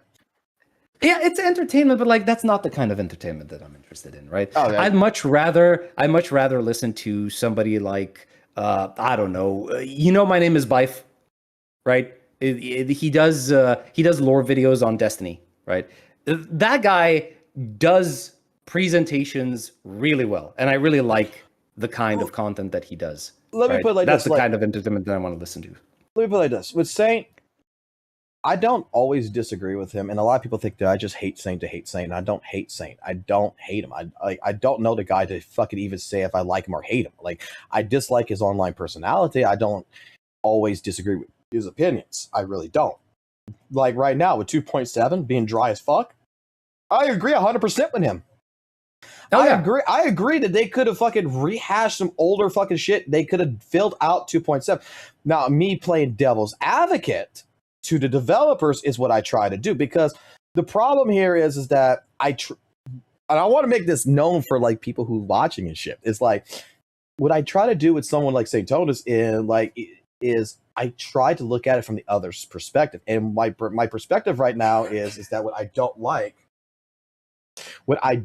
about let me play this. My perspective right now, what's going on with Weather and Waves that people don't like when there's no combat events, blah blah blah, all this other shit, is that I feel like they're doing the Cyber Connect shit right now, which they did this with Storm 4 before they remade it again and they fixed all this shit. But Storm 4 was a game that if you ever played Storm 2, Naruto Storm 2, Storm 3, and you went through the story, it was very well animated. It was very well done. That it was fucking great. It had some screenshots, had some screenshot panels, but majority of it was animated, and it seemed like they put time and effort.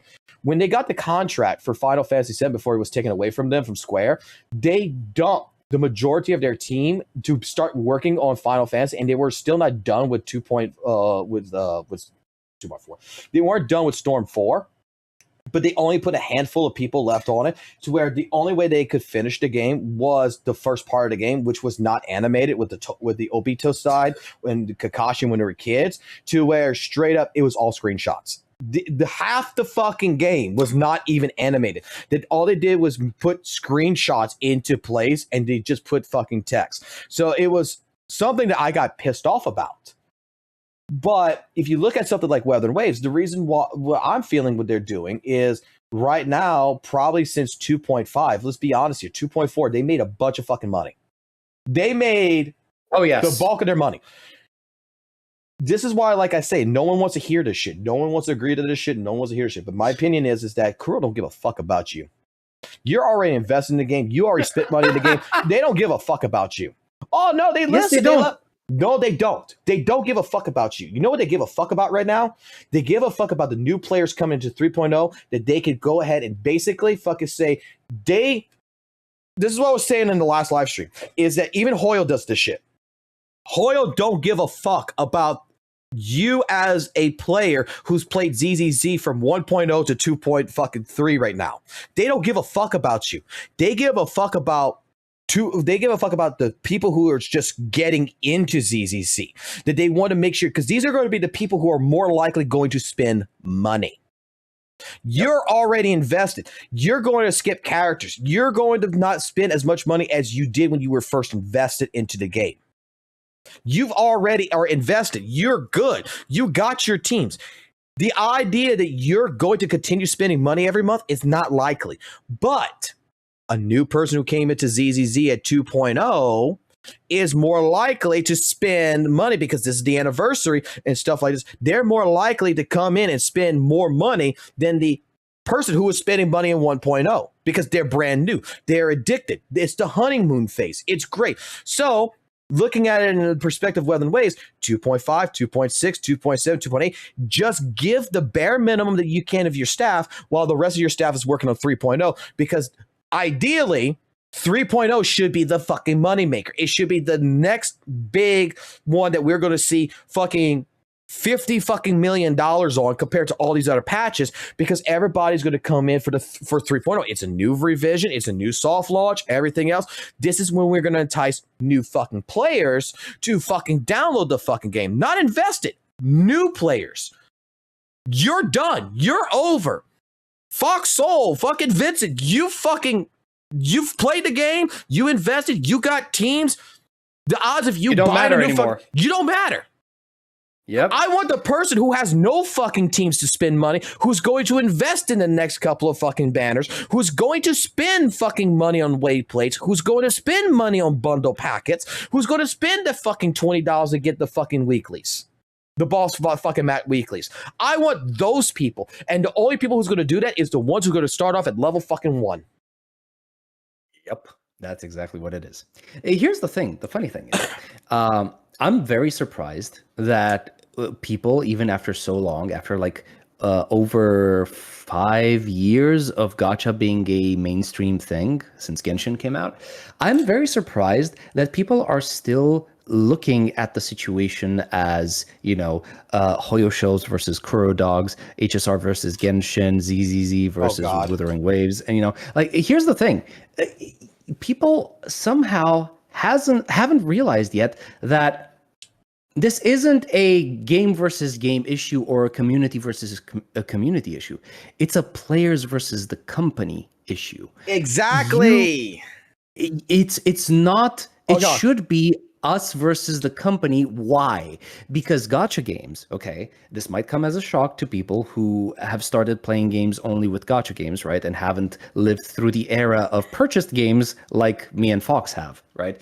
You do not need over $10 million in monthly revenue for your game to be successful. You don't, right? And gacha games, which are inherently cheaper to make and don't require as much maintenance as some of these bigger games, right? That require a paid price at the very beginning for you to play. You're not going to have that many costs with them. Yeah, you're going to have some server cost issues, but it's not going to cost you $10 million in monthly revenue for you to be able to keep the lights on. What right? No. What you just said right there, let me put it like this. When Weather Waves first came out, okay, it made a lot of money on its first release. And the second month, the first and second month, because the first month was only a week. If you want to really look at it with the revenue, it was only fucking like 5 days. And then we went into June. And they even took 1.1 and they invested 2 weeks because they quote unquote said it was because of launch problems. So let's be honest, it was because ZZZ just announced that they were going to come out in June and at that time period too. So they want to advance it so that way they can make the bulk of their money. In the first technical 30 days, the first 30 days of Weather Waves life, they made over $164 million just in mobile. Just on mobile, not with PC, with mobile. I don't think it costs us $12 million to fucking get a toilet seat in an office. Okay. wait, I'm not aware of this issue. What is the 100,000 toilet issue? Hold on. Because people were trying to claim, like, you know, like you were saying, like this gotcha game's got to make over $1 million in order to stay alive. No, they fucking don't. It don't cost $12 million for a fucking toilet seat. It don't cost the fucking light bill for that office building fucking goddamn $2 million. The fucking server fucking running cost ain't going to be probably no more than about maybe, let's just give it a generous amount, about $500,000 fucking dollars. Okay. And the thing what I was saying is that the first 30 days secured Weathering Waves' financial fucking survivability. It secured a future. So anything else after this is considered fucking profit. Now, the thing is that how many fucking Doom postings were happening at that time from that period all the way to Renazita that Weathering Waves was going to EOS because it's not making money. It's not making money. It's not making money. And people like Kuro was defending, the Kuro CCs are defending this shit. They're calling all the Hoyle shields. They're saying gotcha revenue is fake and all this other shit. It's like, first and foremost, for the people who's EOSing fucking Weathering Waves, y'all fucking morons, because Weathering Waves has succeeded it's guaranteed its financial year. This right here is giving time to the fucking developers to work on basically the next 6 months 2.0. That right now they can just put whatever they want to do right fucking now and just be done. The game's secure. Their people are paid. There's not going to be a developer they're paying $1 million a year to, okay? It's paid. It's done.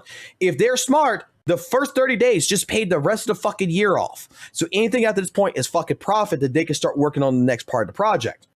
This is why, like I was saying, when it came to 2.5, 2.6, 2.7, they don't give a fuck about the fucking current CCs. They don't care about the combat events because, again, this is not their priority. Their priority is 3.0. So you take the development team, you leave a little bit here just to finish up with right now with 2.7 and 2.8, and the rest of the development team is over here at 3.0, gearing up, getting ready to fucking push this out. This is where you're going to have your main events. This is where all the stuff is going to end up happening. And going through like all of this shit here is just like, when you're saying like player versus the company, here's another fucking primary example. Do you know about the Alto situation, the voice actor? I've heard something bad happened. They said something bad or something online? What they said was they were doing a live stream as a content creator, which first and foremost, if I was a PR agent for any voice actor, I'd tell you never fucking communicate with the community ever in your fucking life. Don't even fucking bother. Because it's fucking retarded, all right? Like, don't bother because everybody's going to take what you say in the wrong way. The voice actor for Alto made a joke. He said that if he pulled, because he had pulled in it, he got Alto, and then he said, if I pull for Brant here and I get Brant, then it's confirmed that Brant and Alto are lovers. As a joke.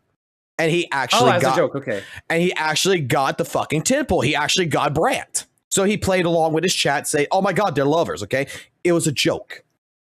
Now, you have someone like Satonus that I agree with. This is disgusting. Like, people are trying to cancel him because, quote unquote, he's shipping characters when it was a fucking joke. It's stupid. But you got someone who's trying to make a narrative that it is the Hoyle Shields that is rage baiting the Weathering Waves community to get this guy canceled. Because one person who wants to go ahead and cancel Alto, the voice actor, the person who wants to cancel him, had reposted a couple things of like ZZZ fucking pictures and shit like this on their Twitter. And it's like the concept is that when it comes down to it, this entire fucking gotcha tribalism, doesn't anyone fucking I come from the old days. Doesn't anyone know that there's some people out there that's just fucking trolls that just doesn't even play fucking, like, probably doesn't even play fucking Genshin, probably doesn't even play fucking WUWA, probably doesn't even play ZZZ, that's just stirring up the fucking pot because they just want to fucking see some entertainment going? Like, I mean, a lot of people like to wrap one person's entire fucking comments as it's the community's thought process.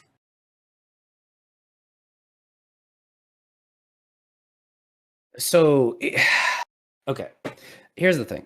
And when it comes to, at least when it comes to what, Scene said about trying to push the fact that it's the Hoyo shows that are trying to, make it look really bad. I don't think sure, you do it for the entertainment, you do it for the views, you do it for the YouTube channel, whatever. But there is absolutely no way for him to ever come to a concrete conclusion that this person is actually a Hoyo shill that is trying to, astroturf her or whatever. Listen, their name was Little Green, which if you know where that comes from, that's Team 4-star Little fucking Green. Dende. Okay? Dragon Ball. But because they reshared a picture from ZZZ art from a ZZ artist of fucking shit with Obel Squad. It's Hoyo shills. That's his concrete evidence.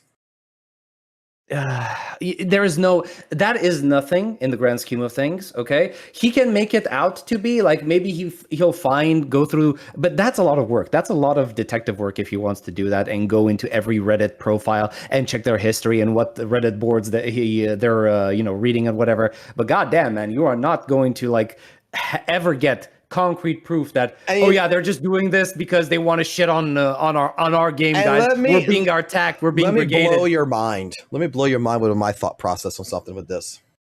Go ahead, blow. Never mind. I was about to say something stupid. Go. Oh yeah, I'll blow that mind, bro. Here we go. Because I hate to tell every single fucking person this, but the mass majority of the fucking Kuro fan base were once all Hoyle shills. So at the end of the day, you're all fucking Hoyle shills and fucking Kuro bots.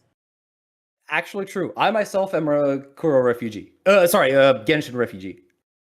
Like, practically every single person I see that bitches about Hoyle fucking games and shit was once a fucking quote-unquote Hoyle shill.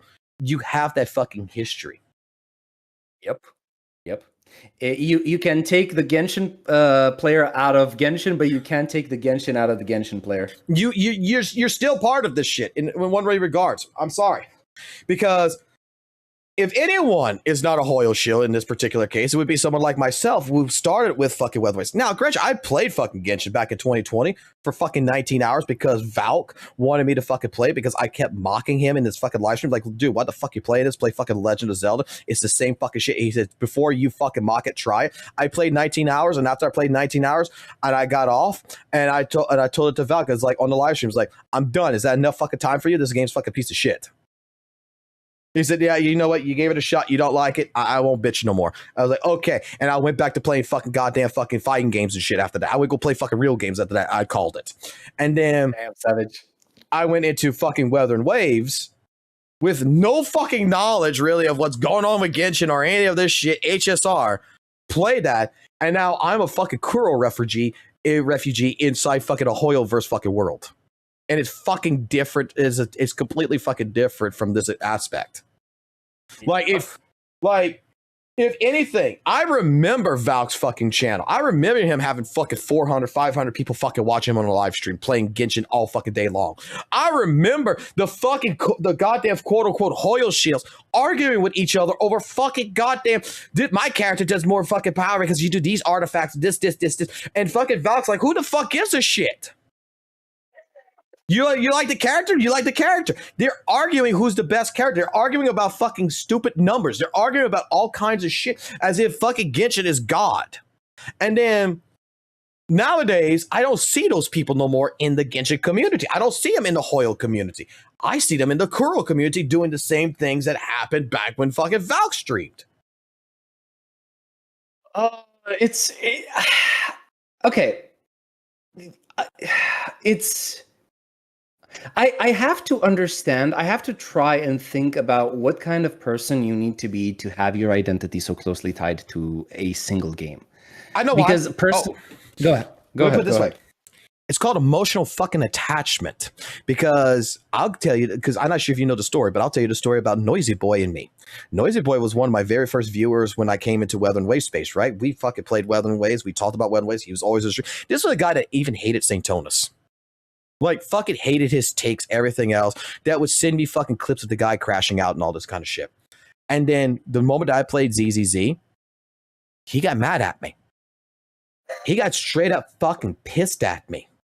He thought it was a fad. He thought it was a fad for the couple of days I was playing. He's like, yeah, go ahead, play ZZZ. I don't care. You're going to come back to WUWA. And I got attached to it. I'm liking the game. I'm like, because the game's giving me something that WUWA's not giving me right now, and I'm enjoying it.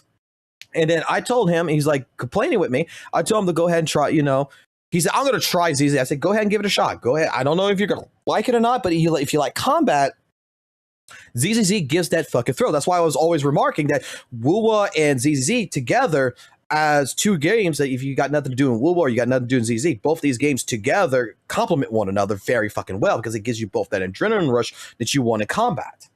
And he plays for 30 minutes. He says, I don't like it. I say, hey, man, I appreciate your time at least giving it a shot. You didn't like it. Now, granted, he didn't even get past the fucking tutorial phase. He didn't even get to the TV phase, by the way. So he didn't even get to TVs. I want you to understand this. He didn't even get to TVs. He stopped basically when you got Billy. Isn't that the start of the game? Yes. First 30 minutes. Oh God. Okay. And I didn't go at him on this. And this is a motherfucker that then goes into my Discord. It's already there, but it starts attacking people about they're talking about ZZZ, what they like about, and trying to tell them that fucking WUWA was fucking better, that it's better fucking game, the GN's better, all this other shit, because he's a main GN player. And I had a conversation with him after. I was like, dude, stop fucking fighting with the fucking people and everything. That these are majority of people are going to be ZZZ fans. They, I hate to tell you like this, but this is going to be fucking JJK coming up right here. All right. You're going into a fucking den of Hoyle versus fucking people. You're going to tell them the game is shit. Okay. You're going to get jumped. You're not going into 1v1. You're going into a 1v5. Okay. You're going to get jumped. And I'm not going to fucking defend you on this. Yeah. This is when he got kind of a little bit pissed off at me on this side. And he's like, oh, I can handle it. I can deal with it. It's like, okay, I'm just letting you know. I mean, but I had this conversation with him. I said, like, look, man, you got to understand. People are going to like what people like. And I am the type of person that's letting you know that I do feel that you're emotionally attached to Weather Waves because straight up, you're not like, because he's like regarding me as his favorite content creator, all this other good shit back in the day. And I'm just like, I'm playing ZZ and he doesn't like it. It's like, dude, you're too emotionally attached to the game. He's like, he even calls me like a traitor and everything to Weather Waves. It's like, because I'm not emotionally attached to it. Oh my God, the whole traitor concept. Like, I'll go back to, like I said, I'll go back to Weather Waves when I see that there's something I like. I went back to Weather Waves for fucking goddamn Zanny. I went back to Weather Waves for Augusta. When there's something I like that I feel I'm going to enjoy, that I feel that it's cool, I'm going to go pick up the game. The game's not uninstalled on my fucking system. It's still installed. It's just that right now I'm looking at what other people are playing. I'm looking at what other people are doing. And I'm going to be honest, Galbrina is not a character I'm too keen on. She looks nice and everything. It's Bayonetta and everything. It's Dante, but overall, there's no combat events. The story is not particularly to my tasting right now. There's just, in general, it's just not for me. I'm not hating on someone in here who likes Galbrina. I'm not hating if you like the 2.7 fucking story. If you like it, you like it. But if you're going to listen to what my thoughts are on it, I'm telling you that it's not for me. And these are the reasons why. Well, I have to tell you that I am very invested in how Galbrina looks as a character, and I pulled for her, and I would thank you if you didn't tarnish my splendid waifu, as you just did, sir. Please retract your words of insult. She is goddamn fucking Nero. She is goddamn fucking Ciri from fucking Witcher. She is fucking goddamn fucking Yusuke Urameshi with the fucking goddamn spirit gun. She is a fucking Dragon Ball character because she could go super fucking Saiyan, as if you recall. This is a fucking character that's Bayonetta, fucking Dante. I mean, holy shit, I got 1, 2, 3, 4, 5, 6 characters and no fucking single identity. I actually don't remember, like, I see the Dante and the Bayonetta. I don't see any Witcher in there, to be honest, like, or anything else, right? The only Witcher scenario that she has, and I'll give it to Saint, is because she's basically the hunter of monsters, and you got to consider the Discord monsters, but it's not Witcher. It's like a Witcherish story to a certain degree, but it's very, very reaching. But okay, I can see it. No, do you understand? Okay, here's the thing. when you do a reference, you do a reference, right? Galbrena is 100% a reference to both Devil May Cry and Bayonetta. How do you know that? It's because you see Bayonetta in her combat style, and you see Devil May Cry in her story. Why? Do you know how many visual references there were in Galbrena's story to Devil May Cry 4 and 5? A lot, okay? Remember that scene in DMC4 where Nero impales Dante with the sword in the wall? That scene exists in 2.7, okay? You needed to have something in her gameplay or in her story, a visual reference of some sort, to put Witcher in there. It's not. She got penis. There isn't. I mean, hell, girl, I mean, okay. We got futa in that, so okay, don't worry about it. How did we get to that? I don't know. I just fucking throw something in there, okay? I'm trying to sound educational. Okay, right? So, no, there is no Witcher in Bayonetta, right? Unless you want to just say the fact that there is a similarity because she is also a quote-unquote monster hunter. But no, it's not a monster hunter in the same way that Geralt was or Ciri was, right? She's just hunting monsters because that basically means that the player in Monster Hunter Wilds is a Witcher as well. Like I said this before, I get give this like the Witcher vibe. I get more of a fucking Naruto feeling from the fucking character at that point. I get Naruto out of her because straight up, Chimera is Kurama. Like if you watch the trailer, it's like basically he is like, or even like Guts from Berserk with his internal rage. It's like give in, become part of me, blah blah blah, all this shit. It's the same shit that Kurama tried doing in the fucking beginning. It's like basically surrender yourself and let me take over. And it's fucking Naruto. And then they're friends. They're going to become friends, you know? It's going to be like, yeah. Yeah, there is a parallel to be drawn there. But again, it's not a reference. It wasn't, like, sure, you can possibly talk about the fact that, Kurama and Chimera are kind of, like, similar in the sense of, like, Sorry. No problem. I'm going to have to leave in, like, 30 minutes for my fucking son to go take him to a place. I promised him. But no worries. But I let him sleep because he didn't go to sleep last night. You know what's fucking hilarious? We're talking about Weather and Waves, but last night my son watched Endgame, Infinity Wars, and Endgame last night. Oh God, he wanted superheroes. But before anything, do you care about leaks?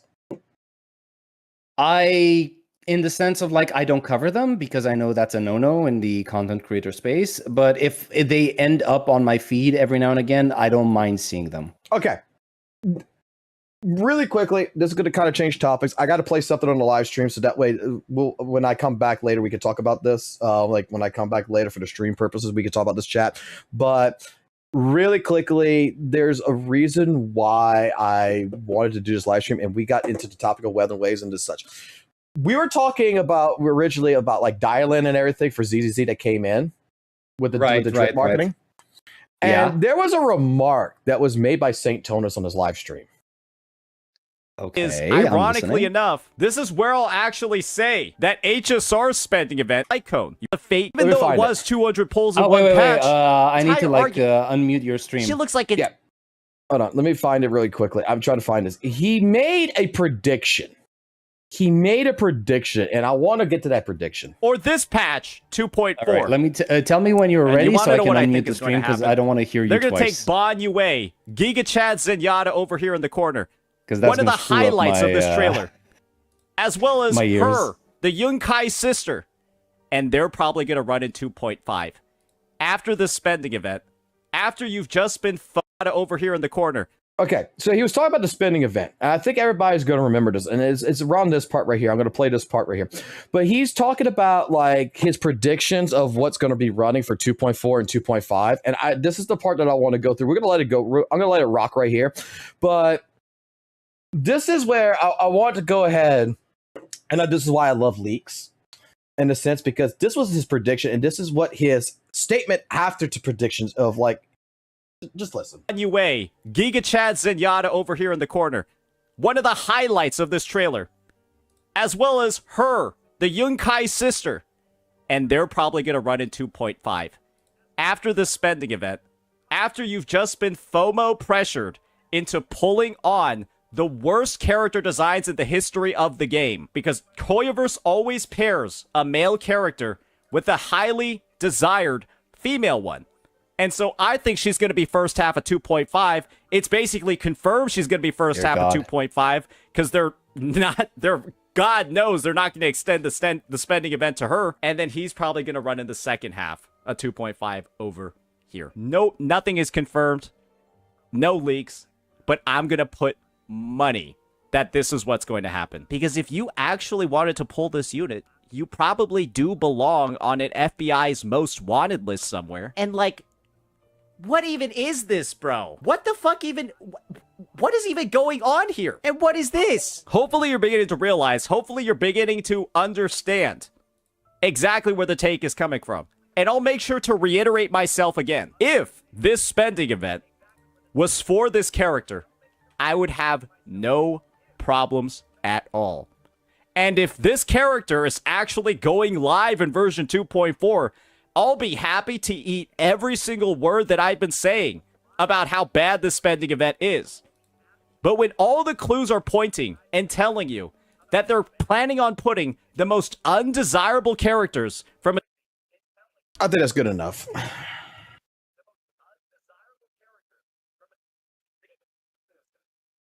Okay, so which point are we tackling? Because there was a lot in there.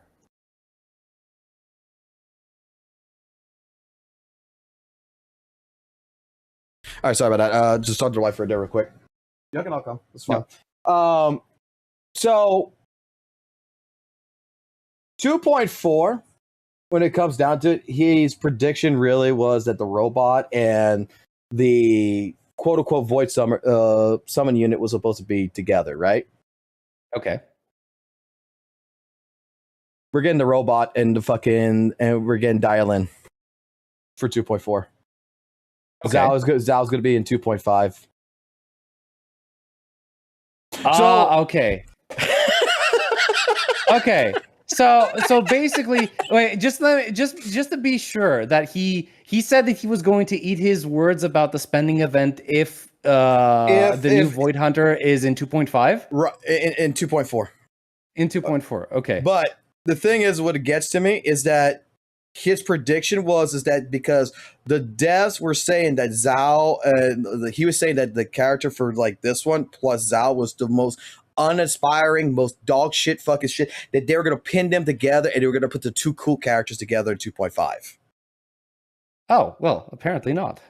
And I'm just like, we were talking about this in the Discord. I'm just like, he got half of this right. Okay. We got to give him credit. He got half of this fucking right.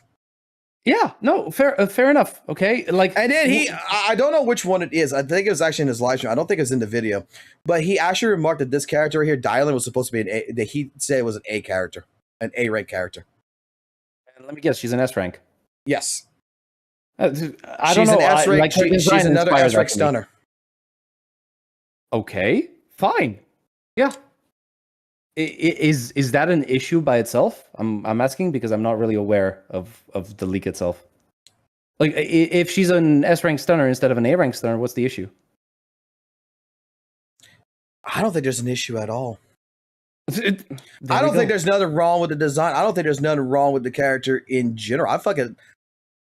The character itself, I was just remembering that he gave a prediction, and I wanted to go ahead and give him credit. He got half his prediction, correct.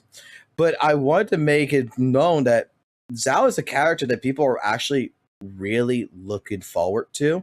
That quote unquote should, if you're going to pull for it, you're going to be in the FBI's fucking list. That's not coming till 2.5. Okay, so here's the thing. Like, I'm really, really tired of seeing.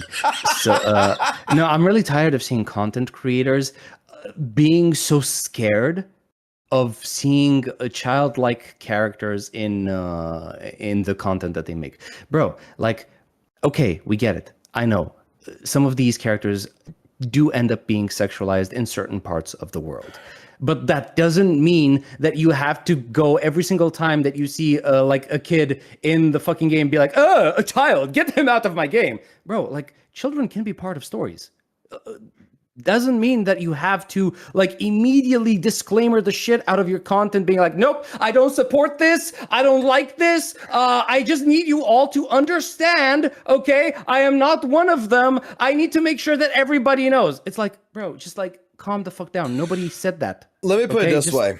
Chill. Before you, in my personal opinion, okay, and this is going to be to the WUWA CC side that is going to argue about Hoyoverse and the children-like characters, right? That the children-like characters in ZZZ is straight up, PDF-ish. That, only certain type of people pull for those characters, blah, blah, blah, and everything Exactly, else. yeah. Okay? Yeah. He did the same with Genizad, didn't he?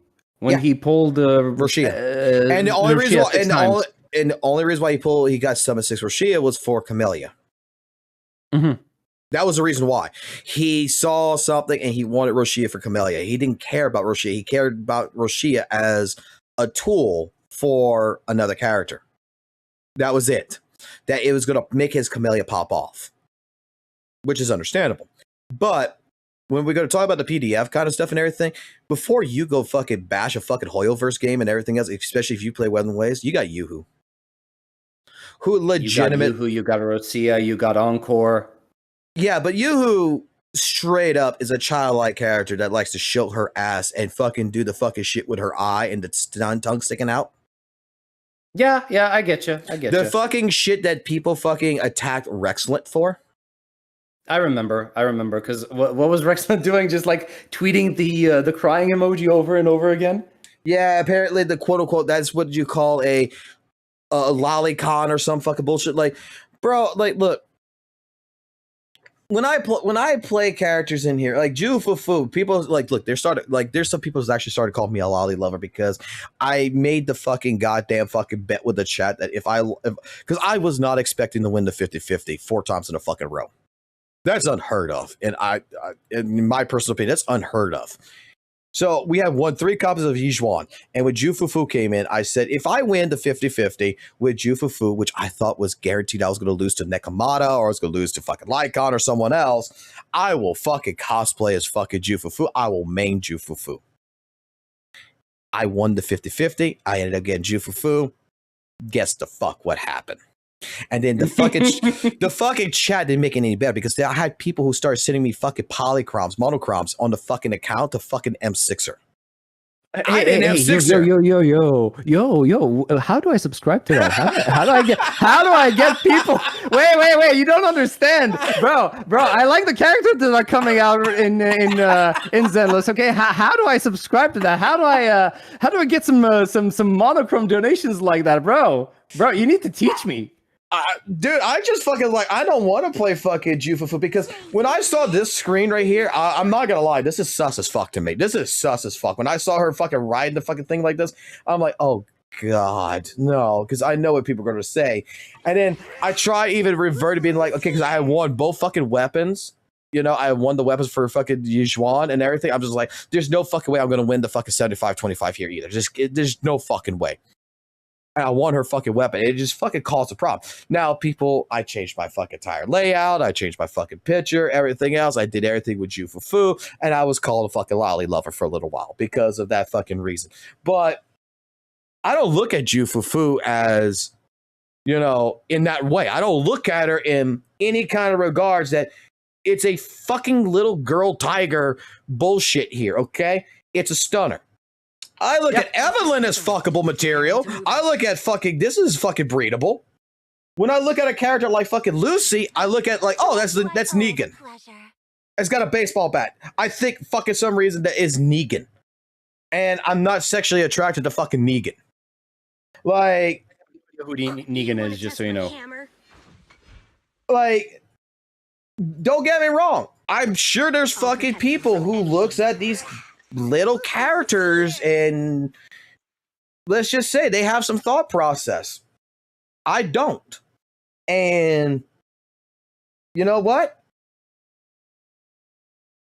I'm at the point to where it's like, I actually refused to play Verana back in WUWA because I was so fucking worried about that. I was honestly fucking worried about that shit when I was playing WUWA. Wow. I refused to play Verana. I refused to play Encore at that fucking time period because I did not want to be fucking called that shit.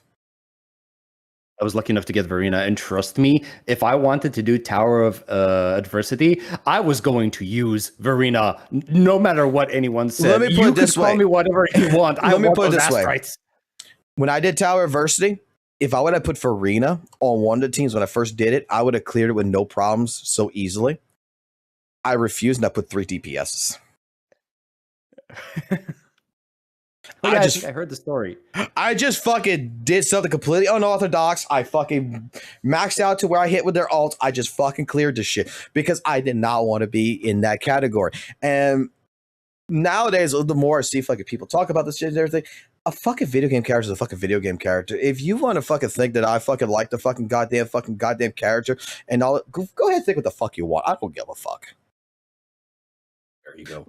Like, I'm at the, like, dude, I'm not gonna lie. Like, when I got into the fucking Weather and Waves community, I have questioned my fucking content. I had questioned a lot of shit that I was doing because people got pissed off at me for doing 4-4-1-1-1 builds. I was trying to do several different things in Weather and Waves, and people were always saying I was spreading misinformation. But the problem is that, like, after having a conversation with a couple of CCs, is how am I spreading misinformation if it's working for me? If I'm telling you this works for me, I am on the live stream and it's working. How's that spreading misinformation? It's not. It's just the fact that people are going to use misinformation so easily because it's a reflexive word at this point, right? Everybody is using it. It's overused. It's lost its meaning. It's easy to use, right? But the problem wasn't that you were spreading misinformation. You were just not using the optimal build, right? It was considered, you shouldn't be doing this because it's not the best that you can do on that thing. I made a video where I said Baiji is the best support there ever was, and it was a clickbait title, but the reason why I made that video is because I explained the reason why I like Baiji in certain situations and it was because of the Infernal Rider in particular, is I like Baiji over fucking Shorekeeper because Baiji is the character that I put a 4-4-1-1-1 build on, that she is healing fucking heavy as shit on my characters. And with her little bit of attack buff and everything on the fucking ground and popping like for Verana and all this shit with the fucking Bellborn Echo and everything, the reason why I like her over Shorekeeper is because with Shorekeeper, I got to worry about doing the domains. I got to do all this other stuff and everything. Where Baiji, it feels like just a straight up Final Fantasy fucking healer. It's just straight up. She comes on the field, she pops her heal, I'll fucking pop G in it, and I could just fucking go in and just wreck shit. Like, that's her entire job for my team. And I was showcasing this and I was explaining this is that it's not optimal. Don't get me wrong. It's not the best fucking thing to do. But if you're a type of person who is, lacking in the dodge department, or you just want to tank shit, which is what I was doing with Infernal Rider, I was just tanking shit. Baiji came out on top for me as the better healer.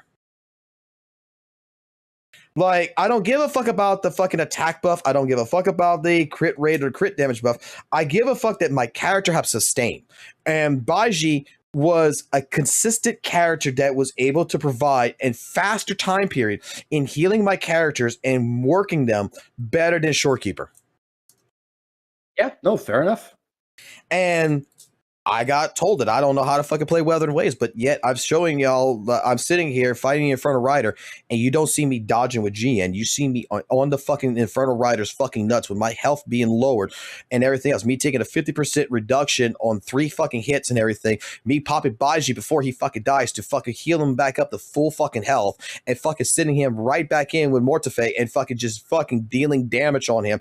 But the entire idea is that Baiji's in the background just to be an emergency medical supply. Basically, because and it worked. You want to know the best reason why it worked for you? It's because you were maintaining uptime on the boss, which is basically the main thing that you want to be doing in a game like Wuthering Waves, because it's not necessarily about the fighting the boss as much as it is about maintaining your rotation. And if you're maintaining your rotation over and over again, you get the damage, right?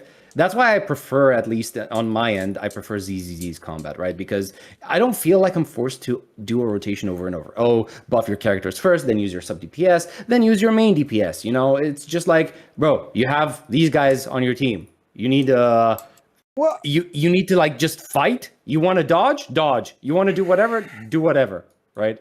It feels more like a fight than a dance. Right. And you see, the thing is that I was under leveled. Like, I'm fighting a level fucking 90, because before they put the hundreds or whatever, I was fighting a level 90 fucking goddamn Infernal Rider as fucking level 70. And the thing is that, yeah, rotations and everything's going to do better, but I feel like at this point in time, sustain is better in this regard. I want to get the fucking rewards out of this fucking shit. I want to kill him. I want my fucking astrites. And I am going to do whatever it fucking takes to sit in this battle as long as possible. And the only thing I can see is that dodging is costing me more fucking time than me being on his nuts. That's how I felt. And I cleared it. I beat it at a level with a completely unoptimized build with fucking me being lower ranked and everything else. And that's why, like, I was trying to say, for some people out there who are brand new, you know, you may want to consider using Baiji in a situation like this. And here's the sad fucking part. A lot of fucking people disagreed with me, right? There was one fucking man, and he doesn't come to my streams anymore because I don't play fucking Weather and Waves. His name was Demon. He watched me do this. He is actually an 80. I think he's a retired man. He's in his 80s, and he loves to play Weather and Waves because his kid got him into it, I believe. And straight up, he did the 4-4-1-1 build that I did with Baiji. He fucking put it on because he was a fucking Calchero fan. He put it on Calchero, and then he comes back to me and into DM and everything, saying to thank me because it fucking worked for him. Like, okay. And it's just like, those are the fucking moments where, you know, it's someone who's just like, you know what, I'm gonna give it a fucking shot just to do it, to see what results I get. That's why, like, I'm the type of person that I don't believe in the. I believe in the meta works. Don't get me wrong, but this is like the reason why I love ZZZ so much more than Weather and Waves, is that there is so much of a unique versatility of how I can build. Weather and Waves, especially now, I don't feel you have that versatility anymore. This is why I say, for anyone who doesn't play gacha games and wants to get into gacha games, WUWA is the best game to get into, because WUWA basically holds your fucking hand and says, this echo set is for Frolova. It's not for anyone else. You can only use it on Frolova. This echo set right here is only going to be used on Augusta, and you're not using it on anyone else. This is GN's echo set. This is this one's echo set. You're not going to be it holds your hand so fucking much that, dare I say, it's to me, that's better for someone who's just getting into gacha, because now you don't have a PhD of trying to figure out how to fucking build your characters when the game basically says, we're not giving you that many options. This is your standard option. Just do it. I tend to disagree with that sentiment. Like, I don't feel like ZZZ is giving me that much of a build variety when it comes to how I build my characters. Sure, it gives me a little bit more variety than Wuthering Waves seems to be giving me in that aspect, but I don't feel like it's that great. Like, for example, take Yishuan, right? She has that specific disk drive that you want on her for the rupture units, right? And then there's if you want to say that ZZZ gives you more variety in team building, then yeah, I agree, because right now, at least recently in Wuthering Waves, I feel like team building has become much more specialized. Like, they gave you, a pack deal with Yuno and Augusta, where basically, Yuno is her best support. No shot, anything else gets better, right? But yeah, in WUWA, in ZZZ, I feel like I'm capable of using almost any sort of team comp, right? And making them work, at least in Shiyu. Sure, in in Deadly Assault, it takes a little more, right? I am going to want some more specialized team comps in Deadly Assault, much more so than I want in Shiyu, right? But yeah, that's basically at least how I see the issue with Zenless's character building issue. No, I can see that. I mean, the thing is that what I like about, like, in terms with, because, disk drives, you have multiple disk drives you can use on different characters, in a sense. Is like what I'm saying, like, unlike the Echo set, like in Weather and Waves, is that I can use Hormone on a 2-piece Hormone, a 4-piece Hormone on pretty much any fucking character set there is. Oh, yeah. In Echo sets, I'm not using, even though it says it could work, I'm not using Crown of Valor on GN. It makes no sense. I'm not using the new arrow set on GN. It's not going to work unless you really want to force it to work. There's no versatility in that regards. When it comes into team composition in ZZZ, if you just go read what the character says, it's like this character works with a stunner, this character works with rupture agents, this character works with this. These are the 2 types of characters, the 3 types of characters it works with. I could put whatever stunner I want. I could put on fucking Hugo. I don't have to run lighter. I can run Jufufu. I could run fucking Coletta. I can run probably right here the Dylan, who's going to be another fucking stunner. I can use her on that team. Whereas in practically Weathered Waves, since I look at outros being very much a very important part of the character's kit. I'm not using Mort. GN's going to want heavy attack damage. This one's going to want heavy attack damage. But in all honesty, GN is, he could utilize but I think it was what's his name? Gabimaru was kind of like trying to prove a point with this, is that you could use Uno. She's an S rank, character that buffs heavy attack damage. However, he has the numbers, he did the calculations that he was showing that Mort was actually still better for GN.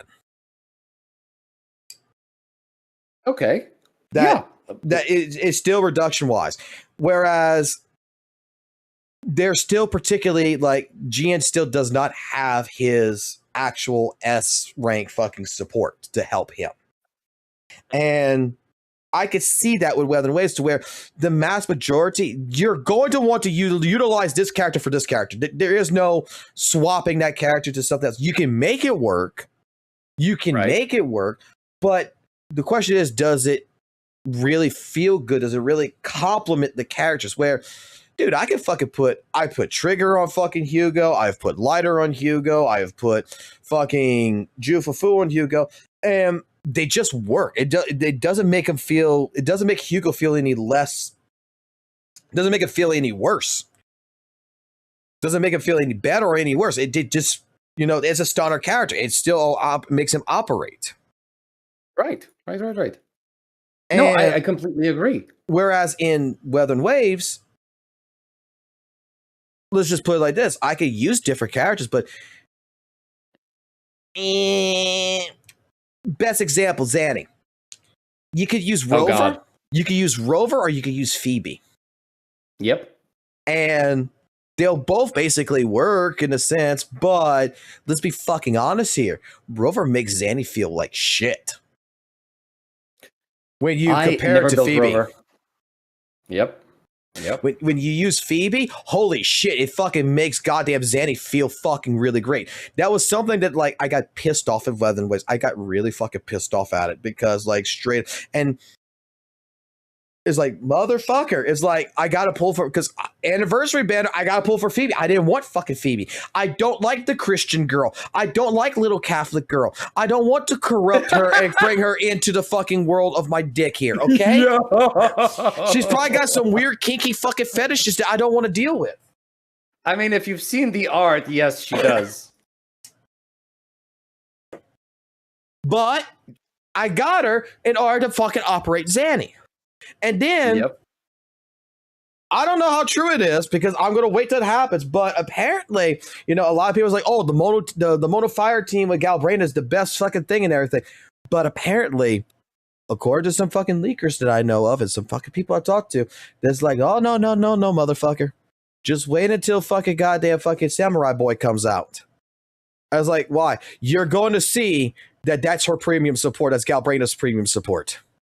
I'm not pulling for him, even if he is. Like, I just... he's going to fucking make her explode. I am going to be very pissed if that's the case. Like, very pissed. I hope not. Because she does echo damage modifications and whatever with her kit, and he's going to boost the shit out of all of that. And it's just like... Good thing I'm not pulling for either character, then! And then there's me with both Galbrena and Lupa because, I wanted the mono fusion team, because fusion was an element I've been lacking in WUWA for up until now. But I want to see what's going to happen though, because I want to see how these investments are going to work out. Because another reason is that Weather Waves has no power creep, right? Oh, please. No. Vincent, explain to me why the fucking all the new standard weapons except for Lupus one, since Zanny, why all the new weapons have fucking defense ignore on them? I wonder why. Maybe because defense ignore is an absolutely great stat to have that helps you deal more damage. What it sounds like to me, what's going to end up happening, especially when you see characters like Augusta and Uno have fucking goddamn 36% fucking defense ignore. It sounds like to me, fucking defense is going to be going up in fucking Weather Waves soon. I won't necessarily go down the line of saying that defense is going to get insanely huge. Like maybe something I don't, right? From leaks and stuff. I don't think it's going to get insanely huge. I don't know too much about it, but because I'm not looking into this. But what I'm saying is that something feels off when this fucking weapon, not the sequence. I can understand if it would be, an additional sequence you pull. Why the fuck are the fucking the weapons themselves starting to have defense ignore since basically fucking Zanny? And it's just like, whoa.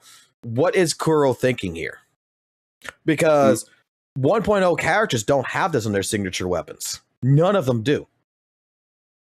The beginning 2.0 characters don't have this. I mean, honestly, if you're asking for my opinion, I just think it's because they want to sell. And just so you know, because if they just make characters that are useful and powerful without their signature weapons, they're not going to get, extra money from the weapon banners, right? So they're trying to sell the weapon banners as well. They're trying to provide some incentives for people to spend money on the weapon banners as well, not just the character banners. I'm just putting it like this. I feel like Weather Waves is going to change, is going to evolve its content soon. That's what I feel. I feel like 3.0 is going to be where we're going to see not a massive change, correct? I'll say like this, but we're definitely going to see something to where I don't think 1.0 characters will not clear. Don't get me wrong. I don't think they're not going to clear, but they're definitely going to fucking struggle even more than what they're struggling now. I hope that's not the case. And that these go ahead. And that these characters that you've been investing in 2.0, especially with signatures and everything, they're going to start coming in feeling really fucking good, and it's going to showcase, because there's no reason in my fucking mind, there's no reason in my head, why the fuck would I be giving players fucking weapon defense ignore fucking values on a signature weapon that, let's be honest, the defense in the fucking game has never been a fucking issue.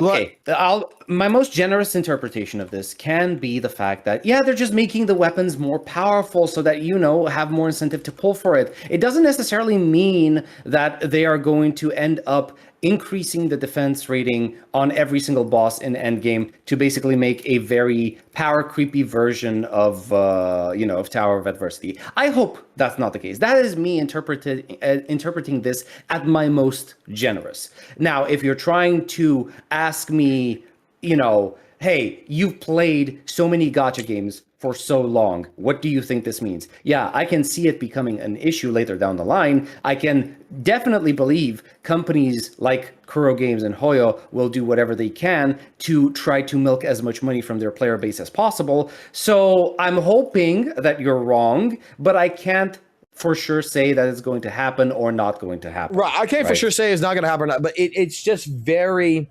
suspicious. Yeah, I can see that. I can see it being suspicious. It's very suspicious to me, because it's like, okay, the introduction of Rupture characters coming into, into ZZZ. Mm-hmm. Why the fuck do we have? Here's a question: Why the fuck are we adding a new fucking class when all basically it is a better fucking attack agent? Mm-hmm. Why? No. I absolutely hate Rupture because of that. But there's got to be a key point of something that's going to end up happening. Why the rupture meta is going to be something of a value, and Muzzy actually hit on this shit. I think very fucking hard on one of his videos, where it does allow for a certain class to come back. You're talking about the stunners specifically. Defense. Defense. Okay. How is that going to work? Okay. I want you to think about this. Right.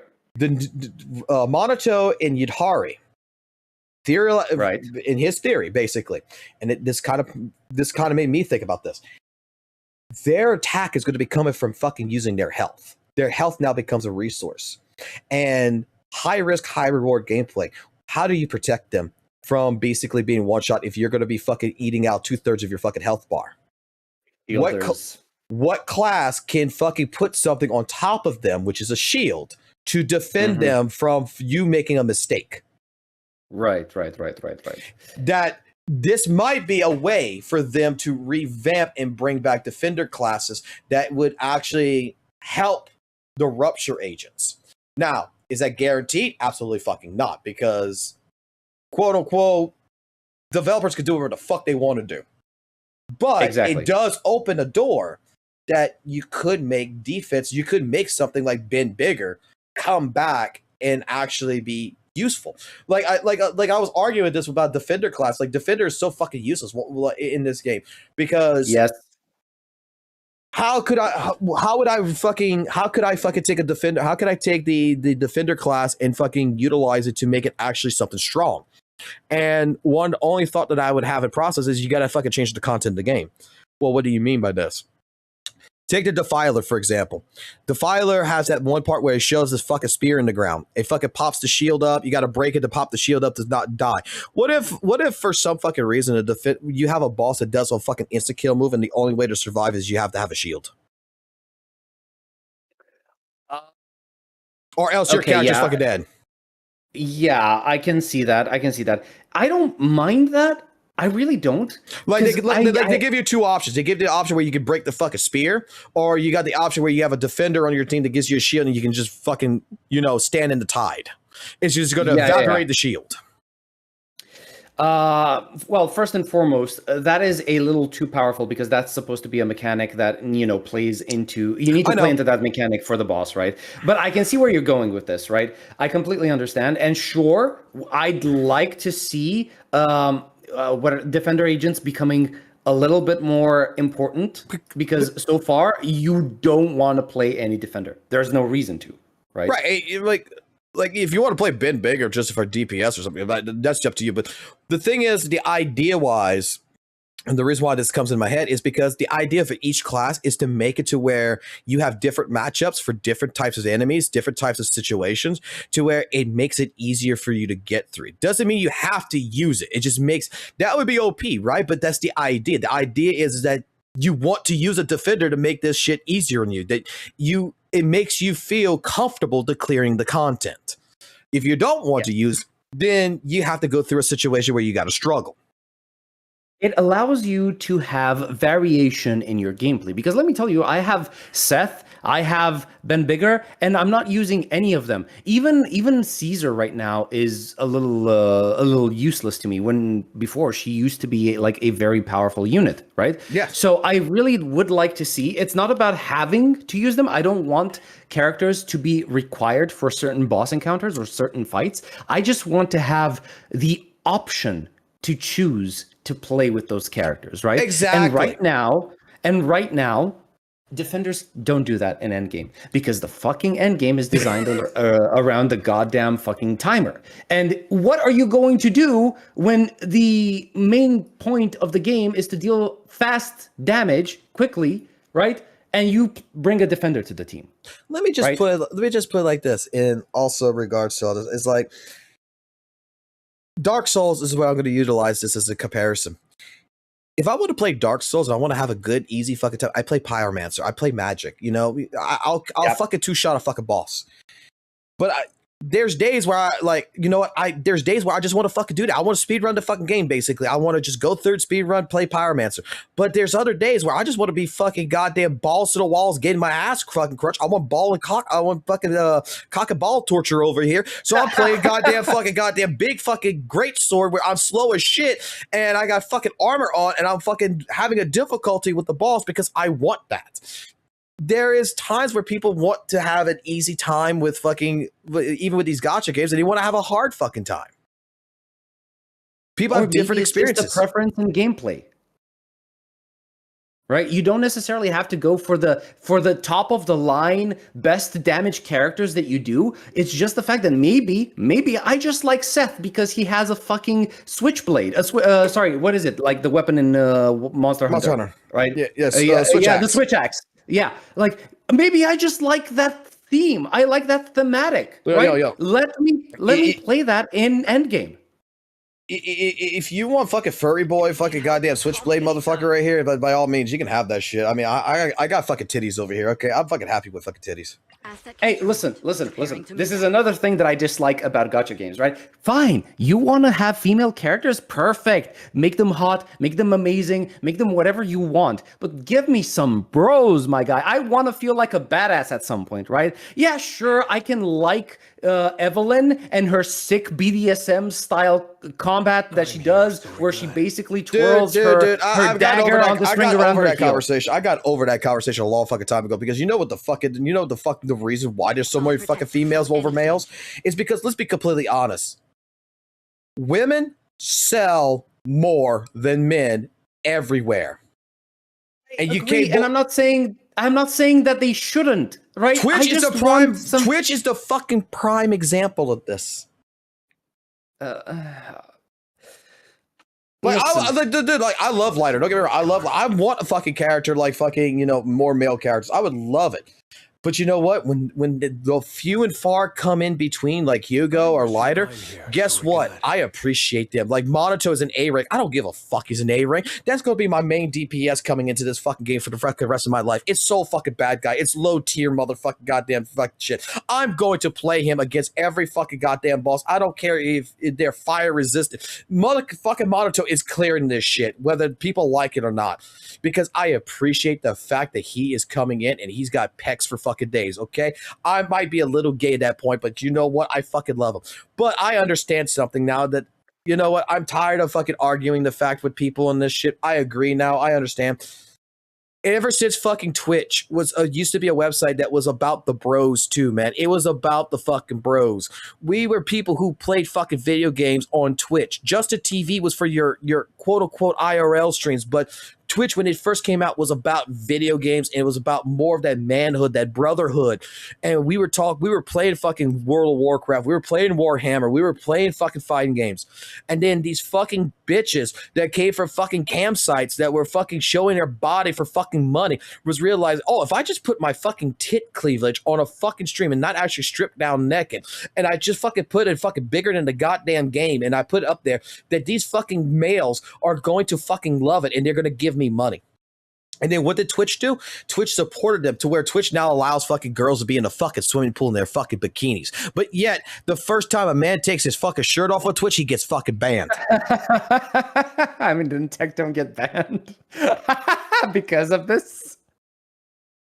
Kyle Hart, fucking Mega Man X speedrunner, fucking known for punching the shit out of his fucking couch, ripping his fucking shirt off, getting pissed off mad at fucking Mega Man, had to fucking put on a fucking shirt and fucking never fucking do that shit, which ruined the fucking experience because he went fucking Hulk mode.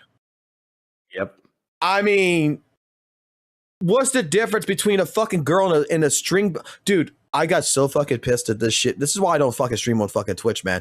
It's because you have fucking girls that go ahead and they go to that fucking gray area so hard to where I saw the girl do body painting and paint her entire body. She was butt ass fucking naked on the street. Yeah. Titties and everything out, nipples and out, and she's painting them. She's painting her fucking her tits. And Twitch is not banning it because it's art.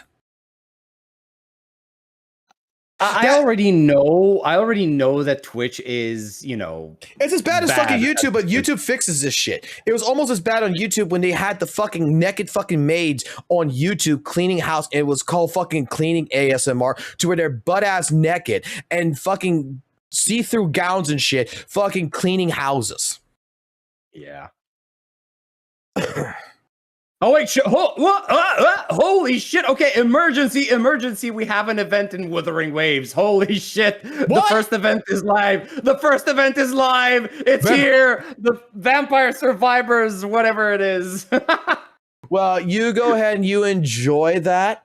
I'm realizing that I am 7 minutes late to do what I got to do, guys. Yeah, go for it. So I'm not going to spend too much time either because it's like 2 a.m. in the morning for me, so I'm going to head to bed after I this. appreciate the conversation, though. I mean, talking about fucking weather and waves and everything, like I said, you're the only person who's going to talk about WUWA with me that's not going to fucking castrate me. I mean, bro, whenever you want to talk, just let me know. It doesn't have to be necessarily about WUWA. Well, no, I've been interested in talking about WUWA because there is like, look, no one believes in the shit that I say. Sometimes it seems like with the chat where I have been having some people just like disagree with me, but it's like, let me bring someone who you want to argue fucking weather ways that I don't play it and I don't pay attention to the story, blah, blah, blah. I have a person who is fucking making videos about the story, who's been sitting there, who streams the stories, who's been part of these stories that, you know what? You have the credentials now. I don't. Listen, I don't think you want these credentials because it comes with sitting in front of the computer for 10 hours, looking through your own footage, trying to figure out, bro, did I just misunderstand? Or is this just stupid? What's happening in front of my eyes? Is this just stupidity happening? Right? Because sometimes I do get frustrated because of that. I'm just sitting there in front of my PC. Let me give you some homework. You don't have to worry about shit about yourself. You do not have to worry. I want you to go ahead and take the time whenever you get a chance. Go to St. Tonus' channel. I know you don't want to, but trust me on this one. Oh, no. Wait. Before you do that, I actually went to Saint's stream at one point. When he was talking about the Vivian costume thing and FOMO thing, I was the one that told him that, you can just buy it for $20 after the event is over. And he saw that. He was like, okay, and I'm like, bro, you were talking about FOMO up until now. Really? You're not going to address the fact that, that's an incentive against the FOMO? Anyway, sorry. 4 days ago, he did the fucking trailer reaction to fucking Kuro Hates Galbraina. And it's a clickbait title, right? Yeah. But I want you to go watch that. And I want you in particular go watch the part where Kelpie loses his arm. I'm going to give you the parts that you need to watch. When Kelpie loses his arm, play it a little bit after that in a sense. First thing is when you meet Angel, the little girl Angel, where it's the illusion shit of the Tide Spawn. I want you to watch that part where he fucking reacts to that because he didn't realize it was Angel. You want to know something? I've already seen that because I've watched your stream. Okay. I didn't realize. The second part where he didn't realize that she cut his arm off, and the third part where it's at the end where she makes note like no Kelpie could transform into a human or transform into a human, and then the fucking Chimera says it's a Tide Spawn. And what, he didn't realize the difference between the TD and the Tide Spawn? No, he didn't. He didn't even catch it. Oh god. He thought it was the Kelpie. He thought if you watch it, he thinks that the entire time this is the story of the Kelpie, that she destroyed the Kelpie before. That he thinks there's only one Kelpie. He thinks there's only one Kelpie. Oh my god. Yeah, that is. See, okay, I'm not going to say that it's because of him and that he's not paying attention. It's just that's how the story of Wuthering Waves is designed. Very, very vague, very confusing. Very few things about. But if you listen at the very end, right? Mm-hmm. They refer in the trailer that Kelpies character. It's like it refers to as Kelpies. Like where is it? Hold on. Shut up, fucking think snake. of death. This is some illusion. Why she was F***ed up in my... Maybe. I mean, that's okay. Okay. Conjure illusions. Because the way those guys, she doesn't say Kelpie, the Kelpie. Can't mimic A Kelpie, not the Kelpie. A, Kelpie can't mimic humans or conjure illusions. Humans or conjure illusions. Okay, well, I mean, that's... Yeah, that implies that basically there's more than just one. Exactly. The fucking trailer fucking... That's why, like I said, when you're saying like 10 hours and you're trying to worry about you're missing anything, you're not missing anything. You're actually paying attention. This was my argument. If you go watch my Genozod video, the fucking long-ass fucking video I made, where I compare fucking the way Genozod played it and St. Tonus played, St. Tonus is sitting there during the entire Frolova's fucking story, making jokes, fucking cracking up. Like, why the fuck her eye is like this? Like, she fucking deserved to fucking die. All this kind of shit. He's making jokes. He's not paying attention. He's reading his chat and talking to his chat more, where you see Genozod pause the fucking game after a certain point and talk to his chat like, what the fuck did we just see here? And then discuss it for a little bit and then continue the story. Right. There's a difference. There's a difference between understanding something and just blatantly going over it. So that's why, like I said, when it comes to your credentials, you don't have to worry about you missing out on anything because, sir, you're like one of the very few people. You're one of the very few people who actually sits there that's worried that you're missing something, that you're not missing anything because you're paying attention. I'm trying to, because they don't make it easy. Let me just say that. They don't make it easy at all. And this is why you need lore video channels. Oh well. That's why I'm waiting for your 2.7 fucking video. How long till that comes out? Well, it's going to be delayed for an entire day now because I had to sit here and talk to you. So, you know, feel no, you don't need sleep. You don't need sleep. You don't need sleep. Get it done by tomorrow. Right. Of course. It's 2 a.m. in the morning. I can just stay up until, I don't know, noon, and I'll have it done. Of course. In my sleep-deprived, hallucinating state. Of course. Hey, it'll make it even better because then you can put some hallucinations in it, and it'll actually probably work into the favor of the storytelling. Oh God. Yeah, my hallucinations are going to improve the story of Wuthering Waves. Yeah, at the end of it, you're going to be like, this is the best story I've ever seen in my life. Oh my God. Yes, it's because I know why it's good now. I just had to go through all of my footage again in a sleep-deprived state. It's so much better now. It makes so much more sense. Hell yes, you were right. That's what I needed. I didn't need to be lucid. I need to be fucking fainting in front of my PC screen. Yeah. Well, I'm going to go ahead. I'm going to let y'all be. Let me go deal with my family. I got a kid over here who's like, you promised. Yeah. No. Go ahead. Sorry for keeping you. No. That's my fault. That was your fault. I take responsibility. All right, everybody. Hey, have a good one. Let's go. You're already better than Robert by taking responsibility. Yes, I'm better than Rover that part. But go look at Vincent's channel here, guys. Like, straight up. If you like gacha content, you like stuff, you like the conversation that happened here, this guy's more knowledgeable than I am in gacha games. I'm just been here for a fucking year who just looks at this from, like, the standard point of a fucking video game, like, or a movie, it's like, this makes no sense. He can actually explain to you why it makes no sense. Hey, thanks for having me, guys. Thanks for like listening to my and Fox's yap session. You know, obviously you're on his channel, but like I want to see those likes. I want to see those subs. Like, show this man some love. Thank you, because he's doing a good job. I will be back later tonight. I just got to go take my kid to a trampoline park because I promised him. All right, have fun and get on that trampoline. Oh hell no! I'm too full for that shit. I'm gonna break my fucking back. All right, y'all have a good one. Get some lumber workout in there. I will. All right. Y'all have a good one. Bye-bye. Same to you guys. You have a good one. Bye-bye.